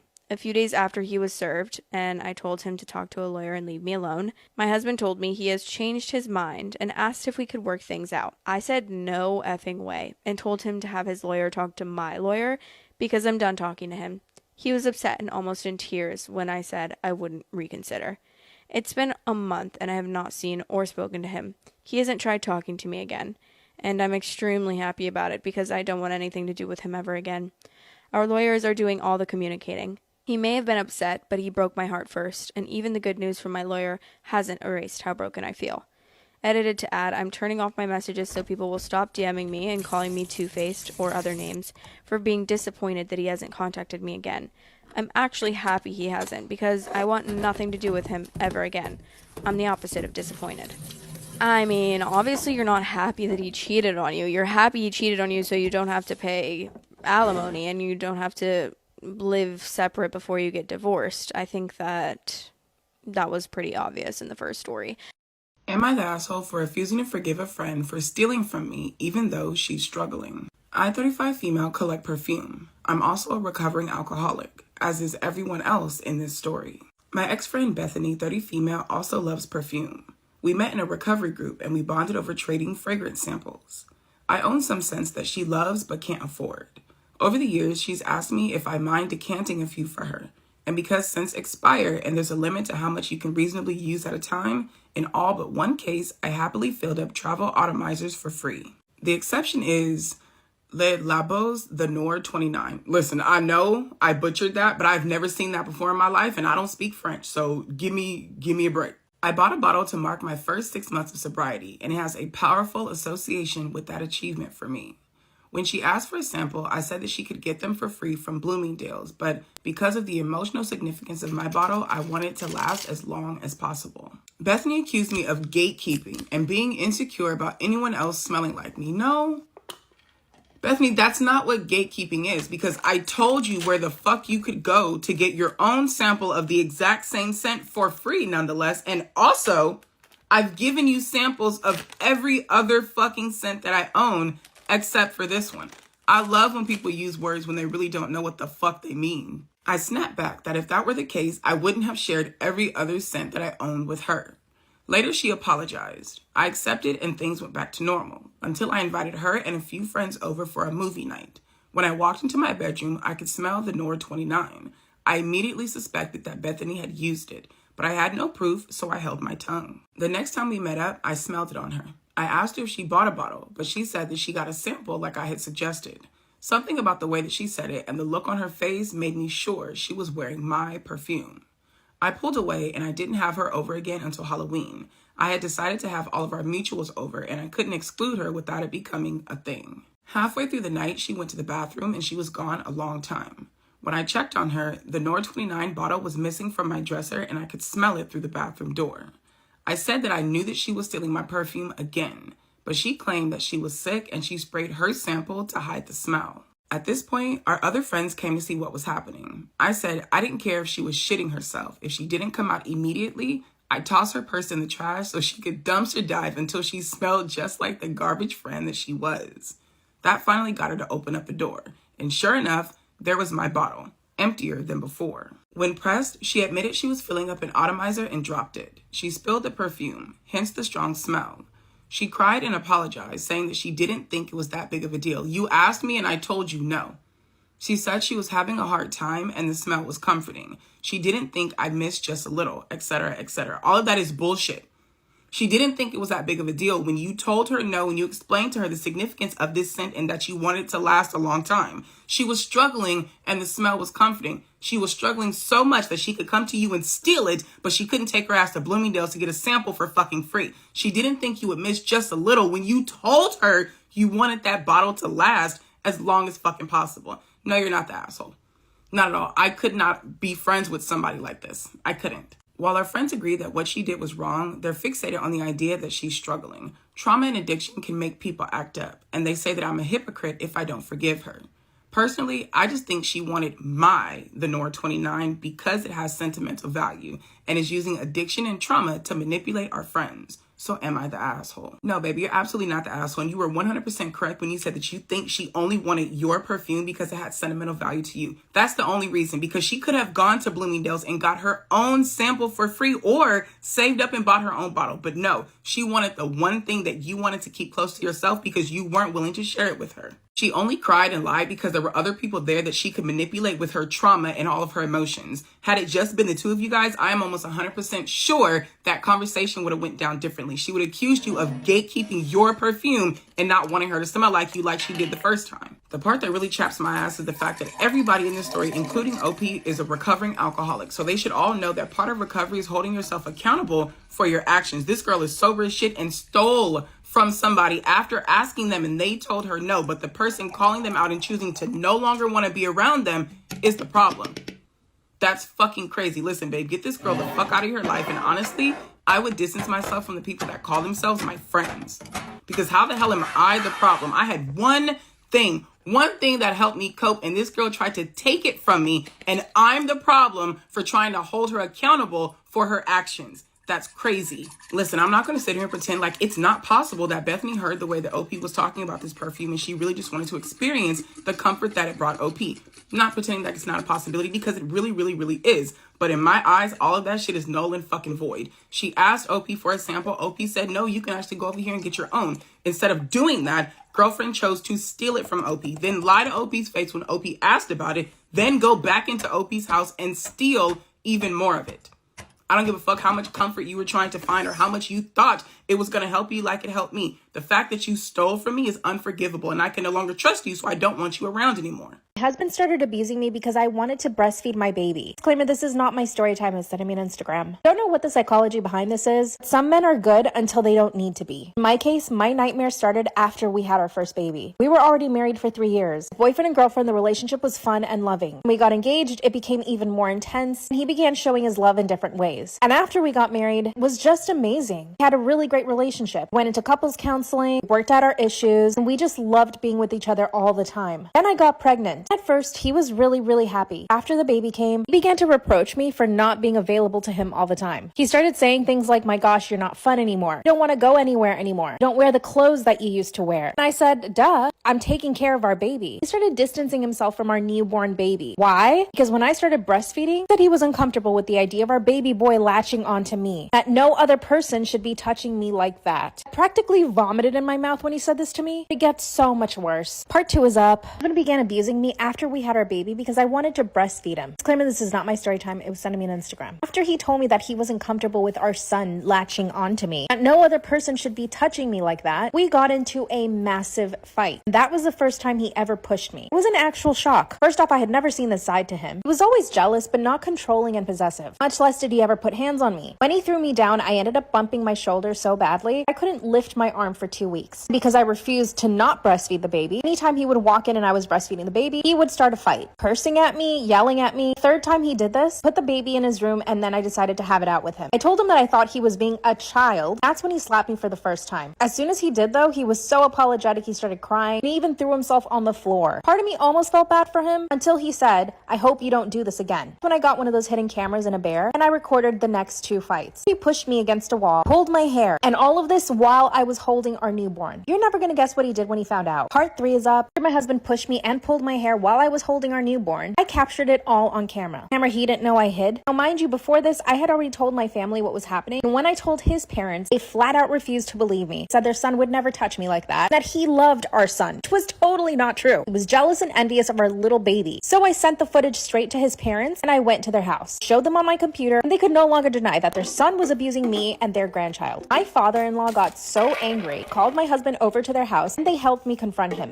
And my father-in-law punched him the minute he came in through the door. Mother-in-law started grabbing at his shirt and ripped it off, and they told him that he was no longer in their will. All this happened in a matter of seconds, but my husband was so angry at me he tried to attack me. They ended up having to call the cops. My father-in-law held him down on the floor. Thank God for them. They made him move out of the house we were living in. Now he's living back home with them. Moved my parents into our home. They're helping me raise my baby. He has 0 contact with us, and I'm getting full custody. He sends me threatening messages every day. Parents think we should move. Is that a bit much? Storytime about my messed up life, including the part where my daughter's dad is also her uncle. Yeah, this story is kind of as f***ed up as it sounds. So a little background information about my family. My dad ghosted my mom after she found out that she was pregnant with me. Yeah, I don't even know that man's name. But my mom did a good job raising me on her own. She worked as a receptionist at this really fancy company, and she also had 2 side hustles. One of them being dancing, and the other one being OF. Now that y'all know a little bit about my family, let's move on to my life. So when I was in my freshman year of high school, I started to like this guy who we're gonna call Marcus. From our first date, I could tell that he was a green flag. He opened the doors for me, he pulled out my chair, he bought my mom and me flowers. And for those of you who are about to say, girl, that is literally the bare minimum, y'all better leave me the hell alone, because I know that half of y'all don't even receive this kind of treatment.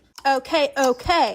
Anyways, so Marcus's family was a little bit like mine. His dad is a single dad, and his mom has been in and out of rehab, so she's really never been around. Fast forward to my sophomore year, Marcus and I are still dating, but there's some weird going on, mainly with him and my best friend Megan. They started to become friends, and at first I was like, period, all three of us are gonna be besties, but then they started getting too close for comfort. So I told Megan, hey, I'm not gonna lie, you need to back the fuck up off my man. And she was like, okay, my bad. So I'm like, okay, easy enough, case closed. Until Marcus and I are at McDonald's one day, and he goes to the bathroom and leaves his phone out, and I see a notification pop up on his phone from Megan. So I take a look at it, and it says, when you're done hanging out with her, you should come over. Did I want to crash out? Yes. Did I? No. I was too old to be acting like that. So he comes back out from the bathroom and looks at his phone, and he's like, yeah, we gotta go. My dad wants me home right now. So I'm like, okay, whatever, even though I know what's really going on. Anyways, I get to my house and I ask Megan if she wants to hang out, and then she goes, nah, I'm busy. I know this was BS because that girl never had anything going on in her life ever. So I decided to go over her house anyways, and what do you know? I catch her and Marcus on a little Netflix and chill date. Obviously, after this, I broke up with Marcus and I cut Megan off. Fast forward to that summer before my junior year, Marcus texted me one night asking if I wanted to hang out. I said yes, and one thing leads to another. We end up doing the nasty. And then after this, he ghosted me. Yeah, I should have saw that coming. Anyways, fast forward. It had been a few months since I got my period, so I decided to take a test, and what do you know? All the tests came back positive. So I tell my mom about this, and she's like, well, I think you should tell Marcus. In my head, I'm like, well, I think that Marcus should go and kick rocks because I didn't give a shit about telling him. So I don't tell him, and fast forward, I graduate high school, have my daughter Lana, and her and I move out to Vegas because I got a full ride to university. But let me tell you, that shit was expensive. So I end up starting an OF and dancing on the side. Well, the one night I'm at work and this guy's like, hey, I'll give you some money if you come home with me. And I took that money. Yes, I did. Well, we woke up in the morning and he saw two people on my lock screen. And he goes, oh, who's that? And I'm like, that's my mom and my daughter. He looks at the picture a little bit closer and he's like, oh my God. And I'm like, what? And he goes, that looks like this woman that I used to date like 20 years ago. And I'm like, oh? And he's like, yeah, she ended up getting pregnant, so I cut her off. Yeah, for the past few years since that happened, I've been telling myself that that was a coincidence, and I will continue to tell myself that that is what it was, and it was nothing else. Anyways, I finished university, I moved back home. My mom starts dating this guy named Christian, and she wanted me and Lana to meet him and his son, so we go to this restaurant, and immediately whenever Christian and his son walk in, I'm like, you gotta be fucking kidding me. It was Marcus. Marcus is his son. So we all sit down, and let me tell you, there is some tension at that table. It was so thick that I would have had to use a chainsaw to cut through that shit. So then Christian goes, well, I'm guessing you two know each other. And I'm like, yeah, we used to date in high school. My mom was like, well, that was in high school, so we can keep that all to the side, right? And at first I'm like, right. But then I decide, fuck no. I decide that today is the day I'm spilling the fucking tea. Yup. We are opening Pandora's box. So I give Lana her tablet and her headphones because she did not need to hear this. So whenever she's finally busy, I look at Marcus, and then I look at Christian, and then I look back at Marcus, and I'm like, yeah, this is your daughter. He looked shook. And he was like, why didn't you tell me? I could tell Christian and my mom were absolutely shocked as well. Anyways, Marcus was over here acting like he really cared, like, whatever, you didn't care after you ghosted me. So after this, our parents decided to get married even though we begged them not to. And yeah, Megan and Marcus got engaged, and Lana and Marcus have been getting closer, but we decided not to tell her that he is her dad until she's older, so instead she thinks that he's her uncle. Storytime about how I got fired because I told my boss that I loved him. Disclaimer, this is not my story time instead of me on Instagram. Around 2 months ago, I started a new job. It was a CrossFit gym, and all I had to do was check people in before class started. One of the female owners of the gym ended up hiring me, but I didn't realize that she had a husband. Let me tell you, when this man came to the gym, I nearly fell. But married men are the best. They give you money, they take you out, and they keep it a secret. So there's just like no hassle when you date a married guy. So I came up with a plan. It was pretty much just to flirt with him, and let me tell you, he gave it right back to me. Girl, I am just as shocked as you are. I thought it was gonna be harder to get him to warm up, but nope. Slowly I realized that he started scheduling me on the days that he was there by himself. He was just giving me the vibe, like, you know the vibe. So I started waking up extra early to do my hair and my makeup and look absolutely fabulous when I got to work. Not only that, but I also started bringing him in food. I knew he loved protein smoothies, so I was taking him a protein smoothie almost every single day. And I would just happen to bring extra lunch with me, and I would offer it to him, and he loved it. This was the perfect excuse for us to sit down together and have lunch every single day. And then we got into him complaining about his dear wife. Now let me be honest, I didn't know where things were gonna go with him, but I definitely wasn't expecting him to start complaining about his wife so soon. This is characteristic of a man that wants to cheat. A little backstory on the wife, she is a ball buster. She also kind of has a short temper, which kind of scares me. By the end of my second week there, I knew I had him in my pocket. But then he had to go away for a shoot, which meant that I wasn't gonna see him for 2 weeks. Part 2 is up. Story time about how I got fired for telling my boss that I loved him. Part 2. Disclaimer, this is not my story time. I repeat, this is not my story time. That's when he went away for 2 weeks on a business trip, and I was so sad. And that's when I realized I was in love with him. Like, truly, madly, and deeply. And I only knew that because I wasn't flirting with anybody else. I was only thinking about him and waiting for him to come back. So during those 2 weeks, I took advantage and I started going to the gym every single day. I mean, I worked there, so I started working out like crazy. He happened to mention that he loves girls with abs. So I basically went on a 500 calorie deficit, and I was pretty skinny by the time he got back. I would not recommend this to anybody because it's absolutely treacherous. I love food and I was always in a bad mood until he came back. The next time he saw me at the gym, I looked phenomenal. He walked up to me and said, "Oh my God, I missed you so much and you look fucking amazing." I melted into a puddle. The following day, he and I both opened the gym together, and of course, I brought him his favorite smoothie, and he asked me if we could catch up. That's when he asked me if I had been dating anybody while he'd been gone. The fact that this man was already jealous after not seeing me for 2 weeks let me know that he was vibing me just as much as I was vibing him. So I did the logical thing and I said yes. He looked at me dead in the face and said, "Why are you gonna date somebody when you have me?" I was so shook, I actually didn't know what to say, and he laughed. Then he said, "Oh, you know, I'm just joking. I'm just messing with you." And I said, "No, you're not. You actually meant that, didn't you?" That's when we just both stared at each other without saying a single word. I actually thought he was gonna kiss me, but he didn't. Then he confessed that he was so attracted to me that he didn't know if I should stay working there. I told him that we could just simply stay away from each other so that I wouldn't have to quit. He said that that's not gonna work for him because he actually wanted to see me and talk to me all the time. After that, I could tell that he was mustering up the courage to kiss me or to do something, but he was scared. Go to part 3.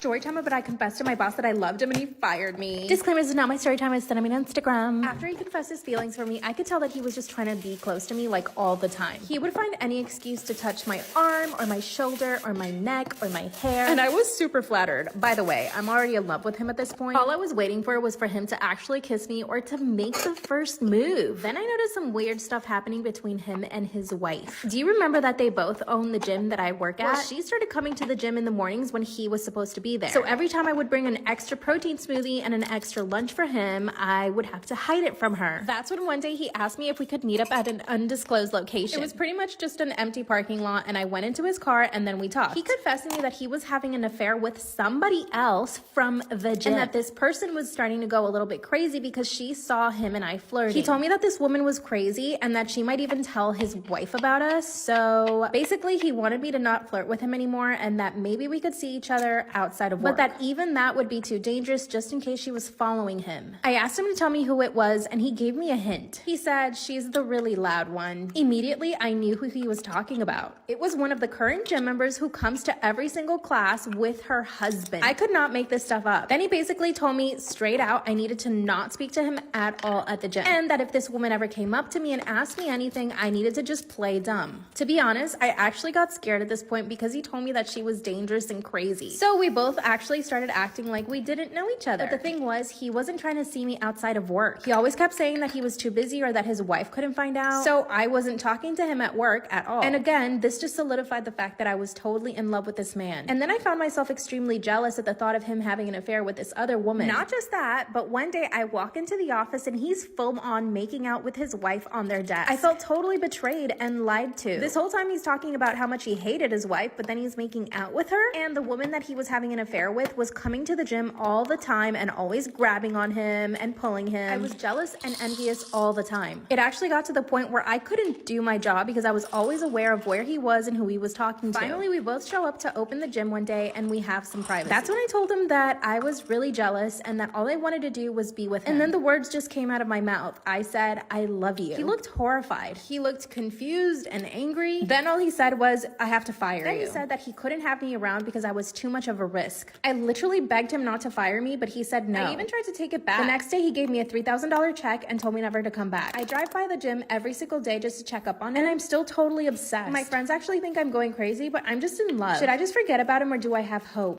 I asked my boyfriend for alone time and he told me to pack my stuff and leave for good. My boyfriend, 29 male, and I, 30 female, have been dating since last summer. I live alone in an apartment in downtown DC, and he lives alone in a house in Annapolis about 40 minutes away. Pre-quarantine, we did well with splitting weekends between the two places. Once stays closed for COVID, we decided it made most sense for me to temporarily move in/stay with him in a bigger space with a yard for the dogs. As you might imagine, it had its ups and downs. We were getting a crash course in living together in a space that wasn't really mine at all, having lots of important conversations, enjoying evenings cooking together, and having wine while watching shows together. We've also been irritable due to drastic changes in our daily routines. I've continued to work full-time from home, plus overtime due to an even busier schedule, while he is only working half-day once a week. He is bored. I am stressed with work and finding it difficult to decompress. I'm used to / need quiet time to myself to recharge, and he likes a noisy household. TV's always on, music on top of that, chattering constantly about sports or draft statistics, or things only of interest to him. I tried saying I'm going upstairs to read, or I just like some quiet time to myself, and it bugs him that I don't want to do the things that he wants. I find myself becoming more snappy and short-tempered from constantly feeling drained, which isn't fair to him. Last night he wanted to watch the NFL draft, so I made plans to FaceTime my girlfriends upstairs while he's at that. I'm used to weekly girls' nights and miss them as they're also my primary support network. I heard him downstairs complaining to his dog that I never want to hang out with him. After FaceTiming, I went down and sat on the sofa with him and said, "Hey, I heard you talking to the dog. I came to hang out. How are your team's picks doing?"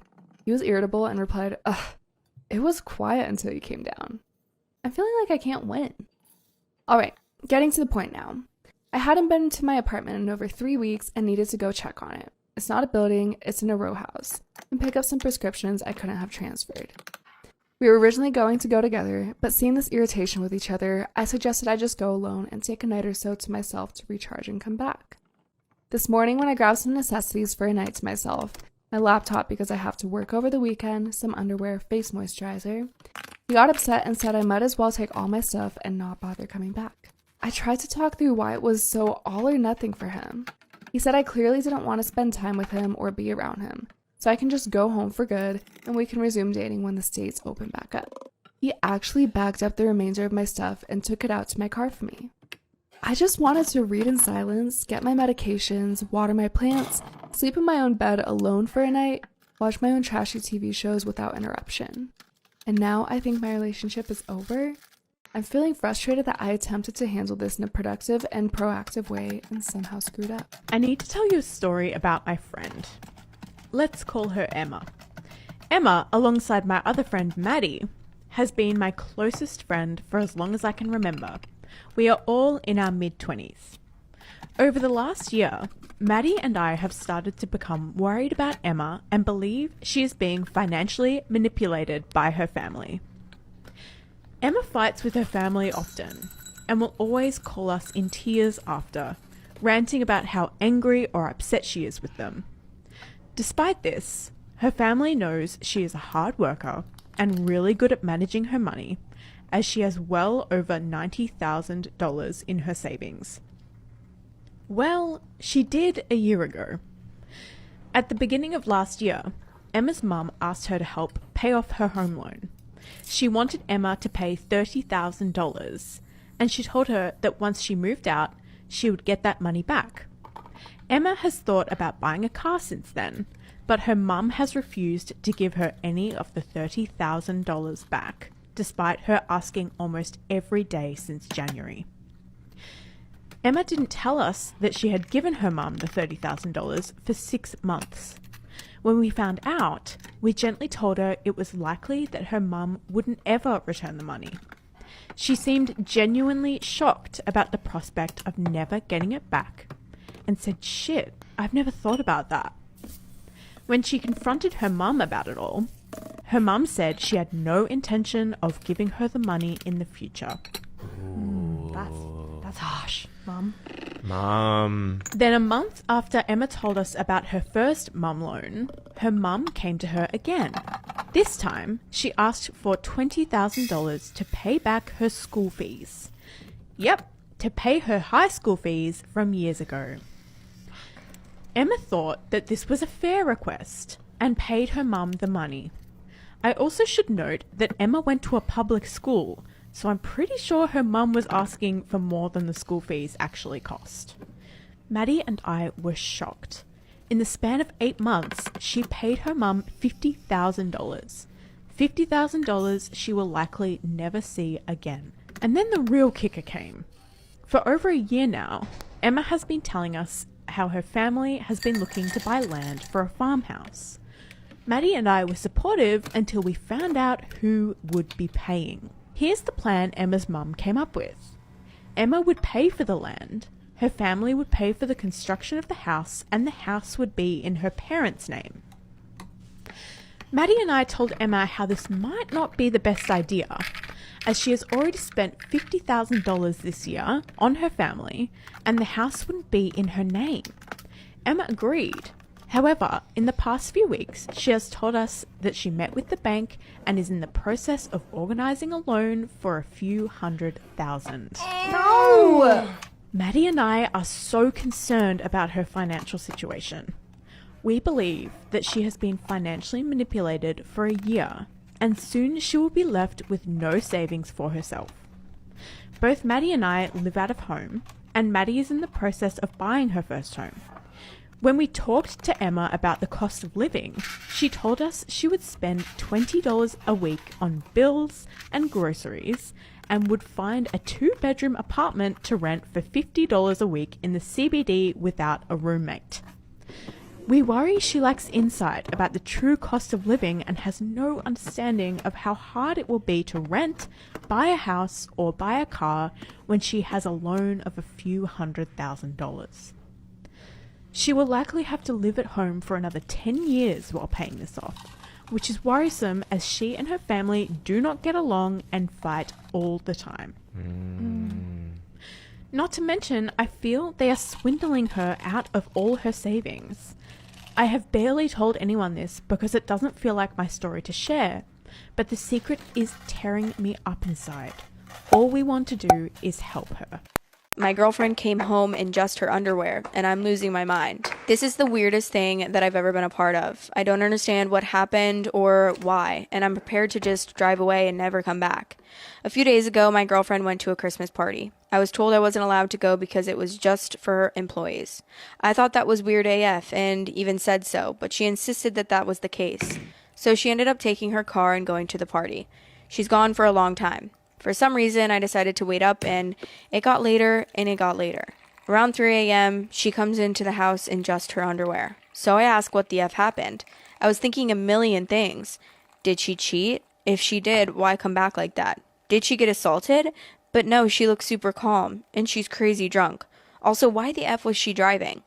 So I asked her right away, what happened? She tells me one of her friends threw up on her and she couldn't stand it. Well, that made sense maybe. I kept asking questions, but she told me she was too tired and her head hurt and kept saying that she was going to bed. I kept pressing her because it just didn't feel right, and then she got pissed. I know I shouldn't have kept going, but it was like the winds were out of my sails, and I was just too confused to argue correctly. That happens to me a lot. I take a lot of time to process anything big. This is shady AF, but I don't really understand what happened. I've been thinking about it nonstop, and I've got like this really anxious feeling.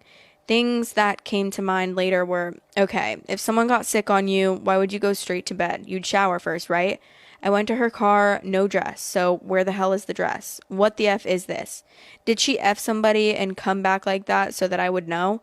If so, that's demented. And the worst thing is, when I ask any more questions, she gets mad at me. At this point, I'm done. I'm waiting for my paycheck to hit on the first, and I'm going to close our joint account and take off.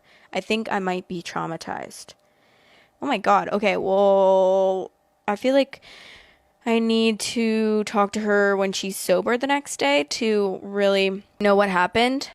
My girlfriend came home in just her underwear, and I'm losing my mind. There's an update, another update, and then another update, so we love that. It says, it's been over a week now, and I've been trying to get the bottom of what happened. The first thing I have to say is she's been in a pretty much the same mood, except she hasn't really said much at all, but I see her watching videos on her phone and laughing all the time.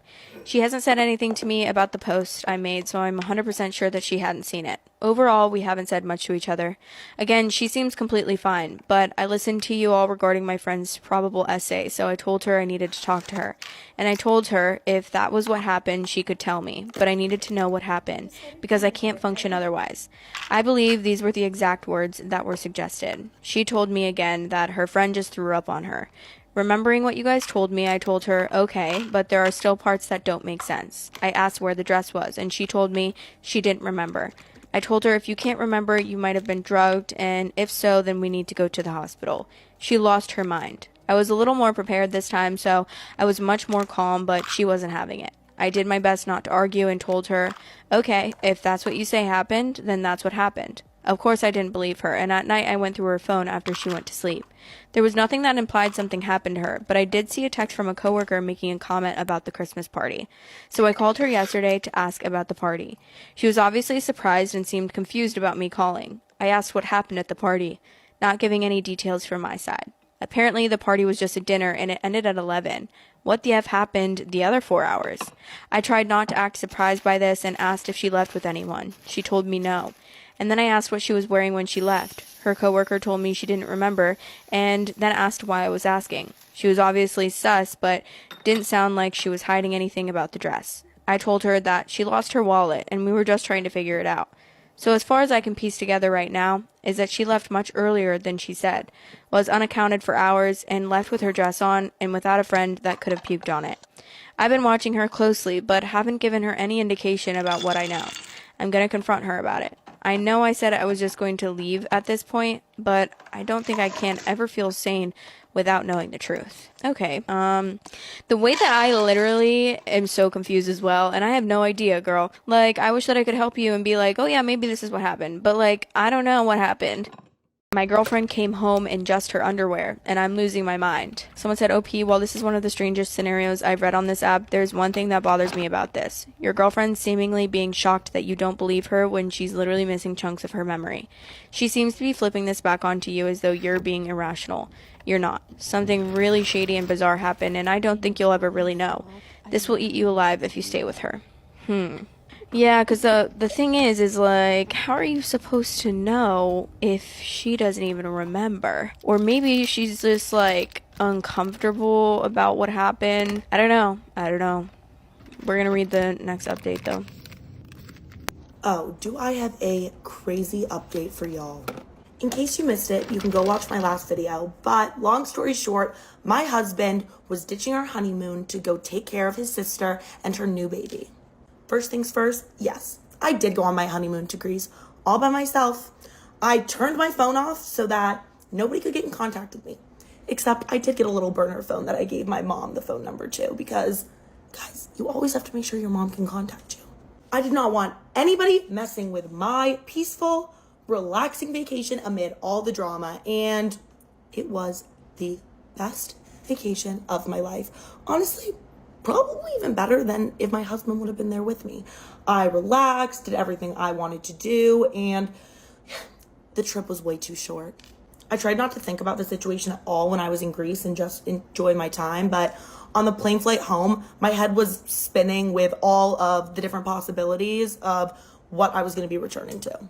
And when I got home, I did not return to any divorce papers, but I did return to hundreds of missed calls and texts from my husband, basically calling me out for going, being really angry at me, other ones just apologizing, saying he was wrong, other ones saying I was wrong. I don't know. It was every single text message under the sun this man sent to me. But the most interesting text I received was one single text from my husband's sister that said, hey, I hope you're having an amazing time on your honeymoon. When you get back, can you please call me? I have some updates that I think you'd be really interested in hearing, and I'm not sure that your husband would tell you. I don't know what it was about the tone of the text, but something made me feel like I really should give her a call immediately. And I did, and she picked up right away. She actually started off the call apologizing to me, saying that if she was in my shoes, she would feel the same way I did, and that she didn't really consider all of the different aspects of the situation when she asked her brother to stay with her, and that it was a mistake overall, which I really appreciated and thought was really cool of her. But what she told me next absolutely floored me. She said that she kicked my husband out of the house the day he got there. The very same day he got there, he was booted. She told me that the minute my husband got there, he was acting like he was the guru of all things babies. Like, sir, what do you know about babies? You do not have any children. Basically, he was criticizing his sister for every single thing she was doing. He wanted to do everything himself and didn't want his sister to do a single thing. It drove both her and her husband absolutely insane. And they said, get out of our house right now. And apparently right now he is just staying in an Airbnb near their home with the hopes that they change their mind and come to their senses and ask for him to come back and help out.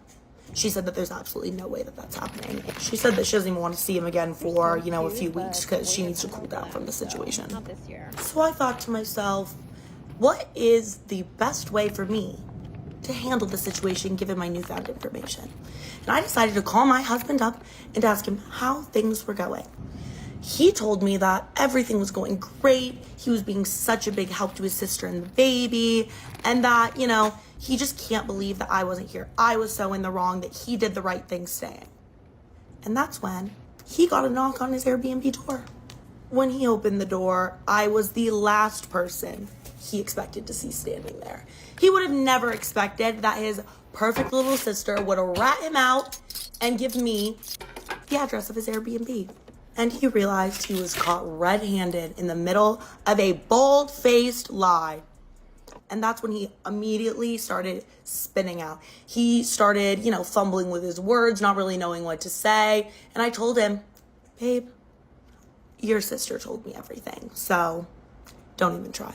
I mean, he attempted to try to make an argument for why he was in the right and that I was in the wrong for going, but, he ended up finally just saying he wished he would have gone with me to Greece, which, obviously. And I told him exactly how he was going to make this up to me. He was going to book us another honeymoon with his personal savings that he was using to buy his dream car. Nope, that's our new honeymoon, baby. And I want to go to one of those places where you're in a little bungalow in the ocean, in the Bahamas or something. That's what I want. That's where we're going to go. And he's already started planning this new trip. So, I kind of get to go on 2 honeymoons, which honestly, although this was a crazy situation, kind of a win at the end for me. And he promised me that from now on, I was going to be his priority and our marriage was going to be his priority, which, actions speak louder than words. So we're going to have to see. But he knows now that I'm not going to be okay with just sitting back and letting him not prioritize me or our marriage. So anyway, let's hope that this second honeymoon goes smoothly and there's not some crazy reason why he can't go on this one. But I think he knows better now.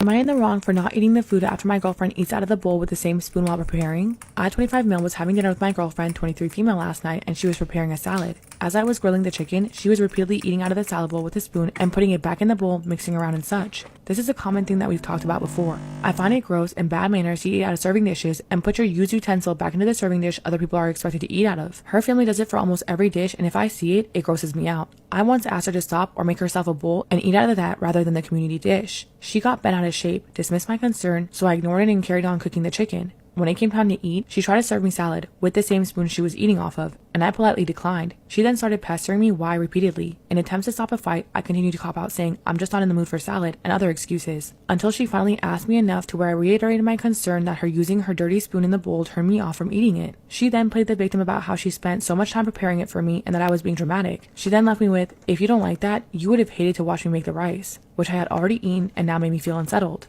I was extremely frustrated in this situation because I feel like it's a valid concern and general manners to not repeatedly eat from a dish others are going to eat from. Furthermore, I felt in a position to be forced into eating something that grossed me out just to validate her feelings while disregarding mine. I'm not bent out over a bite with a clean spoon, or cutting off and nibbling on little pieces of dinner while preparing dishes. I just get grossed out by dirty, wet utensils being mixed around into the clean, prepared food everyone is going to eat from. So, am I in the wrong? My 35 female sister, 25 female, has a bridesmaid, 25 female, gone rogue. I will preface this by saying my parents gave my sister a choice. She gets a sum of money either to pay for wedding or to get set up with a house. My sister wisely chose to have the house, so her wedding is going to be a rather small affair that she is paying for solo. I've been doing as much as I can to help her with keeping the costs down, which, long story, was a lot. She asked me to be her maid of honor and our brother, one of the groomsmen. My sister has a bridesmaid who is a friend from college, Janet. I never cared for her, finding her rather rude and selfish, but it's my sister's wedding and I'm quite good at dealing with people. I ended up friending her on Facebook. The first issue between us came at the get-together that my sister hosted. Janet made a point to comment to her boyfriend in front of me, saying that she was surprised at my sister's bridesmaids, that if she was getting married, she would be sure that her bridesmaids were thin, young, and pretty. It was obviously directed at me, as Janet and the two other bridesmaids are both very thin and younger. Frankly, it didn't bother me as a dig. I'm comfortable with my appearance and my age, and I'm a 22 BMI, so not unhealthy weight. It may have been due to the fact that I'm gay and I don't go for traditionally pretty looks. The next issue, though, came with the bridal shower. I planned it with two cousins. Janet decided last minute to plan a vacation over this time and convinced another of the bridesmaids that it was really family only and that she wasn't welcome, despite being invited. She also posted a link to a thing about the top stupidest games played at showers on Facebook. If I wasn't sure this was intended maliciously towards me, I was after the Bachelorette issue, which happened recently. Initially, I was told by another bridesmaid the party was going to be on the 10th and that it was going to take place at a certain restaurant/club. Now, this club is literally down the street from me and I actually own a small portion of the business. I was excited, saying that I would make sure that it was amazing. My 35 female sister, 25 female, has a bridesmaid, 25 female, gone rogue. A few days later, Janet messages me and tells me that the party was actually planned for the 17th and that it would be taking place at another location and involved mall shopping and a male strip club. Now, I had posted that I would be out of town on business the 17th, and neither shopping nor a strip club appealed to me, so I said that it would be a shame I was going to have to miss it. The afternoon of the 10th, my sister posted on Facebook that she had just been kidnapped for her surprise bachelorette party. A bit later, one of the other bridesmaids sent me a message asking me what I could do to make the party taking place at my restaurant special. I questioned her, and she was under the impression that I had said I wasn't interested in attending the party. Obviously, Janet had actively lied to keep me out of the party. And at this point, I could talk to my sister, but I didn't want to drum up any drama when she already was stressed about wedding things, so I kept quiet. It's now 3 weeks out from the wedding. Today, my sister has sent me a whole series of messages Janet has sent her. Janet has questioned, made snarky comments, etc. over every aspect of my sister's wedding. From the choice of music, too cheesy, to the transportation. Janet wants a limo. To the order of things, she wants the first dance later in the reception. I've told my sister to ignore her, that it's her wedding, and when Janet gets married, she can make her own decisions. But my sister is second-guessing herself and freaking out that her low-scale wedding isn't good enough. My sister has a history of anxiety disorders, so this is not a good thing for her. A week ago, she was really happy about her choices. Now she's crying and breaking down. Right now, I don't know if I should tell my sister the way that Janet has been treating me. It might make her understand that this is Janet's problem and not hers, or it could cause more issues. I honestly want to give Janet a piece of my mind, but I think that could only make things worse for the wedding and for my sister. All I want is for my sister to have a good wedding. I don't know how to fix this issue so that happens. Probably by talking to your sister and telling her to drop Janet. If someone's causing you that much stress and you don't need to deal with that person. Okay, get ready because this update is absolutely insane. And if you don't know what I'm talking about, you can go watch my last video. But in short, my boyfriend stole my money to buy his girl best friend a tire. I was attempting to have a peaceful morning. Because at about 8:30 a.m., there is a very aggressive banging on my front door. And I just knew it. I could feel it in my bones what was about to happen. So when I opened my door, I expected to see my boyfriend angrily storm in. But what I did not expect was to see that his little girl best friend was following in right behind him. And they just make themselves at home, walk right in, and just plop themselves down on the couch. Like, I'm sorry, what? No warning. Could have given me like a little heads up, a little call, nothing. And he is just sitting there looking at me, not saying anything. So finally I'm like, okay, so what are you doing here? And he goes, I wanted to give you the opportunity to apologize to both of us. I was like, okay, hold up, rewind the track, because I must be living in some kind of fever dream if you just told me that I should be apologizing to both of you. And I was sitting there looking like the blinking man meme, and he just continued. He was like, the way that you handled this situation, I just thought reflected really poorly on your character, because you should want to help out someone that means so much to me. And I was like, hold up, what do you mean? You stole my money. Like, that's what happened here. It's not like you came to me, was like, hey, can I borrow some money to, like, help her out? Like, you just took the money and then didn't say anything about it until I noticed it was missing. And what was even worse is Girly is sitting on the couch like, like, why are you here? Why? And I actually said that. I was like, okay, also, why are you here? You know, I can't. Anything I think, it just comes right out of my mouth. I was like, what are you doing here? And he was like, don't speak to her like that. Speak to her in my home. I wasn't even being rude. I was just curious, like, why is she here? But also I realized that this was the perfect opportunity to get my questions answered. The biggest one being, where is the rest of my money? Because if you bought her one tire, the math ain't mathing, because there should have been a lot left over. And that's when she pipes in, you know, because he's looking nervous. He doesn't really say anything. And she's like, well, like, we didn't want all the tires to be worn differently, so it just made sense to buy me a whole new set. I swear, I could literally feel my eyes starting to twitch. I was like, a whole new set? A whole new set? Like, the fact that I kept my cool and did not, like, actually combust into flames whenever I was told this is very impressive. So I literally say, oh, a whole set? Wow. What a generous guy. What a generous guy. I'm so lucky, and I feel like I've been so lucky for the time that I've been his girlfriend. And I think that it's unfair for me to continue to take all of his time and take away the opportunity from other women who could have the opportunity to date such an amazing man. So I'm gonna let him go for you know, the benefit of others. And he's like, you're kidding, right? And I was like, absolutely not. Get your stuff and get out of my apartment. So he is huffing and puffing while starting to gather his things that were at my apartment. And his little best friend is behind him like, oh, it's okay, like, she never deserved you. You could do so much better, like, blah, blah. I'm like, I'm just sitting on the couch drinking my latte, like, good riddance. Like, I hope I never hear from either of you again. But I knew what was coming next.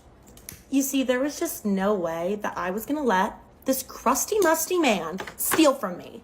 So, not only did I go and sell his Xbox, but that actually didn't make up all of the money he took. So I went into the closet and saw the brand new pair of Air Jordans that his best girlfriend had gotten him for his birthday. And I had absolutely no problem taking those and just selling them. So eventually, he realized that these things were missing and came to the living room and said, hey, like, where are my shoes? Where's my Xbox? And I said, I mean, I sold them. And his face turned bright red, literally like a fire truck. He's like, you can't do that, like screaming. You can't do that. You can't just like sell my things. I'm sorry. I thought there was a rule in this household that we could just take what isn't ours. I didn't realize that. I mean, you did it. I'm so sorry. Wow.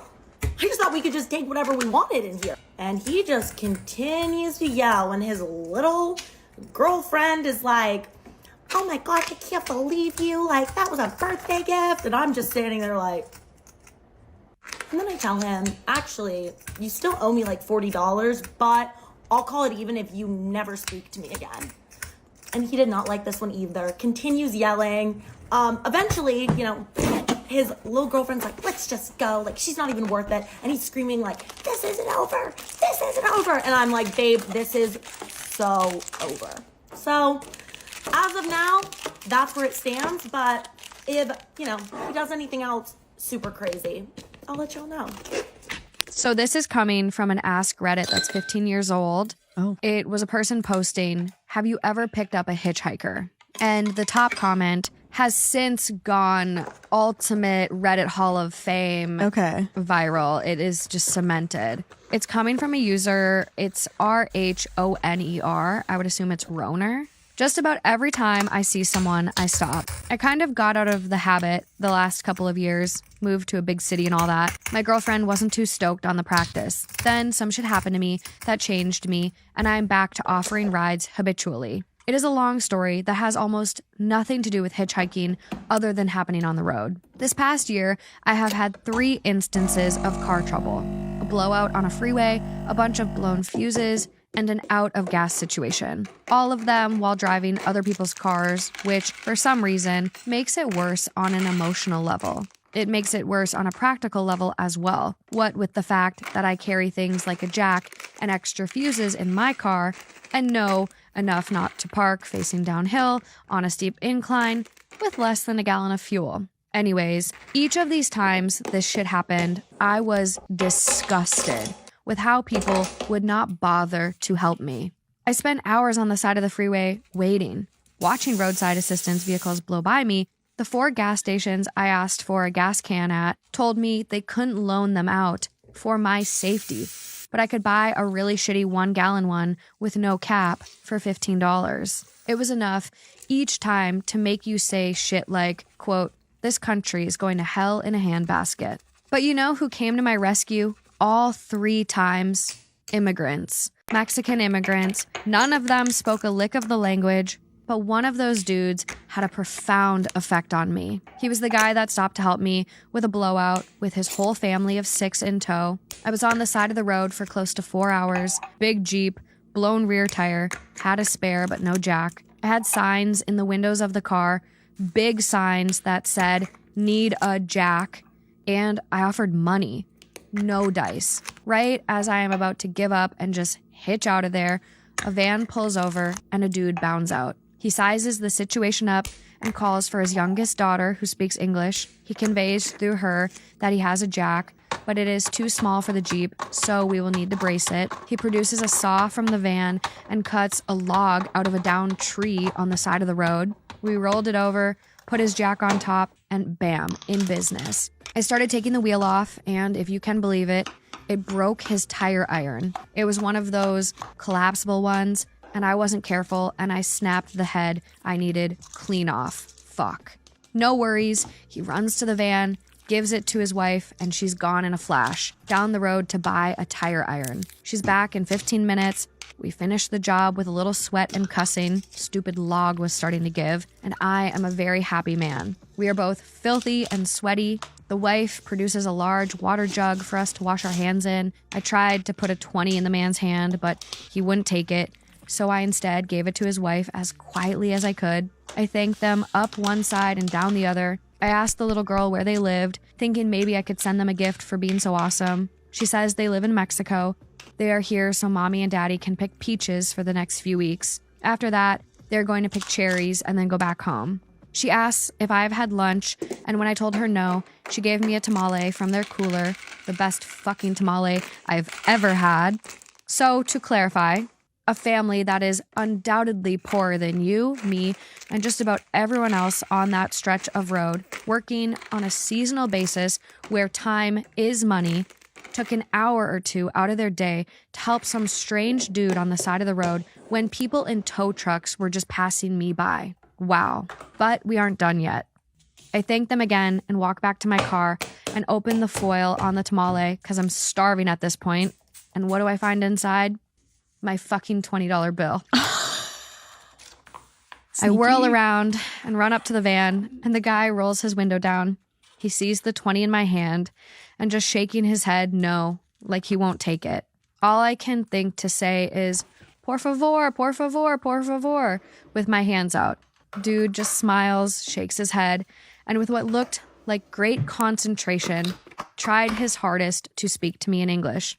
Quote, "Today you, tomorrow me." Oh. He rolled up his window, drove away, his daughter waving to me in the rearview mirror. I sat in my car, eating the best fucking tamale of all time, and I just cried like a little girl.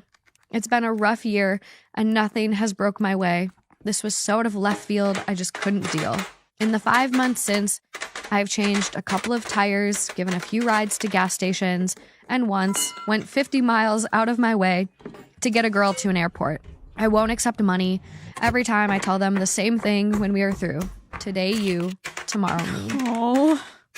Ugh, I hear the tears. I know. I really tried to keep it together this no, time. you did I read really it. good. You did really good. think I read that the first time and I don't know how I got through it. Just a reminder. Yeah, I was like, I don't even know what to say. That's just a reminder for us all. My husband admitted that he has an intense crush on his personal trainer, and I don't know what I'm supposed to do about it. My husband's always been a pretty active guy, but about a year ago, he decided that he wanted to start going to one of his gym's personal trainers to just get even more in shape. My husband decided that he was going to start going to one of the female personal trainers because apparently she specialized in the kind of strength training that he wanted to do. I don't know. I wasn't concerned about it because I'm secure. Okay? I didn't ask questions. Within about 2 months, I could already tell the difference. Whatever this personal trainer was doing, she was doing something because he was looking good. He then decided to bump up his personal training sessions from once a week to 3 times a week. And again, I had no problem with this because it was making him happy. It was making him feel good about himself. So I was going to encourage it. After one of his personal training sessions last week, he comes home, he sits me down and tells me that he has developed feelings for his personal trainer. He said at first he thought it was just a meaningless crush, which I don't really think any kind of crush in a marriage is meaningless, but that's besides the point. He quickly realized that it was a lot more than what he thought. He told me he was thinking about this girl all the time, was constantly trying to find ways to get her attention, and when he saw her in a different session training somebody else, just like another guy, he got so upset that he had to leave the gym and go sit in his car to cool down because he was so jealous. He said seeing her laugh and talk with another man was just too much for him. My husband said that he doesn't think his personal trainer reciprocates any of these feelings. She's never flirted with him and always been professional, but he just has these feelings for her and he can't shake them. And he let me go through their texts. They are all professional, just about what time their sessions are going to be, about workout plans, things like that. They do not even text about their personal lives at all. There was no flirting in the text messages. I don't really know what I'm supposed to do here because technically he hasn't cheated on me.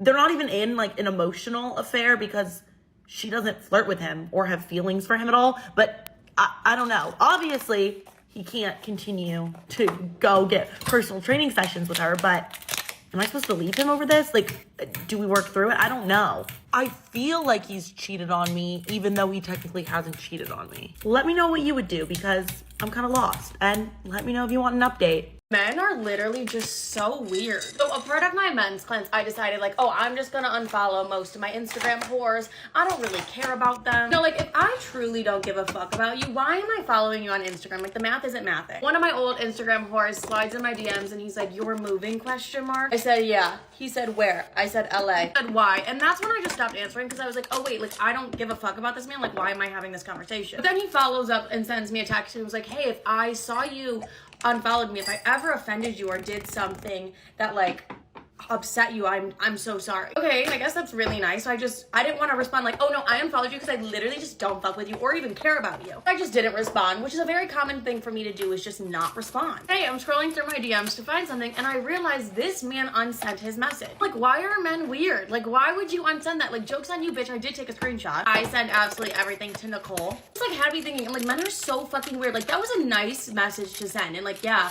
I didn't respond, but like that was a nice message to send. Like you unsent it because you don't want to be perceived as a nice person. Like why? You're weird for that. Like you're really weird for that. Like Olivia, like you didn't respond. I don't respond to half that man's messages. That didn't stop him from talking to himself in my DMs for the past 2 years. And it had me thinking of like weird other shit men have done. It reminded me of this one story that I've just been waiting to tell. When things ended with this one dumb fuck I was seeing, and you know what? I look back on that time in my life and I was like, was I on meth? I'm genuinely like, why the fuck was I talking to this weird ass man? Whatever. Him and I ended, and he had one of my bracelets. Don't even ask me why. I don't fucking know. The man wanted my bracelet. I let him borrow it for one of his outfits. No, and this is embarrassing. Like me being like, I let him borrow my bracelet for one of his outfits, and it was like a bedazzled little bracelet that said Soho on it. And I gave this dumb fuck my manifestation oil. I tell you, I don't care how down bad you are for a man. Never give him your manifestation oil, even if it's just like the last little bit of it. When we ended things, I was like, hey, can I have my bracelet back? And he was like, no. I was like, bitch, did you just say no? He was like, yeah, no. So for weeks, I'm asking this dumb fuck for my bracelet back. He's either just like not answering me or just being like, no, like can't, no. I do what any bitch would do in that situation. And then I say, well, my dead friend gave me that bracelet. That's the last thing I have of her. Like my dead friend gave that to me. Like I genuinely need it back. This man is still fucking hesitant to give me my bracelet back. Dude, it's my fucking bracelet. It's like, you're a weird bitch for keeping my bracelet. And that's exactly why I should have never talked to that man, because he was always a bitch. Like, you're so weird for that. Like, you're so creepy and fucking weird that you want to keep my dead friend's bracelet. Yeah, I lied. Yeah, I lied. But you would do it too to get your favorite bracelet back. This man was still like not giving me my bracelet back. So what I did next, you know what? I am fucking proud of it. I was about to be like, I'm not proud of it. Did send Sissy, my assistant, I made her send him a text that was like, hey, I need to grab this bracelet. It's like a part of my errand. Mind you, like he met Sissy. He knew Sissy worked for me. Poor Sissy at the time that she had to be in the middle of that. Like imagine going to work and your task for that day is like, get Livy's bracelet back from a weird fuck. But as soon as Sissy texted, he's so nice. He was like, yeah, I can drop it off at this time. I can drop it off at that time. I'm like, you are such a little weird bitch. Honestly think that he was just like a little bit scared of Sissy, and that was really like the only reason why he was gonna give me my bracelet back. I was like, okay, but he also needs to like drop off my manifestation oil. Like that manifestation oil was so fucking special to me, and I actually hope this man gets eaten by an alligator because of the fact that like he did not give me my manifestation oil back because he's a weird, creepy bitch. Not gonna lie, I was literally sobbing about my manifestation oil because like that's the fucking manifestation I used to manifest the million, and now this dumb weird fuck has it. I was like genuinely so upset. I feel like I could do a story time for days on just like weird shit man I've done, but those are just like a couple ones where I'm like, why are you weird? Time I got kicked out of this party and they all called me a jock block, which is a cock block to jocks. Let's talk about it. My friends really wanted to go to this party and they basically drugged me there, and it was kind of cold. So of course, you know, me being me, I'm dressing in full winter outfit, okay? I'm like, from the head down, I like to be warm. And my friends, you know, they were dressing for their thought duties. You know, they were thought and plotting. And, you know, I applaud them for that. But I can't be thought and plotting if I'm cold. You know what I mean? In saying that is I already looked like I was out of place because I was not dressed in appropriate party gear. And party's in full swing. We're talking. These guys are coming up and talking to my friends. I'm noticing they're not talking to me, which is fine because they didn't even know what they were talking about. They were talking about this baseball game that I had watched, and they were like talking about baseball, and they got their facts wrong. So I was just trying to tell them, hey, you're not saying the right thing. And I tried to correct them, and I guess I basically called him a liar, and he did not like that. Next thing I know, this ridiculously good looking guy comes up to me and he's like, hey, can I talk to you, you know, out on the front porch for a second? And I'm thinking, oh my gosh, like this guy totally wants to talk to me. He totally likes me in my full get up and everything. Me being sarcastic, I'm like, what, you saw me from across the room and you found me so irresistible you had to come bring me outside to talk to me? He's like, actually no, it's like this. My friends think you're a cockblocker. They feel like you're running interference when they're trying to get with your friends, so they want you gone for the rest of the night, staying out here. In the cold, outside. I mean, it was stuffy inside, so I wasn't too upset about it, but they literally just kicked me out and called me a cockblocker all in the same breath. Then he has the audacity to say, look, can you go ahead and leave because I'm really getting tired of standing out here keeping guard over you. I'd really like to get inside because I'm cold. Like, are you serious? I can't even go inside and tell my friends that you're kicking me out. He's like, no. Can't. I'm not letting you back in there. My friends don't want you in there. And I drew the short straw, and I can't let you back in there. And I'm like, this is absolutely ridiculous. He's like, I can't go back inside until you leave, and I'd really appreciate it if you leave. I was stubborn, and I wasn't leaving until I at least got a text back from my friends so that they knew I was okay, which meant he had to stay out there too. And I'm not gonna lie, I got a little bit of enjoyment out of that. There for a while, and he was actually pretty funny and really cute when he wasn't calling me a cock blocker to my face. Next time my friends go to that party at that same place, I was like, hey, I actually want to go this time. And they were like, oh, so being outside on the porch wasn't too bad? I'm like, no, it wasn't the worst. Only when I got there, they wouldn't let me in. Again, Mr. Hotshot back out there to make sure that I don't go inside. But I was prepared this time. I made sure I wore my warmest clothes just in case this happened. And it looks like he was prepared too because he had someone actually bring him a jacket, which meant he was more than happy to spend some time with me out there. Or at least that's what my Delulu brain was having me think. We're starting to have a good time. I brought some snacks to eat. We're playing Never Have I Ever. We're just really getting to know each other. And then the next week, the same thing. I come back with food. We hang out. We talk. The thing is, I was confused because I'm like, what does this mean? He's admitted that he likes to see me and he sits out here for me so that we can hang out and talk. But what does it mean? I don't know. We're friends. We eat dinner together, kind of. So, like, what does it mean? It's Friday. I bundle up again. I'm going there, and we get all the way there. We realize that the party isn't there. Like, there are no lights on in the house, but he's standing out there, and he's like, ladies, the party's been moved to this house. I can walk you over if you want. So we all start heading that way. As we get closer, I realize that I don't actually want to go to a party. I just wanted to hang out on the steps with him. So I tell him that, and he says that he will walk me back to my house. Just me and him alone. If you want to know what happens next in the middle of the book, check the caption. Bye! Story time about how I cheated on my husband, lied about getting pregnant, and left with all his money. Disclaimer, this is not my story time. It was sent to me on Instagram.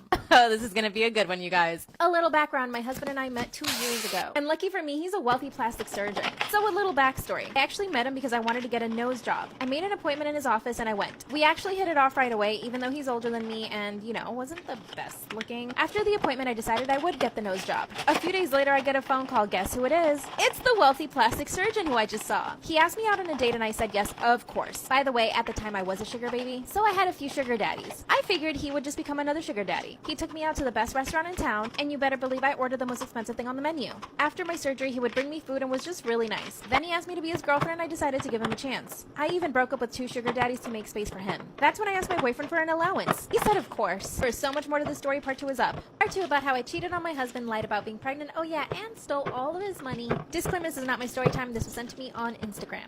So like I said in part 1, I had asked him for an allowance. Of course he said yes and offered me $3,000 a month. I accepted even though it was on the low end. By the way, I still had 1 sugar daddy at this time. Oh, and I forgot to mention, I was pretty obsessed with the Kardashians. My goal in life is to look like Kim K. So now that I had a plastic surgeon boyfriend, I decided to ask him what other surgeries he thinks I could do. I already had my nose job. Now I definitely wanted to do some other stuff on my body. But when I told him, he got really upset. He said I didn't need to change anything about me and that I needed to stop looking for attention from other men. That's when I told him that would be totally impossible and that I definitely was going to keep my other sugar daddy. He totally flips out because he didn't know I had a sugar daddy. Then he asked me if I was actually in love with him. I told him that love would grow eventually, but that I really did like him. Then he started playing hard to get, like he wanted me to apologize and beg him, but I was not the type. So we ended up not speaking for a few weeks. Eventually he comes over to my apartment and asks me what surgeries I want to get done. And back to the surgery table I went. Part 3 is up.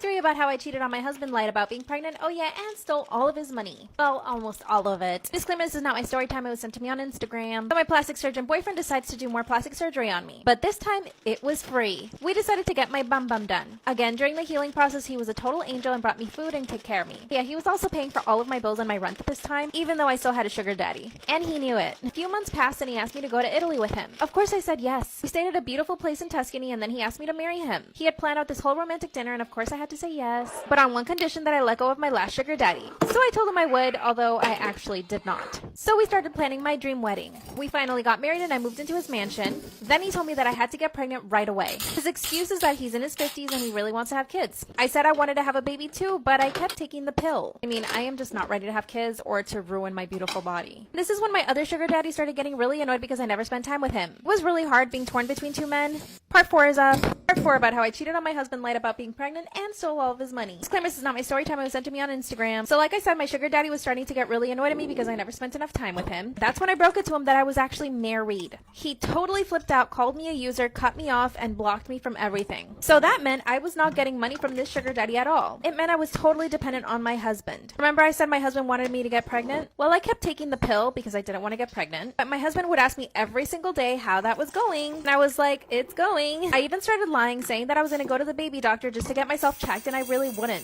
Instead, I would go have lunch and shop. Around this time, an old sugar daddy of mine contacted me, who I still had a crush on. He was like super good looking. He offered me some money and asked me if I wanted to go on a few dates, so of course I said yes. I accepted because I really wanted to just separate myself financially from my husband. I didn't want to be dependent on him all the time. So when my husband was at work, I would go out on dates with this new sugar daddy. The sugar daddy wanted me to go on a trip with him, and I had to say no. He got really upset and started asking questions. Of course I didn't tell him that I was married, but he started getting really suspicious. He also started to catch feelings really quick. Like he always wanted to be with me. He would text me all the time. And that's when my husband finds a text message from the sugar daddy. I basically denied everything and I told him that I no longer had any sugar daddies, but my husband did not believe me. That's when he calls my sugar daddy from my phone and tells him to leave me alone. And the sugar daddy told him that only I could make that decision. So I basically had to cut off the sugar daddy right in front of my husband. My husband was like really angry at this time, so I was on my best behavior for the next few weeks. But after a few weeks he was still really angry, so I realized I needed to start taking money out of the account that he gave me. So I started transferring money from his account to my account, and then from my account to another account at a different bank. And guess what? My husband did not notice one bit. He had several other accounts and investments and all this other stuff, so he never really noticed if anything went missing from that one account. After a few months, I had $50,000 in that bank account. I knew it wasn't enough, so I had to start taking more money out. And then a few months after that, I was at $120,000. I knew this was enough to get me a little house somewhere and just like basically live by myself. That's when I devised a whole plan. I would leave the country and buy myself a house, even started looking for a real estate agent in other countries. But then the poo hit the fan. My husband found my pills and asked me if I was actually trying to get pregnant or not. Once again, I started lying and I told him that of course I wanted to have a baby with him. Then he insisted we go to the doctor together. That's when he found out that I had not gone to the doctor once. He told me that if I didn't want kids, we would have to get a divorce, so I told him that I didn't want kids. That's when I told him I wanted a divorce and that I only wanted half of his stuff. He started laughing in my face and left. I knew I had to act quick because it was a matter of time before he found out I stole all that money. The very next day, I booked a flight and left. He started blowing up my phone, asking me where I was, calling me. Then he started threatening me for taking all the money in the bank account and that he hired private investigators to find me. Now I'm considering going back to him, but I honestly don't know what to do. I got myself a cute little house and even found a new sugar daddy. But I know he's still looking for me. What should I do, you guys? I think I really messed up, you guys. Am I the arsehole for telling my best friend that he deserved to get cheated on? Story time. My friend Steve has recently been having a lot of problems with his new girlfriend Amy. They got together in like August time of this year and it's been an absolute train wreck ever since. And it's not Steve that's the issue, it's Amy. So despite Amy being an absolute idiot, Steve is just so infatuated with this girl. She's cheated on Steve multiple times and shown absolutely no remorse, and every single time she cheats on him, she gives him some random story about how Steve isn't giving her what she needs and that he's not being supportive. It's strange. She's even said before that she finds it really attractive when Steve gets like super angry and jealous. And Steve is such a mug that he just gobbles it up every time. Amy says that she acts like this because she never had a father figure, so she's got mad daddy issues. And Steve, bless him, is like, I just want to be there for her and help show that men are good and she does deserve to be treated right. So do you, Steve. You deserve to be treated right. Since like September time, Amy has been seeing this other guy who we'll call Dave. Amy is 100% infatuated with Dave. Of course, Steve ain't happy about this, so he and Amy have been arguing a lot about Dave. They've been arguing a lot about this, and Amy's POV is that if Steve can't accept her for 100% of who she is, then maybe they should just break up. Maybe you should just break up anyway, but here we are. So through this blackmail, Steve accepted this. And not just that, they have now entered what Steve calls a semi-open relationship, in which Amy gets to see people she wants to see, but Steve isn't allowed to see anyone else. And this is because Amy fears that Steve will become emotionally invested in someone else. Amy, hon, hold up a mirror and look at yourself. So Steve has agreed to this, but he's been absolutely livid about it for months. But around November time, Amy started to see Dave more than she was seeing Steve. Steve just refuses. And while Steve refuses to admit it to us, Amy is basically in a full-time relationship with this Dave guy. I've put too much foundation on. At this point, she really only has Steve in her life for money and emotional support when her and Dave have arguments. One time, Steve even gave Amy £200 so she could go to an expensive restaurant on a date with Dave. So fast forward to this week and I am back in my hometown after being away for a little while. So Steve texts me on Saturday and he is like, I hate Dave. Yes, king. He was talking about how he wants to get revenge for him stealing his girl. He basically wanted to turn up to Dave's house and he wanted me to go with him since all of our other friends couldn't. And I had literally just got back the day before, so I was absolutely exhausted, so I point blank refused. I told him that Leah was just an absolute lost cause and there was no way I was fighting anyone for someone that I'd never met before. I told him that Amy was an absolute lost cause and there would be absolutely no way I was going to fight anyone. Steve started getting all icky and begging me to help him, saying that Amy was the absolute love of his life and he needed me to come and get her back. So I refused again and he was like, fine, I'll just go on my own. And that was the last I heard of it until the next morning. I kid you not, I woke up to like 300 messages from our friends. So long story short, Steve had actually gone over to Dave's place to go and get Amy back. But he ended up getting his arse handed to him by Dave. And to make it worse, this all went down in front of Amy. And at this point, I called Steve and I was like, listen, babe, you should probably speak to a lawyer. But he refused since Amy asked him to not say anything. I thought this boy just needs some sort of reality check, so I told him that he had been so dumb throughout this whole situation. And I think this was a little bit of a trigger for him because he got quite angry.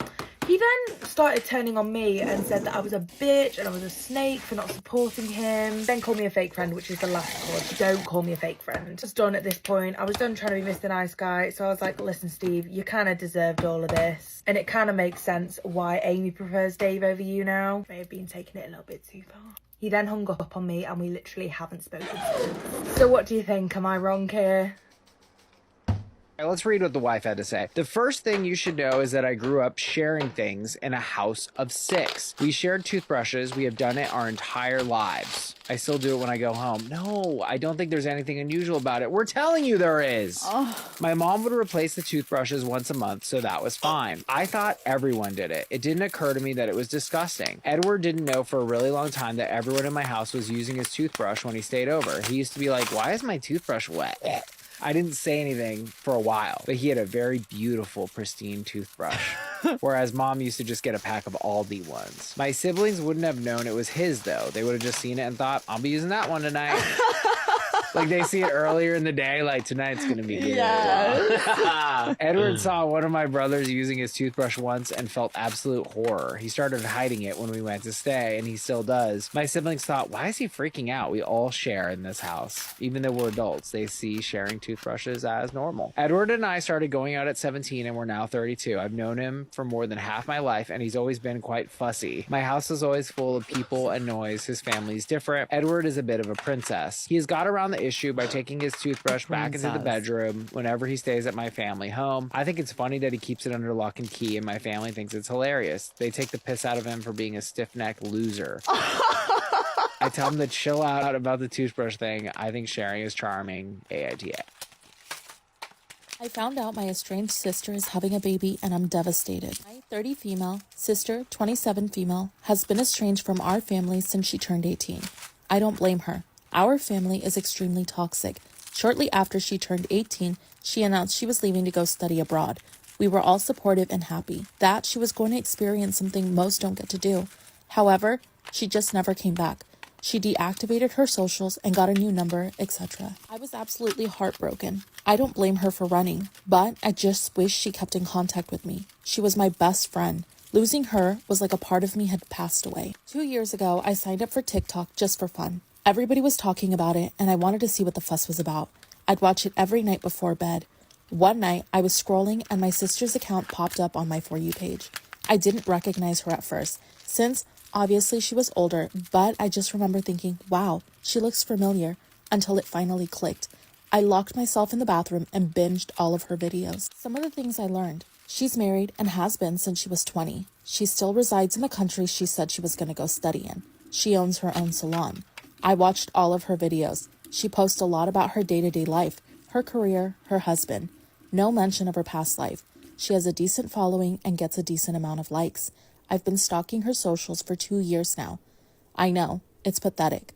But I finally feel like I got closure, and like I finally have my sister back, even though I'm not talking to her. I didn't tell my family about this, not even my husband. I don't want them going at her. She looks happy and content, and I don't want to disrupt that. She posted a video a few days ago announcing her pregnancy to her followers. Her and her husband look so happy. She looks so happy. I want to reach out, but I know I'm in the past, and I don't want to disrupt her new life. I'm just heartbroken thinking about what could have been. She'll never meet her niece or nephew. Her children will never meet my kids. I'll never be able to hug her again and tell her how proud of her I am. I've been trying to distract myself with my kids, but it's just been tormenting me. I'm devastated. I will never see her again, only through a phone screen. Edit. A lot of you are saying my sister betrayed me, when that just isn't the case. I am so proud of her for getting out. Do you know how scary that must have been? Moving to a new country and cutting toxic people off? I am so proud of her for being brave enough to leave. I took my 2 sisters with me too when I left, and that was absolutely terrifying, and I wasn't even leaving the country. She left a whole country. My parents are monsters. I don't blame her for running. All right, so this is from Unpopular Opinion. Oh, good. The PC crowd that are actively calling out people online for using words that were okay 10 years ago is creating a modern day version of Newspeak from 1984. Oh my god, shut the fuck up. Where do you think this is going? Where do you think this is going? I want to know genuinely before I even continue. Is it about unaliving and stuff like that? Like the words like that? Because that's what Newspeak is. Double plus good, double plus bad, double minus good. You know what I mean? Like that was the whole point of it. It was like no one knows what you're fucking saying anymore when you could just use language. But okay, so and the art of language. It's not about something like that. Is it not about? Is it a fundamental misunderstanding of 1984? I bet you. No, it wouldn't be. No, it wouldn't. No one's done that in the past fucking 20 years. Yeah. Are you ready? Ever since it came out. I can't even prepare you. I'm not saying it's been only out for 20 years. For this first sentence. I can't even prepare you for Okay, this let's first go. sentence. Although I don't like seeing people use the R word or other mildly offensive words, the people using it shouldn't be ostracized and publicly punished / canceled because they use the word in text or video. That's paragraph 1. That's paragraph 1 of 3. This guy for sure calls other people soy.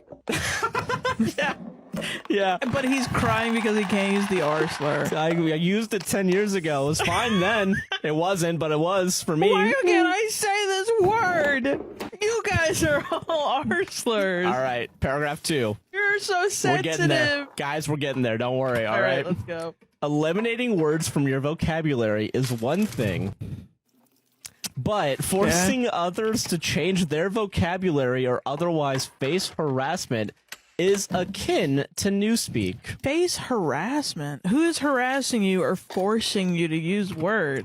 To not use harassment words? is when I say the R word and then people get mad at me. So here's a new concept maybe for people is when you go outside and you're around a group of people and you just say something, you say a word. It could be any word.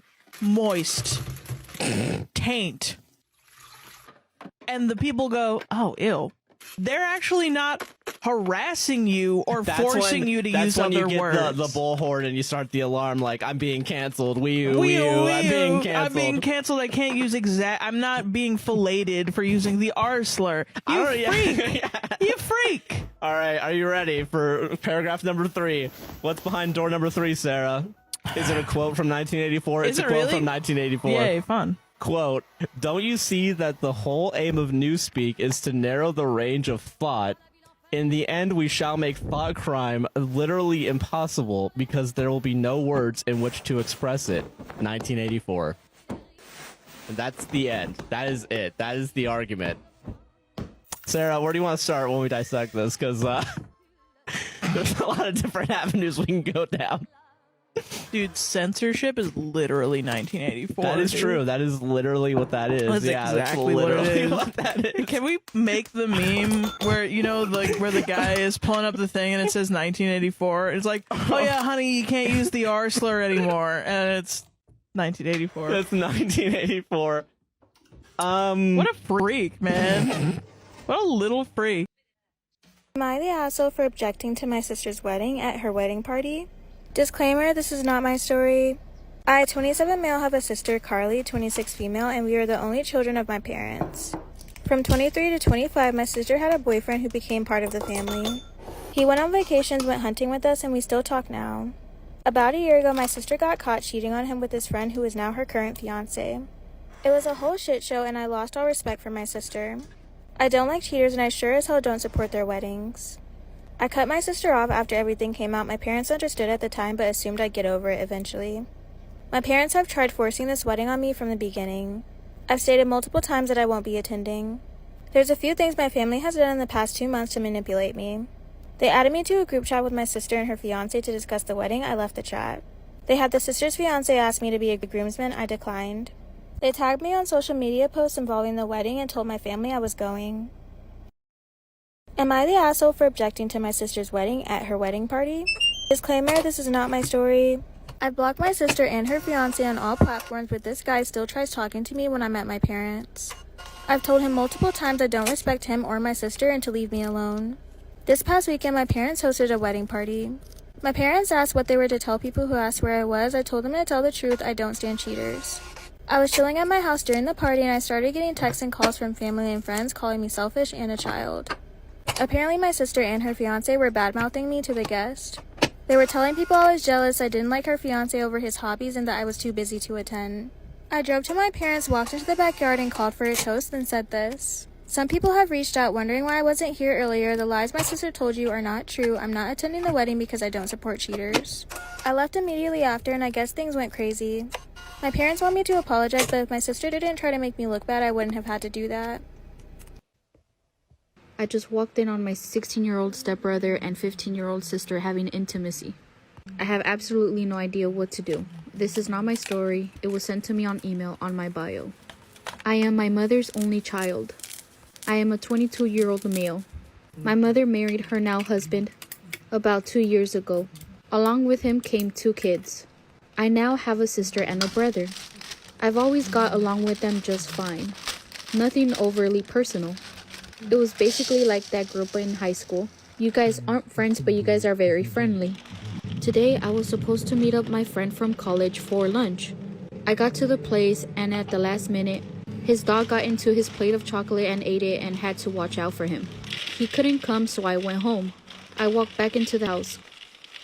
Would I be the asshole if I don't share my inheritance with my half-siblings? My dad left my mom when I was 10 years old. I'm 37 now. And he had a baby with his girlfriend and now wife. My mom was a stay-at-home mom and didn't finish college, and she got pregnant with my older brother and then had me and so on. My father was an ass and made the divorce really bad. I ended up moving in with my grandparents. Grandparents ended up helping my mom go back to school, and when she finished, she paid them back, but they wouldn't let her. And they basically disowned my father. My grandmother passed away a few years ago from breast cancer, and my grandfather passed away last year from health complications from COVID. And he left everything to my brother and I. And it wasn't like life-changing money. And they only left my father $500. And they left each of my half-siblings $10,000. My brother and I ended up getting over $100,000 each. My grandfather said he did that because we basically grew up without a father, so he felt it was fair. My father approached my brother and I recently saying that his other kids are struggling financially and that we should split everything with them, since we really don't need the money. And he even tried to get my mom to give up hers. My brother and I did not agree to this. Now my father and his wife and half-siblings are all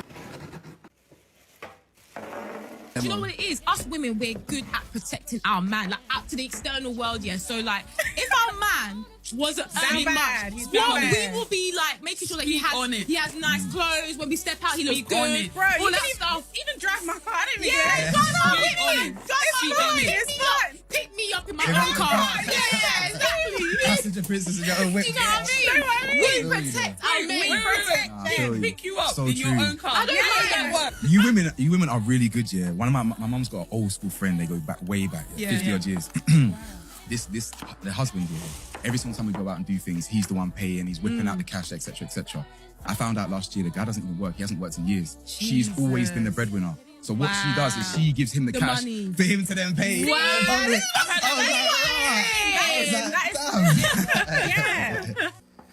My boyfriend seems to have no idea that he's cheating on me. My boyfriend has been friends with this girl, let's call her Kaylee, since before we started dating a few years ago. And this girl is not one of those girls that your boyfriend tells you not to worry about. She's stunning. Like, Sports Illustrated model needs to call this girl up because 10 out of 10, knockout. The first time I saw her, I thought she was a professional model, honestly. The first thing she ever said while meeting me was, oh my gosh, I was so surprised when your boyfriend showed me a picture of you because you're just the opposite of his type. I mean, like, you're so beautiful, just like not his type at all. And of course, my boyfriend didn't see the problem with the statement. A few months into our relationship, she confesses his love for him and he rejects her, which becomes the catalyst for her moving out of the state. And I was like, also, La Vista, baby, like, I'll throw you a goodbye parade. I can learn how to decorate a float. Now, my life was peaceful for a few more months until my boyfriend and his guy friend decided to go on a road trip a few hours from where she was now living. And all three of them went on a hike. After this hike, she asked my boyfriend and his friend if she could stay with them in their hotel so she didn't have to drive back tired. Which already, get your own hotel room. Get your own hotel room, it's fine. But they say yes. The issue was there was only 2 queen beds in their hotel room. And my boyfriend's friend did not want to share. So Kaylee and my boyfriend's friend convinced my boyfriend that I wouldn't care if the two of them shared a bed together. In what world have I ever given off chill girlfriend vibes? None, okay? Never. I definitely would not have been okay with this. So obviously when he tells me the next day that he shared a bed with Kaylee, I'm not a happy girly. That situation did almost cause us to break up, but she lived in another state. We moved on, we worked through it, and everything was going fine until a few months ago when Kaylee calls my boyfriend up and says, I'm actually moving back to your state. Can you come drive to my house and help me move? Now, this would entail a 2-week road trip, just the two of them. And my boyfriend has the audacity to ask me if I would be okay with it. I obviously say no, I absolutely would not be okay with it. And he was not happy with me. It caused a little bit of a fight, and he really pushed back on it, but eventually he did respect my wishes, and she moved by herself. She hired a moving company, as she should have. Why are you asking my boyfriend? Now, the first issue starting after she moved back when she joined the same gym as us and going at the exact same times. And she was relentless about flirting with my boyfriend in front of me. She didn't care I was there. She was touching him, complimenting him, flirting with, just right in my face. No care in the world. And I told my boyfriend that it made me uncomfortable, and of course he blew me off saying that I was overreacting. But I asked him, like, can you just kind of talk to her about boundaries? Newsflash, he never did. I learned that later. He never had this conversation with her. They went from hanging out at the gym to hanging out all the time one-on-one at her apartment. And he went from asking me if they could hang out to just hanging out and not telling me to lying to me about where he was going. He would tell me that he was going to get food or hang out with his friends, but I have his location. And I would see that he was at her place. And almost every time I checked when he wasn't answering his texts or calls, he was at her apartment. Yesterday, we had made plans to hang out and just watch a movie together after I got off work. And when I got off work, I text him, crickets, no response. And he doesn't respond until 2 hours later saying that he had to cancel because he was so tired. Even though his location is off, guess who posts a photo of him at dinner with her on their Instagram story? Kaylee, yeah, okay? If you didn't get that, I don't know, you haven't listened to any of the story. But girlie made a big mistake posting location on that photo because I have never driven somewhere so fast in my life, walked in and pulled that man out. I walked in, I said, get in the car. Get in the car, we're going. And she's like, oh my gosh, you're being crazy. Okay, yeah. And? What do you have to say about it? What do you have to say about it, Kaylee?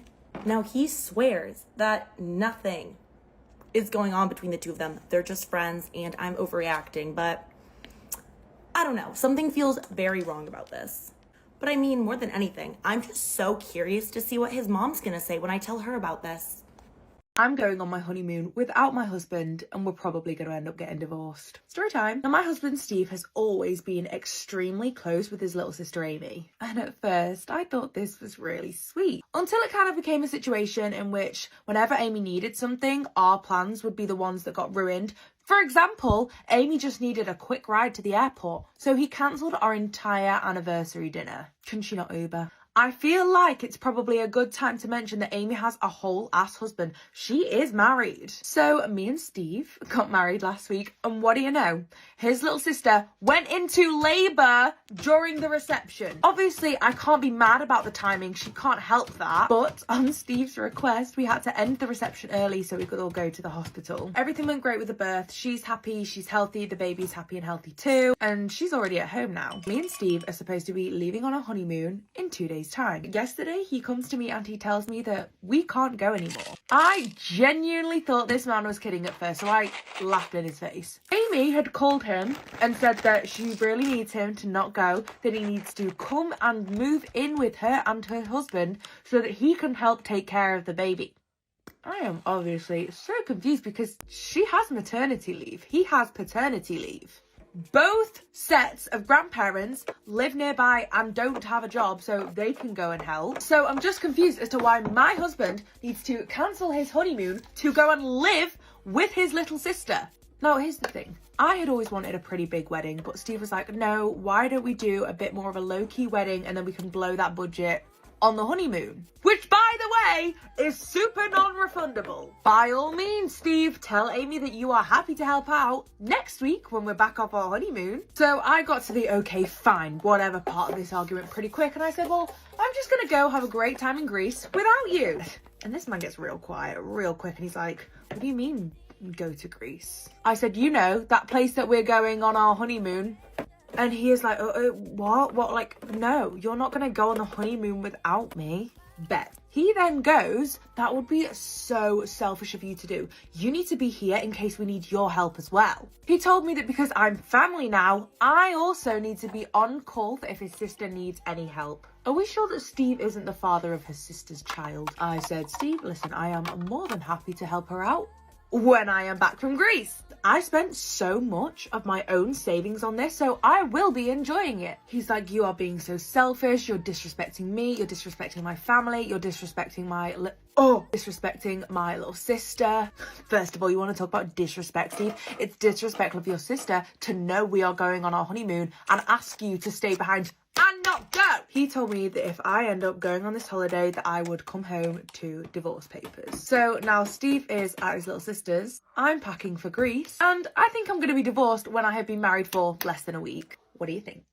Am I in the wrong for disinviting a friend to my birthday after she showed me the food that she was bringing? So basically, I, 17 female, am having my 18th at my house. It's just a dinner with my closest friends. I told everyone they could bring food that they like, but I'm going to do a little cooking, like some barbecue food and then ordering pizza. My guy friend, Ryan, asked if he can bring a mutual friend that we have, Emily, since they're dating now. I told him yeah, sure, because he was going to leave early anyway. She offered to make food and I told her that I would be really nice, but she didn't have to. She insisted. I made a group chat of people coming and I invited Emily to it. I sent a message talking about when to come, to wear whatever. An important thing in the message was about allergies. I have a friend coming with a really serious nut allergy. I've never seen them have a reaction, but I've been told it gets pretty bad. I wrote in the message to triple check your food doesn't have nuts and to be aware of cross-contaminating. Everyone read the message, some replied. Emily did the thumbs up on the message. Last night, me and Emily were talking and she mentioned the food that she made. I told her to show me a picture and it was a cake. The cake looked like something my mom had made before and it contained nuts. I asked if it had nuts and she said yes, but not a lot, and my friend could just not eat the cake. I told her that I'd rather she just didn't bring it. She then got mad and said she'd gone through the trouble of making the cake, so she's bringing it or she's not coming. I told her then she's not coming because I was clear about my friend's allergy and even cross-contaminating was asked to be checked, so why would I allow her to bring a whole cake? She said it was disrespectful to disinvite her and that she's Ryan's girlfriend. If he's going, then she's going. I told her no, it's my party and I didn't want her there anymore because she was acting like a child. She stopped texting me, but then I got a call from Ryan saying I was being a massive dick and she spent ages on the cake. I said I don't care if it took her a whole 2 weeks to make the goddamn cake. I was specific from the beginning on what you could and couldn't bring. The only thing you couldn't bring was something with nuts. The parts where I'm talking to these two is where I'm gonna be the a-hole. I asked if she's incompetent of reading and incomprehension if she really doesn't know any other cake recipe. He said I was being a bitch and hung up on me. Ryan is now telling everyone him and Emily are not attending because I called them names and rejected Emily's cake. A lot of friends, mostly ones not coming to the party, are saying it was whack to let her make something and then uninvite her because of what she made and she put effort into the cake for my birthday. There's only 3 people saying that I'm not an a-hole and one of them is my friend with a nut allergy. My party's tomorrow and I kind of want perspective on this before then. So, am I in the wrong? I manipulated my ex-best friend so my husband and I could be together. Years later, she wants to tell him. How do I go about this? I always say, you cannot start a relationship off on a lie because it will come bite you in the butt. The truth will always prevail. People think they're good for a few years. No, 10, 15, it'll always come back. You can't do it. My 33 female, husband 34 male have been together for almost 10 years, married for almost 8, and we have 4 kids. Prior to being with me, he was with my best friend. My best friend and I met on a night out 11 years ago. I've always been a very shy and introverted girl, but I was attracted to him, but I had no idea what to do about it. And my best friend and him would end up sleeping together that night and become a couple soon after that.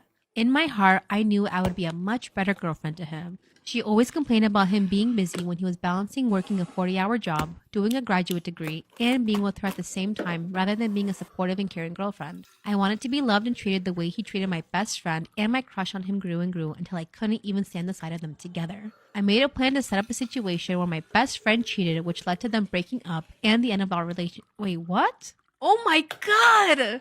No! You're a bad friend. You're a bad human being. Karma's gonna get you, girl.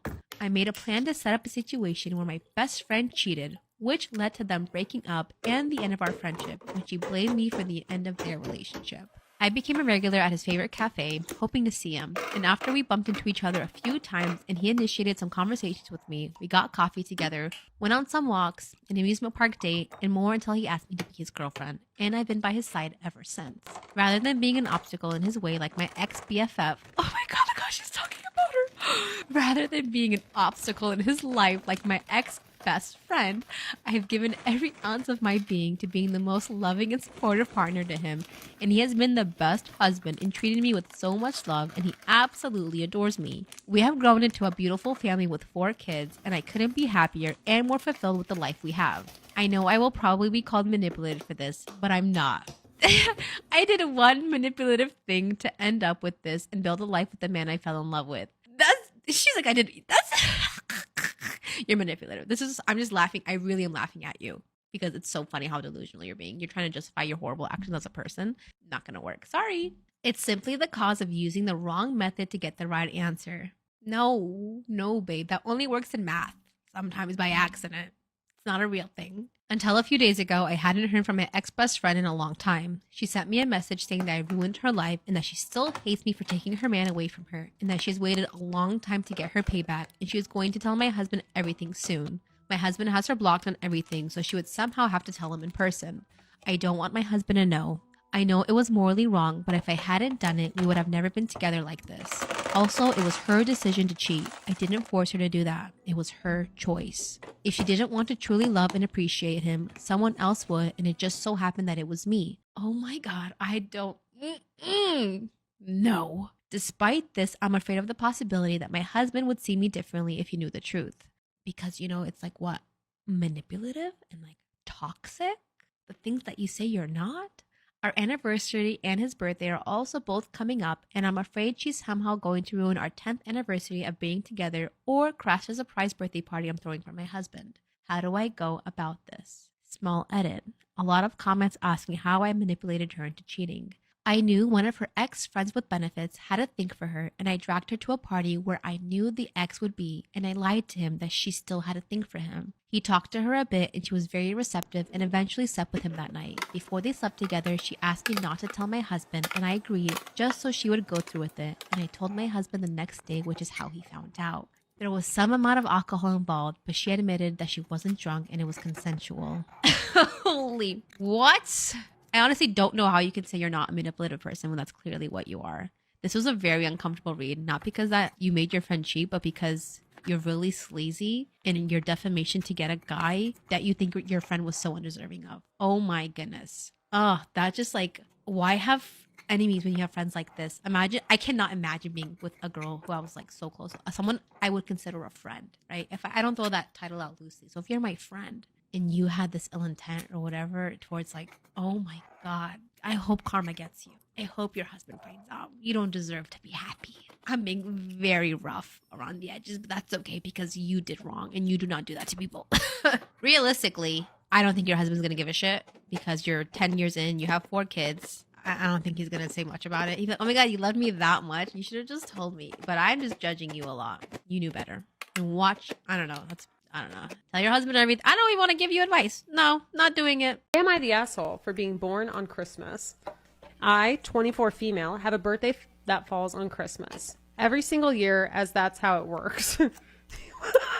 Apparently, this is a big issue with my brother. When I was little, my parents established that I would open my birthday gifts on Christmas on my birthday, either before or after the Christmas gifts. They didn't want me to feel lesser and miss out on a birthday present by combining it with Christmas presents. I've always appreciated that. The few times that it has been combined was by my request. They helped me buy a used car when I turned 19 as my present. Then they paid for a trip once I graduated college. We begun discussing holiday plans. My brother let us know that he planned on bringing his girlfriend, 29 female, so that my parents could purchase his plane tickets. After that, we started a new group chat to include her in our planning. My parents organized a Santa lunch, and we usually go to a light show or caroling. My mom asked me if I wanted to open my birthday gifts at the beginning of the day or the end. I told her that I didn't care. So the group chats and scheduling continued seemingly without issue. Then, 2 or 3 days later, my brother asked me if we could do my birthday presents another time. Apparently, his girlfriend doesn't want to buy me a birthday gift and a Christmas gift.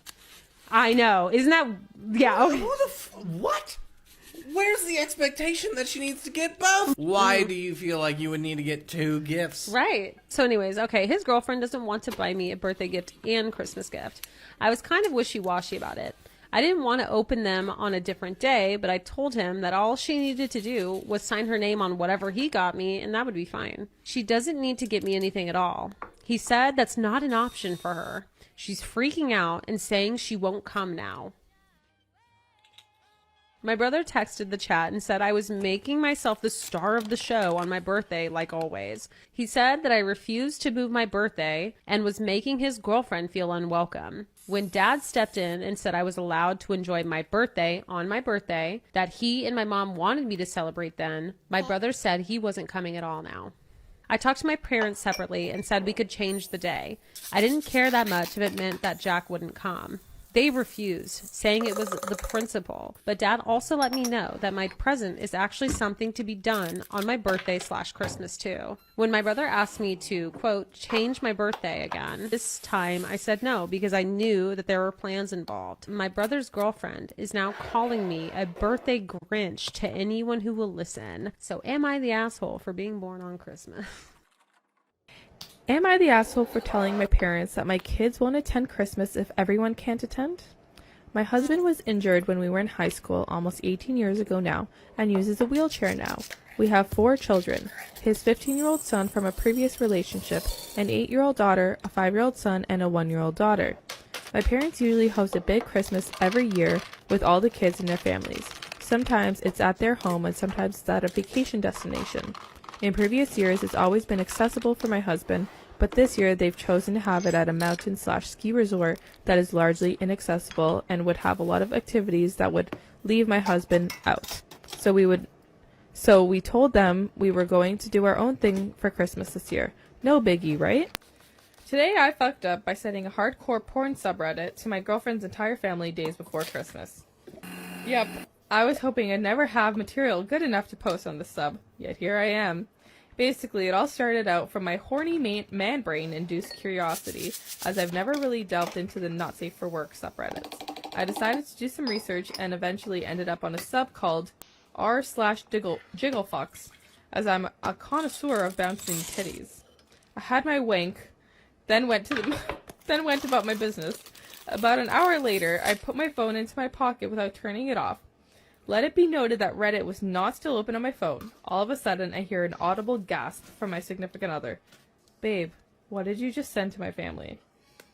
I saw the look in her eyes and immediately knew what had happened. I opened up my phone, and sure enough, my leg decided it would be okay to open Reddit, press the share button, and send the link to r/jigglefucks. Am I the asshole for going on a pre-planned and paid-for vacation after my boyfriend's father passed away? My boyfriend, 30 male, and I, 28 female, have been dating for 4 years and have been living together for the past 18 months. Our lease is up at the end of the month, and we were hoping to have purchased a house by now, but that didn't happen. So we decided to just renew our lease and keep the house hunt going. I've also had a very stressful year career-wise, so this fall, a few friends and I booked a girls' trip to Mexico for a yoga/wellness retreat. We are leaving next Thursday, and we are all really looking forward to it. The week before Thanksgiving, my boyfriend's dad unexpectedly passed away. My boyfriend immediately flew out to be with his mom and siblings. He ended up staying there for Thanksgiving instead of coming home, which I completely understand. Due to the holiday and scheduling conflicts with other relatives, the funeral wasn't scheduled until the Friday after I leave for my trip. When he told me the date of the funeral, I reminded him that I would be gone. He asked if there was any way I could reschedule the trip or get a refund, and I told him I would look into it. The trip was booked through a group rate and was 100% non-refundable, and none of my friends wanted to go through the hassle of rescheduling, which sucks, but I get it. I saved a lot of money to take this trip, and I really need the escape, and if I cancel, I don't get the money back at all. I explained all of this to my boyfriend, and he asked me what I was going to do. I apologized and told him that I think I'm going to go on the trip because I don't want that money to go away for nothing. All of this was over the phone because he was still with his family, and he told me we would talk about it when he got back. When he came back home, we talked more about it, and I apologized so many times when I was explaining why I was still going on the trip. He seemed to understand and told me it was fine, but when I asked him when we were going to sign the papers to renew our lease, because I want that done before I leave, He says he's not doing that anymore. He said he came back to figure some things out at work, then he's flying back for the funeral, and he will be staying with his mom while they figure some things out. I asked him why he didn't talk to me about this first, and he said that he's talking to me about it right now. He said his mom needs help, so he's going to stay with her. I asked him what I'm supposed to do about a place to live, and he told me to figure it out with my friends on our vacation. I told him that he's putting me in a bad situation, and that he seemed fine with me going on a trip and missing the funeral. He said he wasn't going to beg me to cancel my trip, and that I'd made my decision on my own. So he's making this decision for himself. I told him he's being an asshole and should have talked to me first about this. He said I'm the one who prioritized drinking on a beach over being at his dad's funeral. So if anyone's the asshole here, it's me. So Reddit, am I the asshole? Am I the asshole for not helping my parents out with their phone bill after they ignored my advice? In the country where my parents live, the phone companies are a ripoff. They charge $16 a day for data, texting, and voice calling when you're roaming. My parents came to visit us in Europe when my son was born. They stayed with me for a month.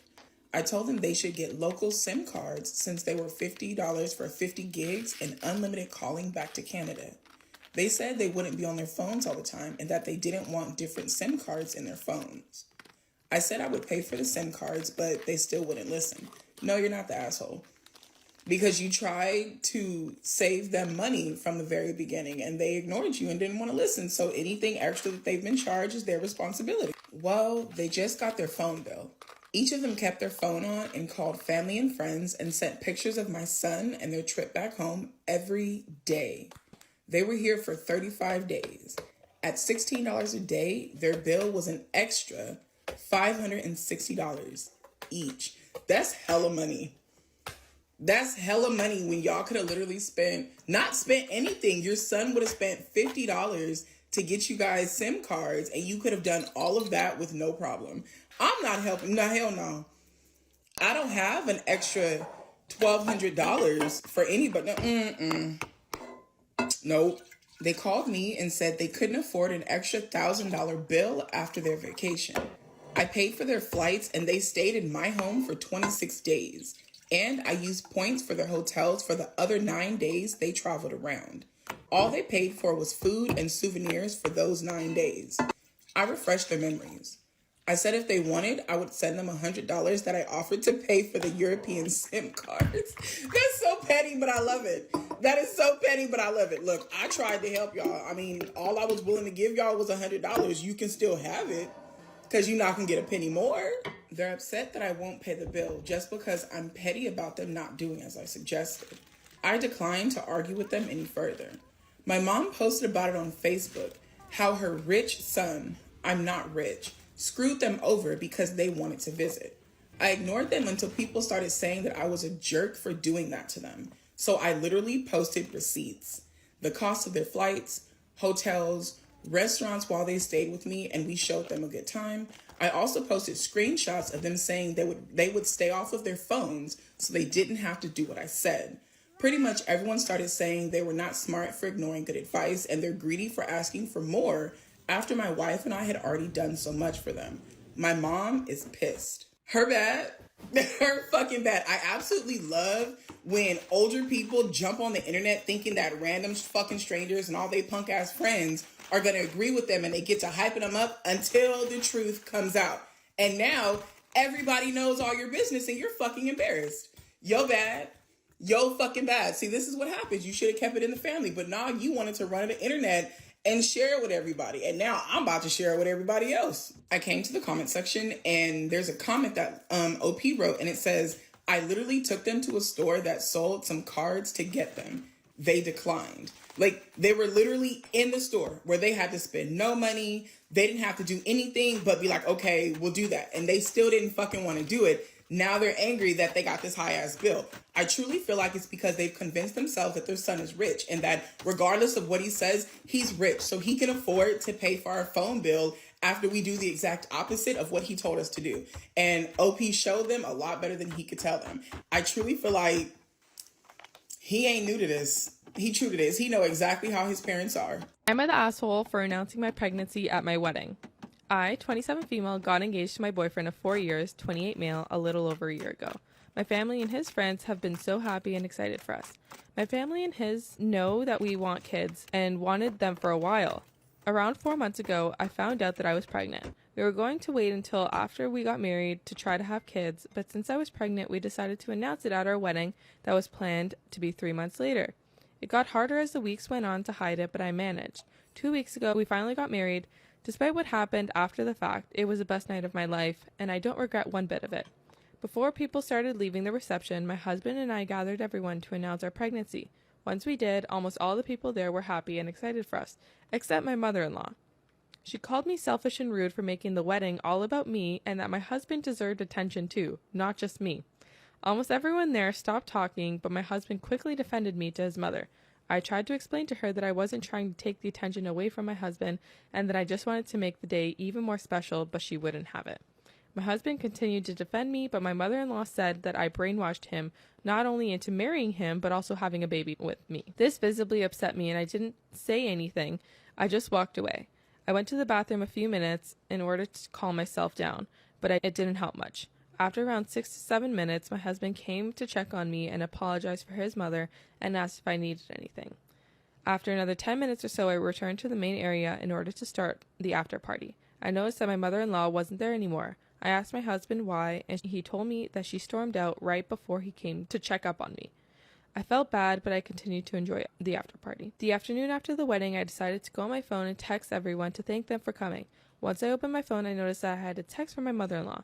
It consisted of her calling me a selfish bitch who only cares about myself, and that I don't really love my husband and I don't deserve to have a baby with him. I blocked her number and haven't told my husband that she texted me. I'm not sure if I should tell him or not, since I don't want him to ruin his relationship with his mother over something like this. Am I the asshole for announcing my pregnancy at my wedding? Should I tell my husband about what his mother texted me? Am I the asshole for not wanting my boyfriend to attend his friend's wedding without me? Me, 27 female, and my boyfriend, 29 male, have been dating for 5 years and living together for 4. My family owns a small vacation property in a mountain town across the country, where I spent a lot of time growing up and still travel to yearly. He usually doesn't come with me anymore due to his desire to spend his limited PTO and funds on exploring new destinations. His very close friend and friend's now wife were recently engaged and just got officially married in a small courthouse ceremony. A few months ago, the couple asked if they could stay at my family's place for a week while they have an unofficial ceremony and wedding photos taken. I agreed immediately because I genuinely liked the couple and was excited that they wanted to do that in a place that I love so much. I went through a lot of work negotiating with my family to secure the property for them, due to the fact that it is rented out most of the season to pay for the upkeep expenses. I was able to secure the couple a week that they wanted at no cost. They immediately let us know that they wanted the ceremony to be as small as possible. Only one witness on each side. I believe it was meant to be each other's fathers, and that we would not be coming on the trip. We were completely fine with this, especially since we already had other long/expensive trips tentatively planned for the upcoming year, and flying to the mountain town takes several hours and is not cheap. Here's where the issue comes in. Last week, my boyfriend came home from dinner with his friend and said that the father could no longer come, and the friend asked my boyfriend to be his witness instead. I thought this was great until he continued to tell me that the couple still does not want me to come. I told him that is fine and I can just stay on the property that day while they enjoy their wedding activities, to which he clarified, no, they don't want you to come on the trip at all. My first reaction was absolutely not, but then I felt bad because I know he really wants to be there for his friend. I want him to be there for his friend too, but I feel really weird about the whole thing. I don't think I would feel this way if it was somewhere else or they didn't take away from my time and money that we plan to use to travel somewhere together. He understands my feelings on the whole situation, but doesn't want to let his friend down. I've asked for the honest opinions from a few friends and parents to make sure I'm not blowing this all out of proportion. Everyone seems to agree with me, and my parents were so mad they wanted to pull the plug on the entire stay. Of course I wouldn't let that happen. I obviously can't force him to not go, but would I be wrong at asking him to turn down the trip? This girl seems very reasonable. She's more reasonable than I am because I would have said no Like, you're not even gonna have the wedding on my property without me being invited. I manipulated my ex-best friend so my husband and I could be together. Years later, she wants to tell him, how do I go about this? I always say, you cannot start a relationship off on a lie because it will come bite you in the butt. The truth will always prevail. People think they're good for a few years. No, 10, 15, it'll always come back. You can't do it. My 33 female, husband 34 male have been together for almost 10 years, married for almost 8, and we have 4 kids. Prior to being with me, he was with my best friend. My best friend and I met on a night out 11 years ago. I've always been a very shy and introverted girl, but I was attracted to him, but had no idea what to do about it. And my best friend and him would end up sleeping together that night and become a couple soon after that. In my heart, I knew I would be a much better girlfriend to him. She always complained about him being busy when he was balancing working a 40-hour job, doing a graduate degree, and being with her at the same time rather than being a supportive and caring girlfriend. I wanted to be loved and treated the way he treated my best friend, and my crush on him grew and grew until I couldn't even stand the sight of them together. I made a plan to set up a situation where my best friend cheated, which led to them breaking up and the end of our relationship. Wait, what? Oh my God! No, you're a bad friend. You're a bad human being. Karma's gonna get you, girl. I made a plan to set up a situation where my best friend cheated, which led to them breaking up and the end of our friendship when she blamed me for the end of their relationship. I became a regular at his favorite cafe, hoping to see him, and after we bumped into each other a few times and he initiated some conversations with me, we got coffee together, went on some walks, an amusement park date, and more until he asked me to be his girlfriend, and I've been by his side. You're manipulative. I'm just laughing. I really am laughing at you because it's so funny how delusional you're being. You're trying to justify your horrible actions as a person. Not gonna work. Sorry. It's simply the cause of using the wrong method to get the right answer. No, babe. That only works in math, sometimes by accident. It's not a real thing. Until a few days ago, I hadn't heard from my ex-best friend in a long time. She sent me a message saying that I ruined her life and that she still hates me for taking her man away from her and that she has waited a long time to get her payback and she is going to tell my husband everything soon. My husband has her blocked on everything, so she would somehow have to tell him in person. I don't want my husband to know. I know it was morally wrong, but if I hadn't done it, we would have never been together like this. Also, it was her decision to cheat. I didn't force her to do that. It was her choice. If she didn't want to truly love and appreciate him, someone else would, and it just so happened that it was me. Oh my God, I don't... No. Despite this, I'm afraid of the possibility that my husband would see me differently if he knew the truth. Because, it's like what? Manipulative and like toxic? The things that you say you're not? Our anniversary and his birthday are also both coming up, and I'm afraid she's somehow going to ruin our 10th anniversary of being together or crash a surprise birthday party I'm throwing for my husband. How do I go about this? Small edit. A lot of comments asking how I manipulated her into cheating. I knew one of her ex-friends with benefits had a thing for her, and I dragged her to a party where I knew the ex would be, and I lied to him that she still had a thing for him. He talked to her a bit, and she was very receptive and eventually slept with him that night. Before they slept together, she asked me not to tell my husband, and I agreed, just so she would go through with it, and I told my husband the next day, which is how he found out. There was some amount of alcohol involved, but she admitted that she wasn't drunk and it was consensual. Holy what? I honestly don't know how you can say you're not a manipulative person when that's clearly what you are. This was a very uncomfortable read, not because that you made your friend cheat, but because you're really sleazy in your defamation to get a guy that you think your friend was so undeserving of. Oh my goodness. Oh, that just like, why have enemies when you have friends like this? I cannot imagine being with a girl who I was like so close, someone I would consider a friend, right? If I don't throw that title out loosely. So if you're my friend and you had this ill intent or whatever towards like, oh my God, I hope karma gets you. I hope your husband finds out. You don't deserve to be happy. I'm being very rough around the edges, but that's okay because you did wrong and you do not do that to people. Realistically, I don't think your husband's going to give a shit because you're 10 years in, you have 4 kids. I don't think he's going to say much about it. He's like, oh my God, you loved me that much. You should have just told me. But I'm just judging you a lot. You knew better. And watch, I don't know. Tell your husband everything. I don't even want to give you advice. No, not doing it.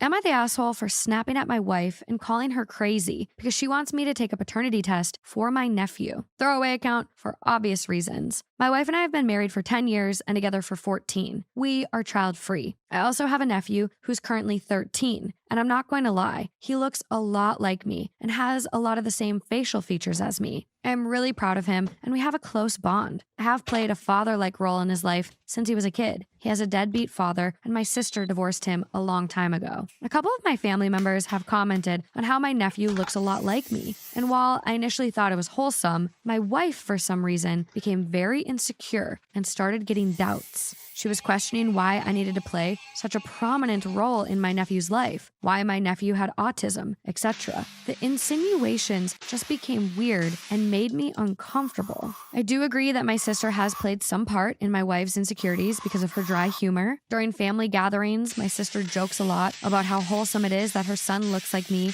and that she couldn't be happier. It's obviously a joke, but I spoke to my sister and asked if she could tone it down a bit because it was making my wife a bit crazy. However, last night, my wife asked if I could take a paternity test just for her peace of mind. That's when I finally snapped and called her crazy and that marrying her was the biggest mistake of my life. I did immediately regret saying it because I meant none of it. My wife is the love of my life, but my wife got quiet and started crying shortly after, and I had to console her. Was I the asshole? Oh my gosh. Oh, well, we were doing really well, right? And I was going to say not the asshole until he popped off a bit and said, marrying you was the biggest mistake of my life. Well, it honestly makes him sound guilty. You mentioned wanting an update. We do have one. The gist of it is that I've agreed to take the test, but under certain conditions. Oh, wow. I understand my wife is being paranoid and delusional, but I want to take the test just to erase whatever irrational fears she has. Sometimes these fears have no logic, and I too have had irrational fears before, and there was no logic in them. I spoke to my sister about it today, and she was obviously pretty angry at my wife. However, my sister and I discussed it at length, and she agreed to the test under certain conditions. I spoke to my wife after and told her I would take the test under some conditions. My wife was very happy that I agreed to take the test, and then I told her those conditions. The first condition being that she had to stop these insinuations immediately. My wife immediately agreed to it. The second condition being that there were going to be no more arguments on me spending time with my sister and nephew. My wife and I have had some arguments over the years where she asked why I spend so much time at their house. My wife agreed to the condition, although she took some time to think about it. The third and final condition was that I had the liberty to go on vacations with my sister and nephew without my wife being there. I told my wife up front that my sister doesn't want her to come on these vacations anymore. My wife was a bit more hesitant on this,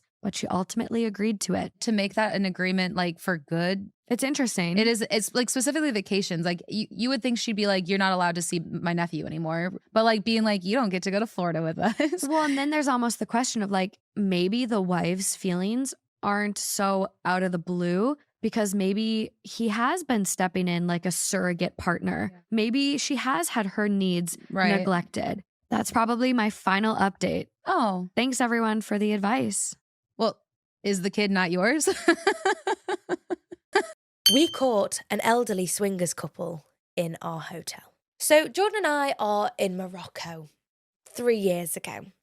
And it was our first night there. We were going down to suss out the entertainment. So we're looking around the bar, we're sussing out the demographic of the gaff, trying to work out who these types of people are. There was like a mix of ages. There was a really nice group of young people we did get really good friends with in the end. So shout out to you if you're listening. So we sat down. I was like, Jordan, look at that. Look at them over there. And it's basically a big sofa with like 7 couples on it.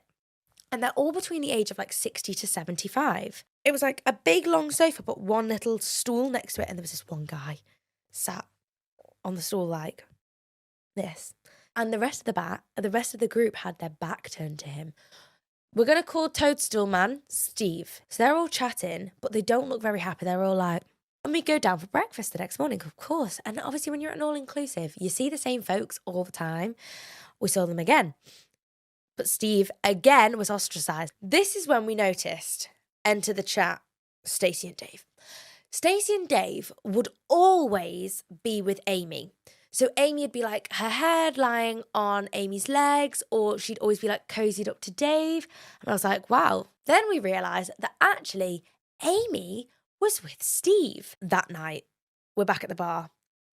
and Steve isn't there, and none of them seem to care. At this point, we have made holiday friends, and to them, we're telling them about it. Then the next day, me and Jordan go on a gorgeous trip. We get back.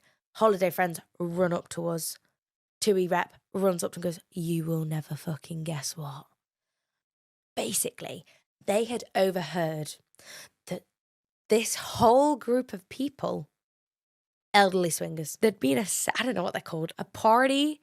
Steve had taken it too far with one of the other wives without asking her husband. Basically, they'd found out, big brawl, big fisticuffs, pow, pow, pow. My presumption here is that it was something to do with Dave and Stacey, and that's why Amy was so close to them, because they were like experiencing the same thing together. So that was that. I can genuinely just see this little man. He looked like the angry frog jelly cat. That is the best way I can describe this man. And eventually I think they did make up, but there'd been a big fight and they'd had to like separate. Whether that's still a thing or not, but yeah, bless Steve, he really ruined that for himself. Found out about this. So we found out about it because the TUI rep had heard from the security guys that had split up the fight that that's what the fight was about. Am I wrong for giving my child the same name as my friend's stillborn baby? I, 26 female, am currently 7 months pregnant, and a few weeks ago we found out that we were having a little girl. My husband, 28 male, and I had already decided on what to name our baby depending on the gender, and upon finding out that she was going to be a girl, we announced that we would name her Adeline. I first heard of this name when I was a kid and thought it was beautiful, and decided that if I ever had a daughter, I would name her Adeline. After hearing this, one of my friends, 27 female, who I had been close with since we were in university, began acting distant towards us. Throughout my pregnancy, I have tried to be sensitive to her feelings, as I knew it was a sore point for her. 2 years ago, she tragically lost her baby girl to a stillbirth. I can't even begin to imagine how heartbreaking this must have been for her, and I made sure I supported her through this devastating loss. Despite her trauma, she has never been anything less than kind and empathetic towards me, up until that day. A couple of weeks later, she confronted us, suggesting we change the name of our baby, to which we rebuffed. She kept on trying to convince us, suggesting different names or saying Adeline was too old-fashioned or that it wouldn't suit our child. We kept on denying to change her name until eventually my friend started crying and revealed that Adeline was the name she had chosen for her stillborn baby. When she was pregnant, she refused to tell anyone her baby's name, and she wanted it to be a surprise for when she was born. After the stillbirth, she decided she would keep the name to herself because it was personal to her, to which we understood. Until recently, no one knew what her baby was going to be called. She claims that by keeping our name, we are disrespecting the memory of her baby. She said that if I chose the same name then, my daughter would be a living reminder of what could have been. I completely understand her grief, but I believe I should have the right to name my own child without being burdened by someone else's trauma. So, am I the asshole?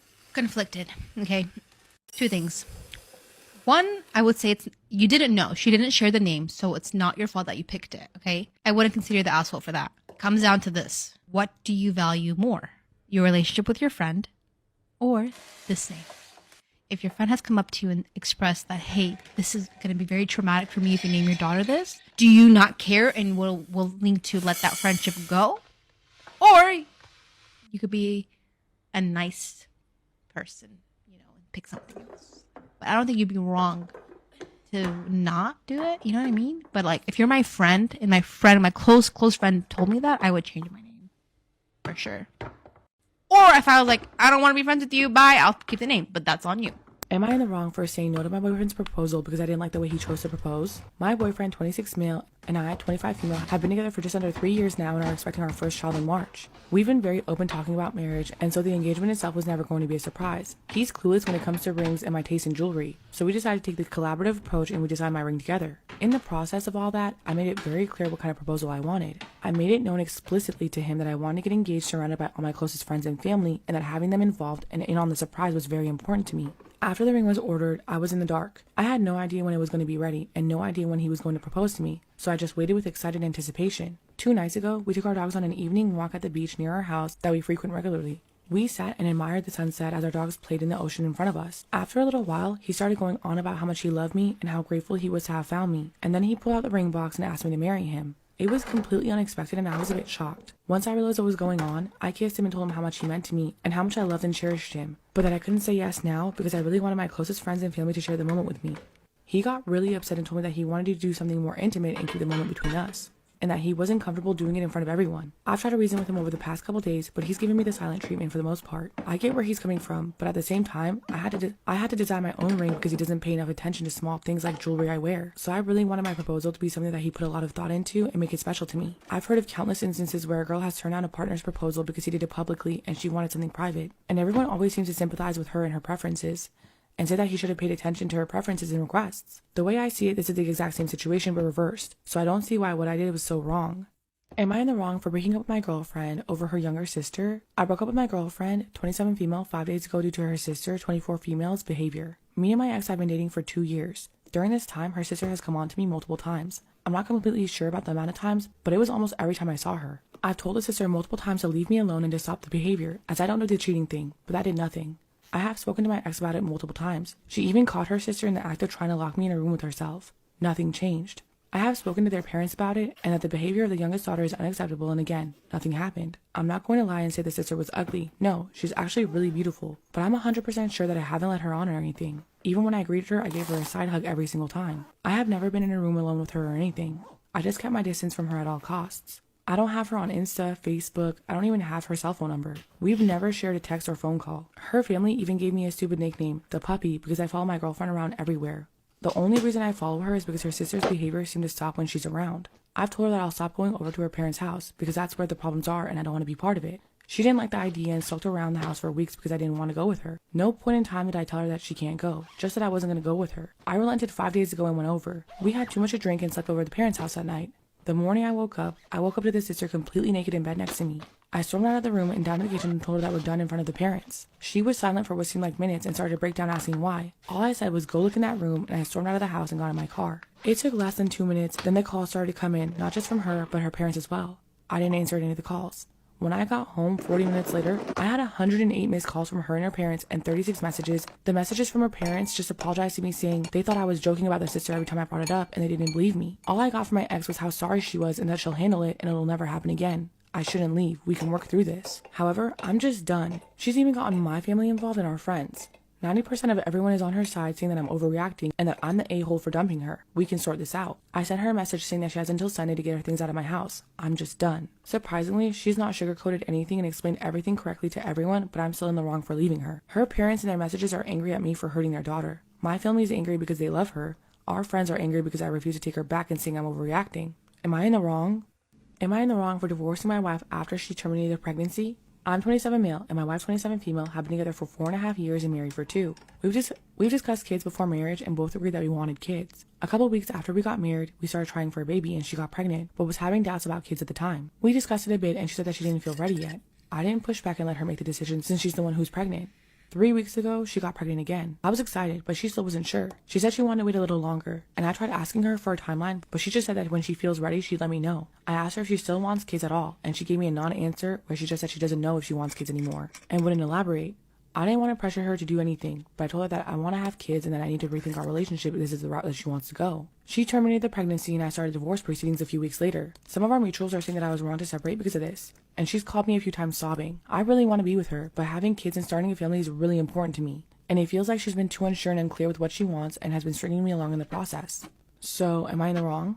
My daughter turned into a horrible person and I don't know why. Don't get me wrong, I love her. She's my flesh and blood. I cannot stand being around her. She's trashy, political opinions on Facebook, those "my wife is born in December and is crazy, do not mess with her or you'll find my body" shirts bought for her boyfriend, does not care if she looks bad or stinks in public. I'm not saying you have to be dressed to the nines to go to the grocery store, or even that you shouldn't wear pajamas. I mean visible stains, greasy hair, to go out to eat or clothes shopping. Claims she is country and redneck. We raised her in a small town, but it isn't a rural one. Not that it would make a difference or that rural living is bad, just that she's not country or redneck. I went to visit her the other week. She lives a state away. Her house is filthy and doesn't look nice. She has the money to live a nice life and she chooses to live in squalor. This is not the girl that I raised, and me and my husband cannot stand being around her, and it breaks my heart. She's not pleasant to talk to anymore. I'm sure some will ask if she's doing okay mentally. I've asked, and she says yes. I don't know why she changed this way. Her husband was redneck, but not trashy and disrespectful like this when we met. They've both given up, and I'm not sure why. I wish I could like my daughter, but I can't. I don't want to invite her for holidays. She smells like cigarettes and BO. I don't know what to do. Am I the asshole for telling my sister she's ridiculous for divorcing her husband over a TikTok prank? My 24 male sister, 32 female, was married to a guy, 35 male, for 3 years until they separated 2 months ago over a TikTok prank he pulled. Although none of our family cares about social media, I've always thought of her husband as nice, funny man. It's great to be in his company, and I therefore think the divorce is ridiculous over something that was no more than a mistake. To give an account of what happened, my brother-in-law, who is involved in TikTok, pulled a prank on my sister's 15 male son. The prank culminated in my nephew falling over and banging his head, which is why she separated from him. He had to be rushed to the hospital where he underwent treatment, and now he has brain damage. He now needs help eating due to impaired motor control, has limited speech. If you ask him something, he'll stare at you until my sister gets on her knees to ask him calmly what he needs. He is easily irritable, and when I look at him, all I can see is his 7-year-old self masquerading in a 15-year-old's body. Now, these symptoms are likely permanent and are, of course, awful, but it was a mistake on behalf of the husband. I believe that divorce is way too harsh for a mistake, and instead they should have negotiated boundaries and disallowed TikTok in the house or something. Her husband was the only one who used it. I've tried to keep my dislike of the divorce decisions to myself because I'm secretly mourning the loss of my brother-in-law. We watched football together and everything. However, when discussing the incident with her yesterday, I told her that she was absolutely ridiculous for divorcing her husband over something that is essentially a mistake, and that she should reconsider her options, considering the first one was clearly emotionally driven. My sister told me that I'm free to marry him, and my mother also interjected, and despite liking my brother-in-law before, told me that I have no say in my sister's life, and told me that my precious brother-in-law ruined my nephew's life with his incompetence. I yelled at them and told them that society's inability to forgive mistakes is the reason why we're in this mess, and they eventually kicked me out when the argument ensued for 10 minutes longer. I thought I was being reasonable. However, my girlfriend is also on their side. Am I the asshole? Okay, I feel like this might be one of the hardest ones we've ever done because we need to know the circumstance.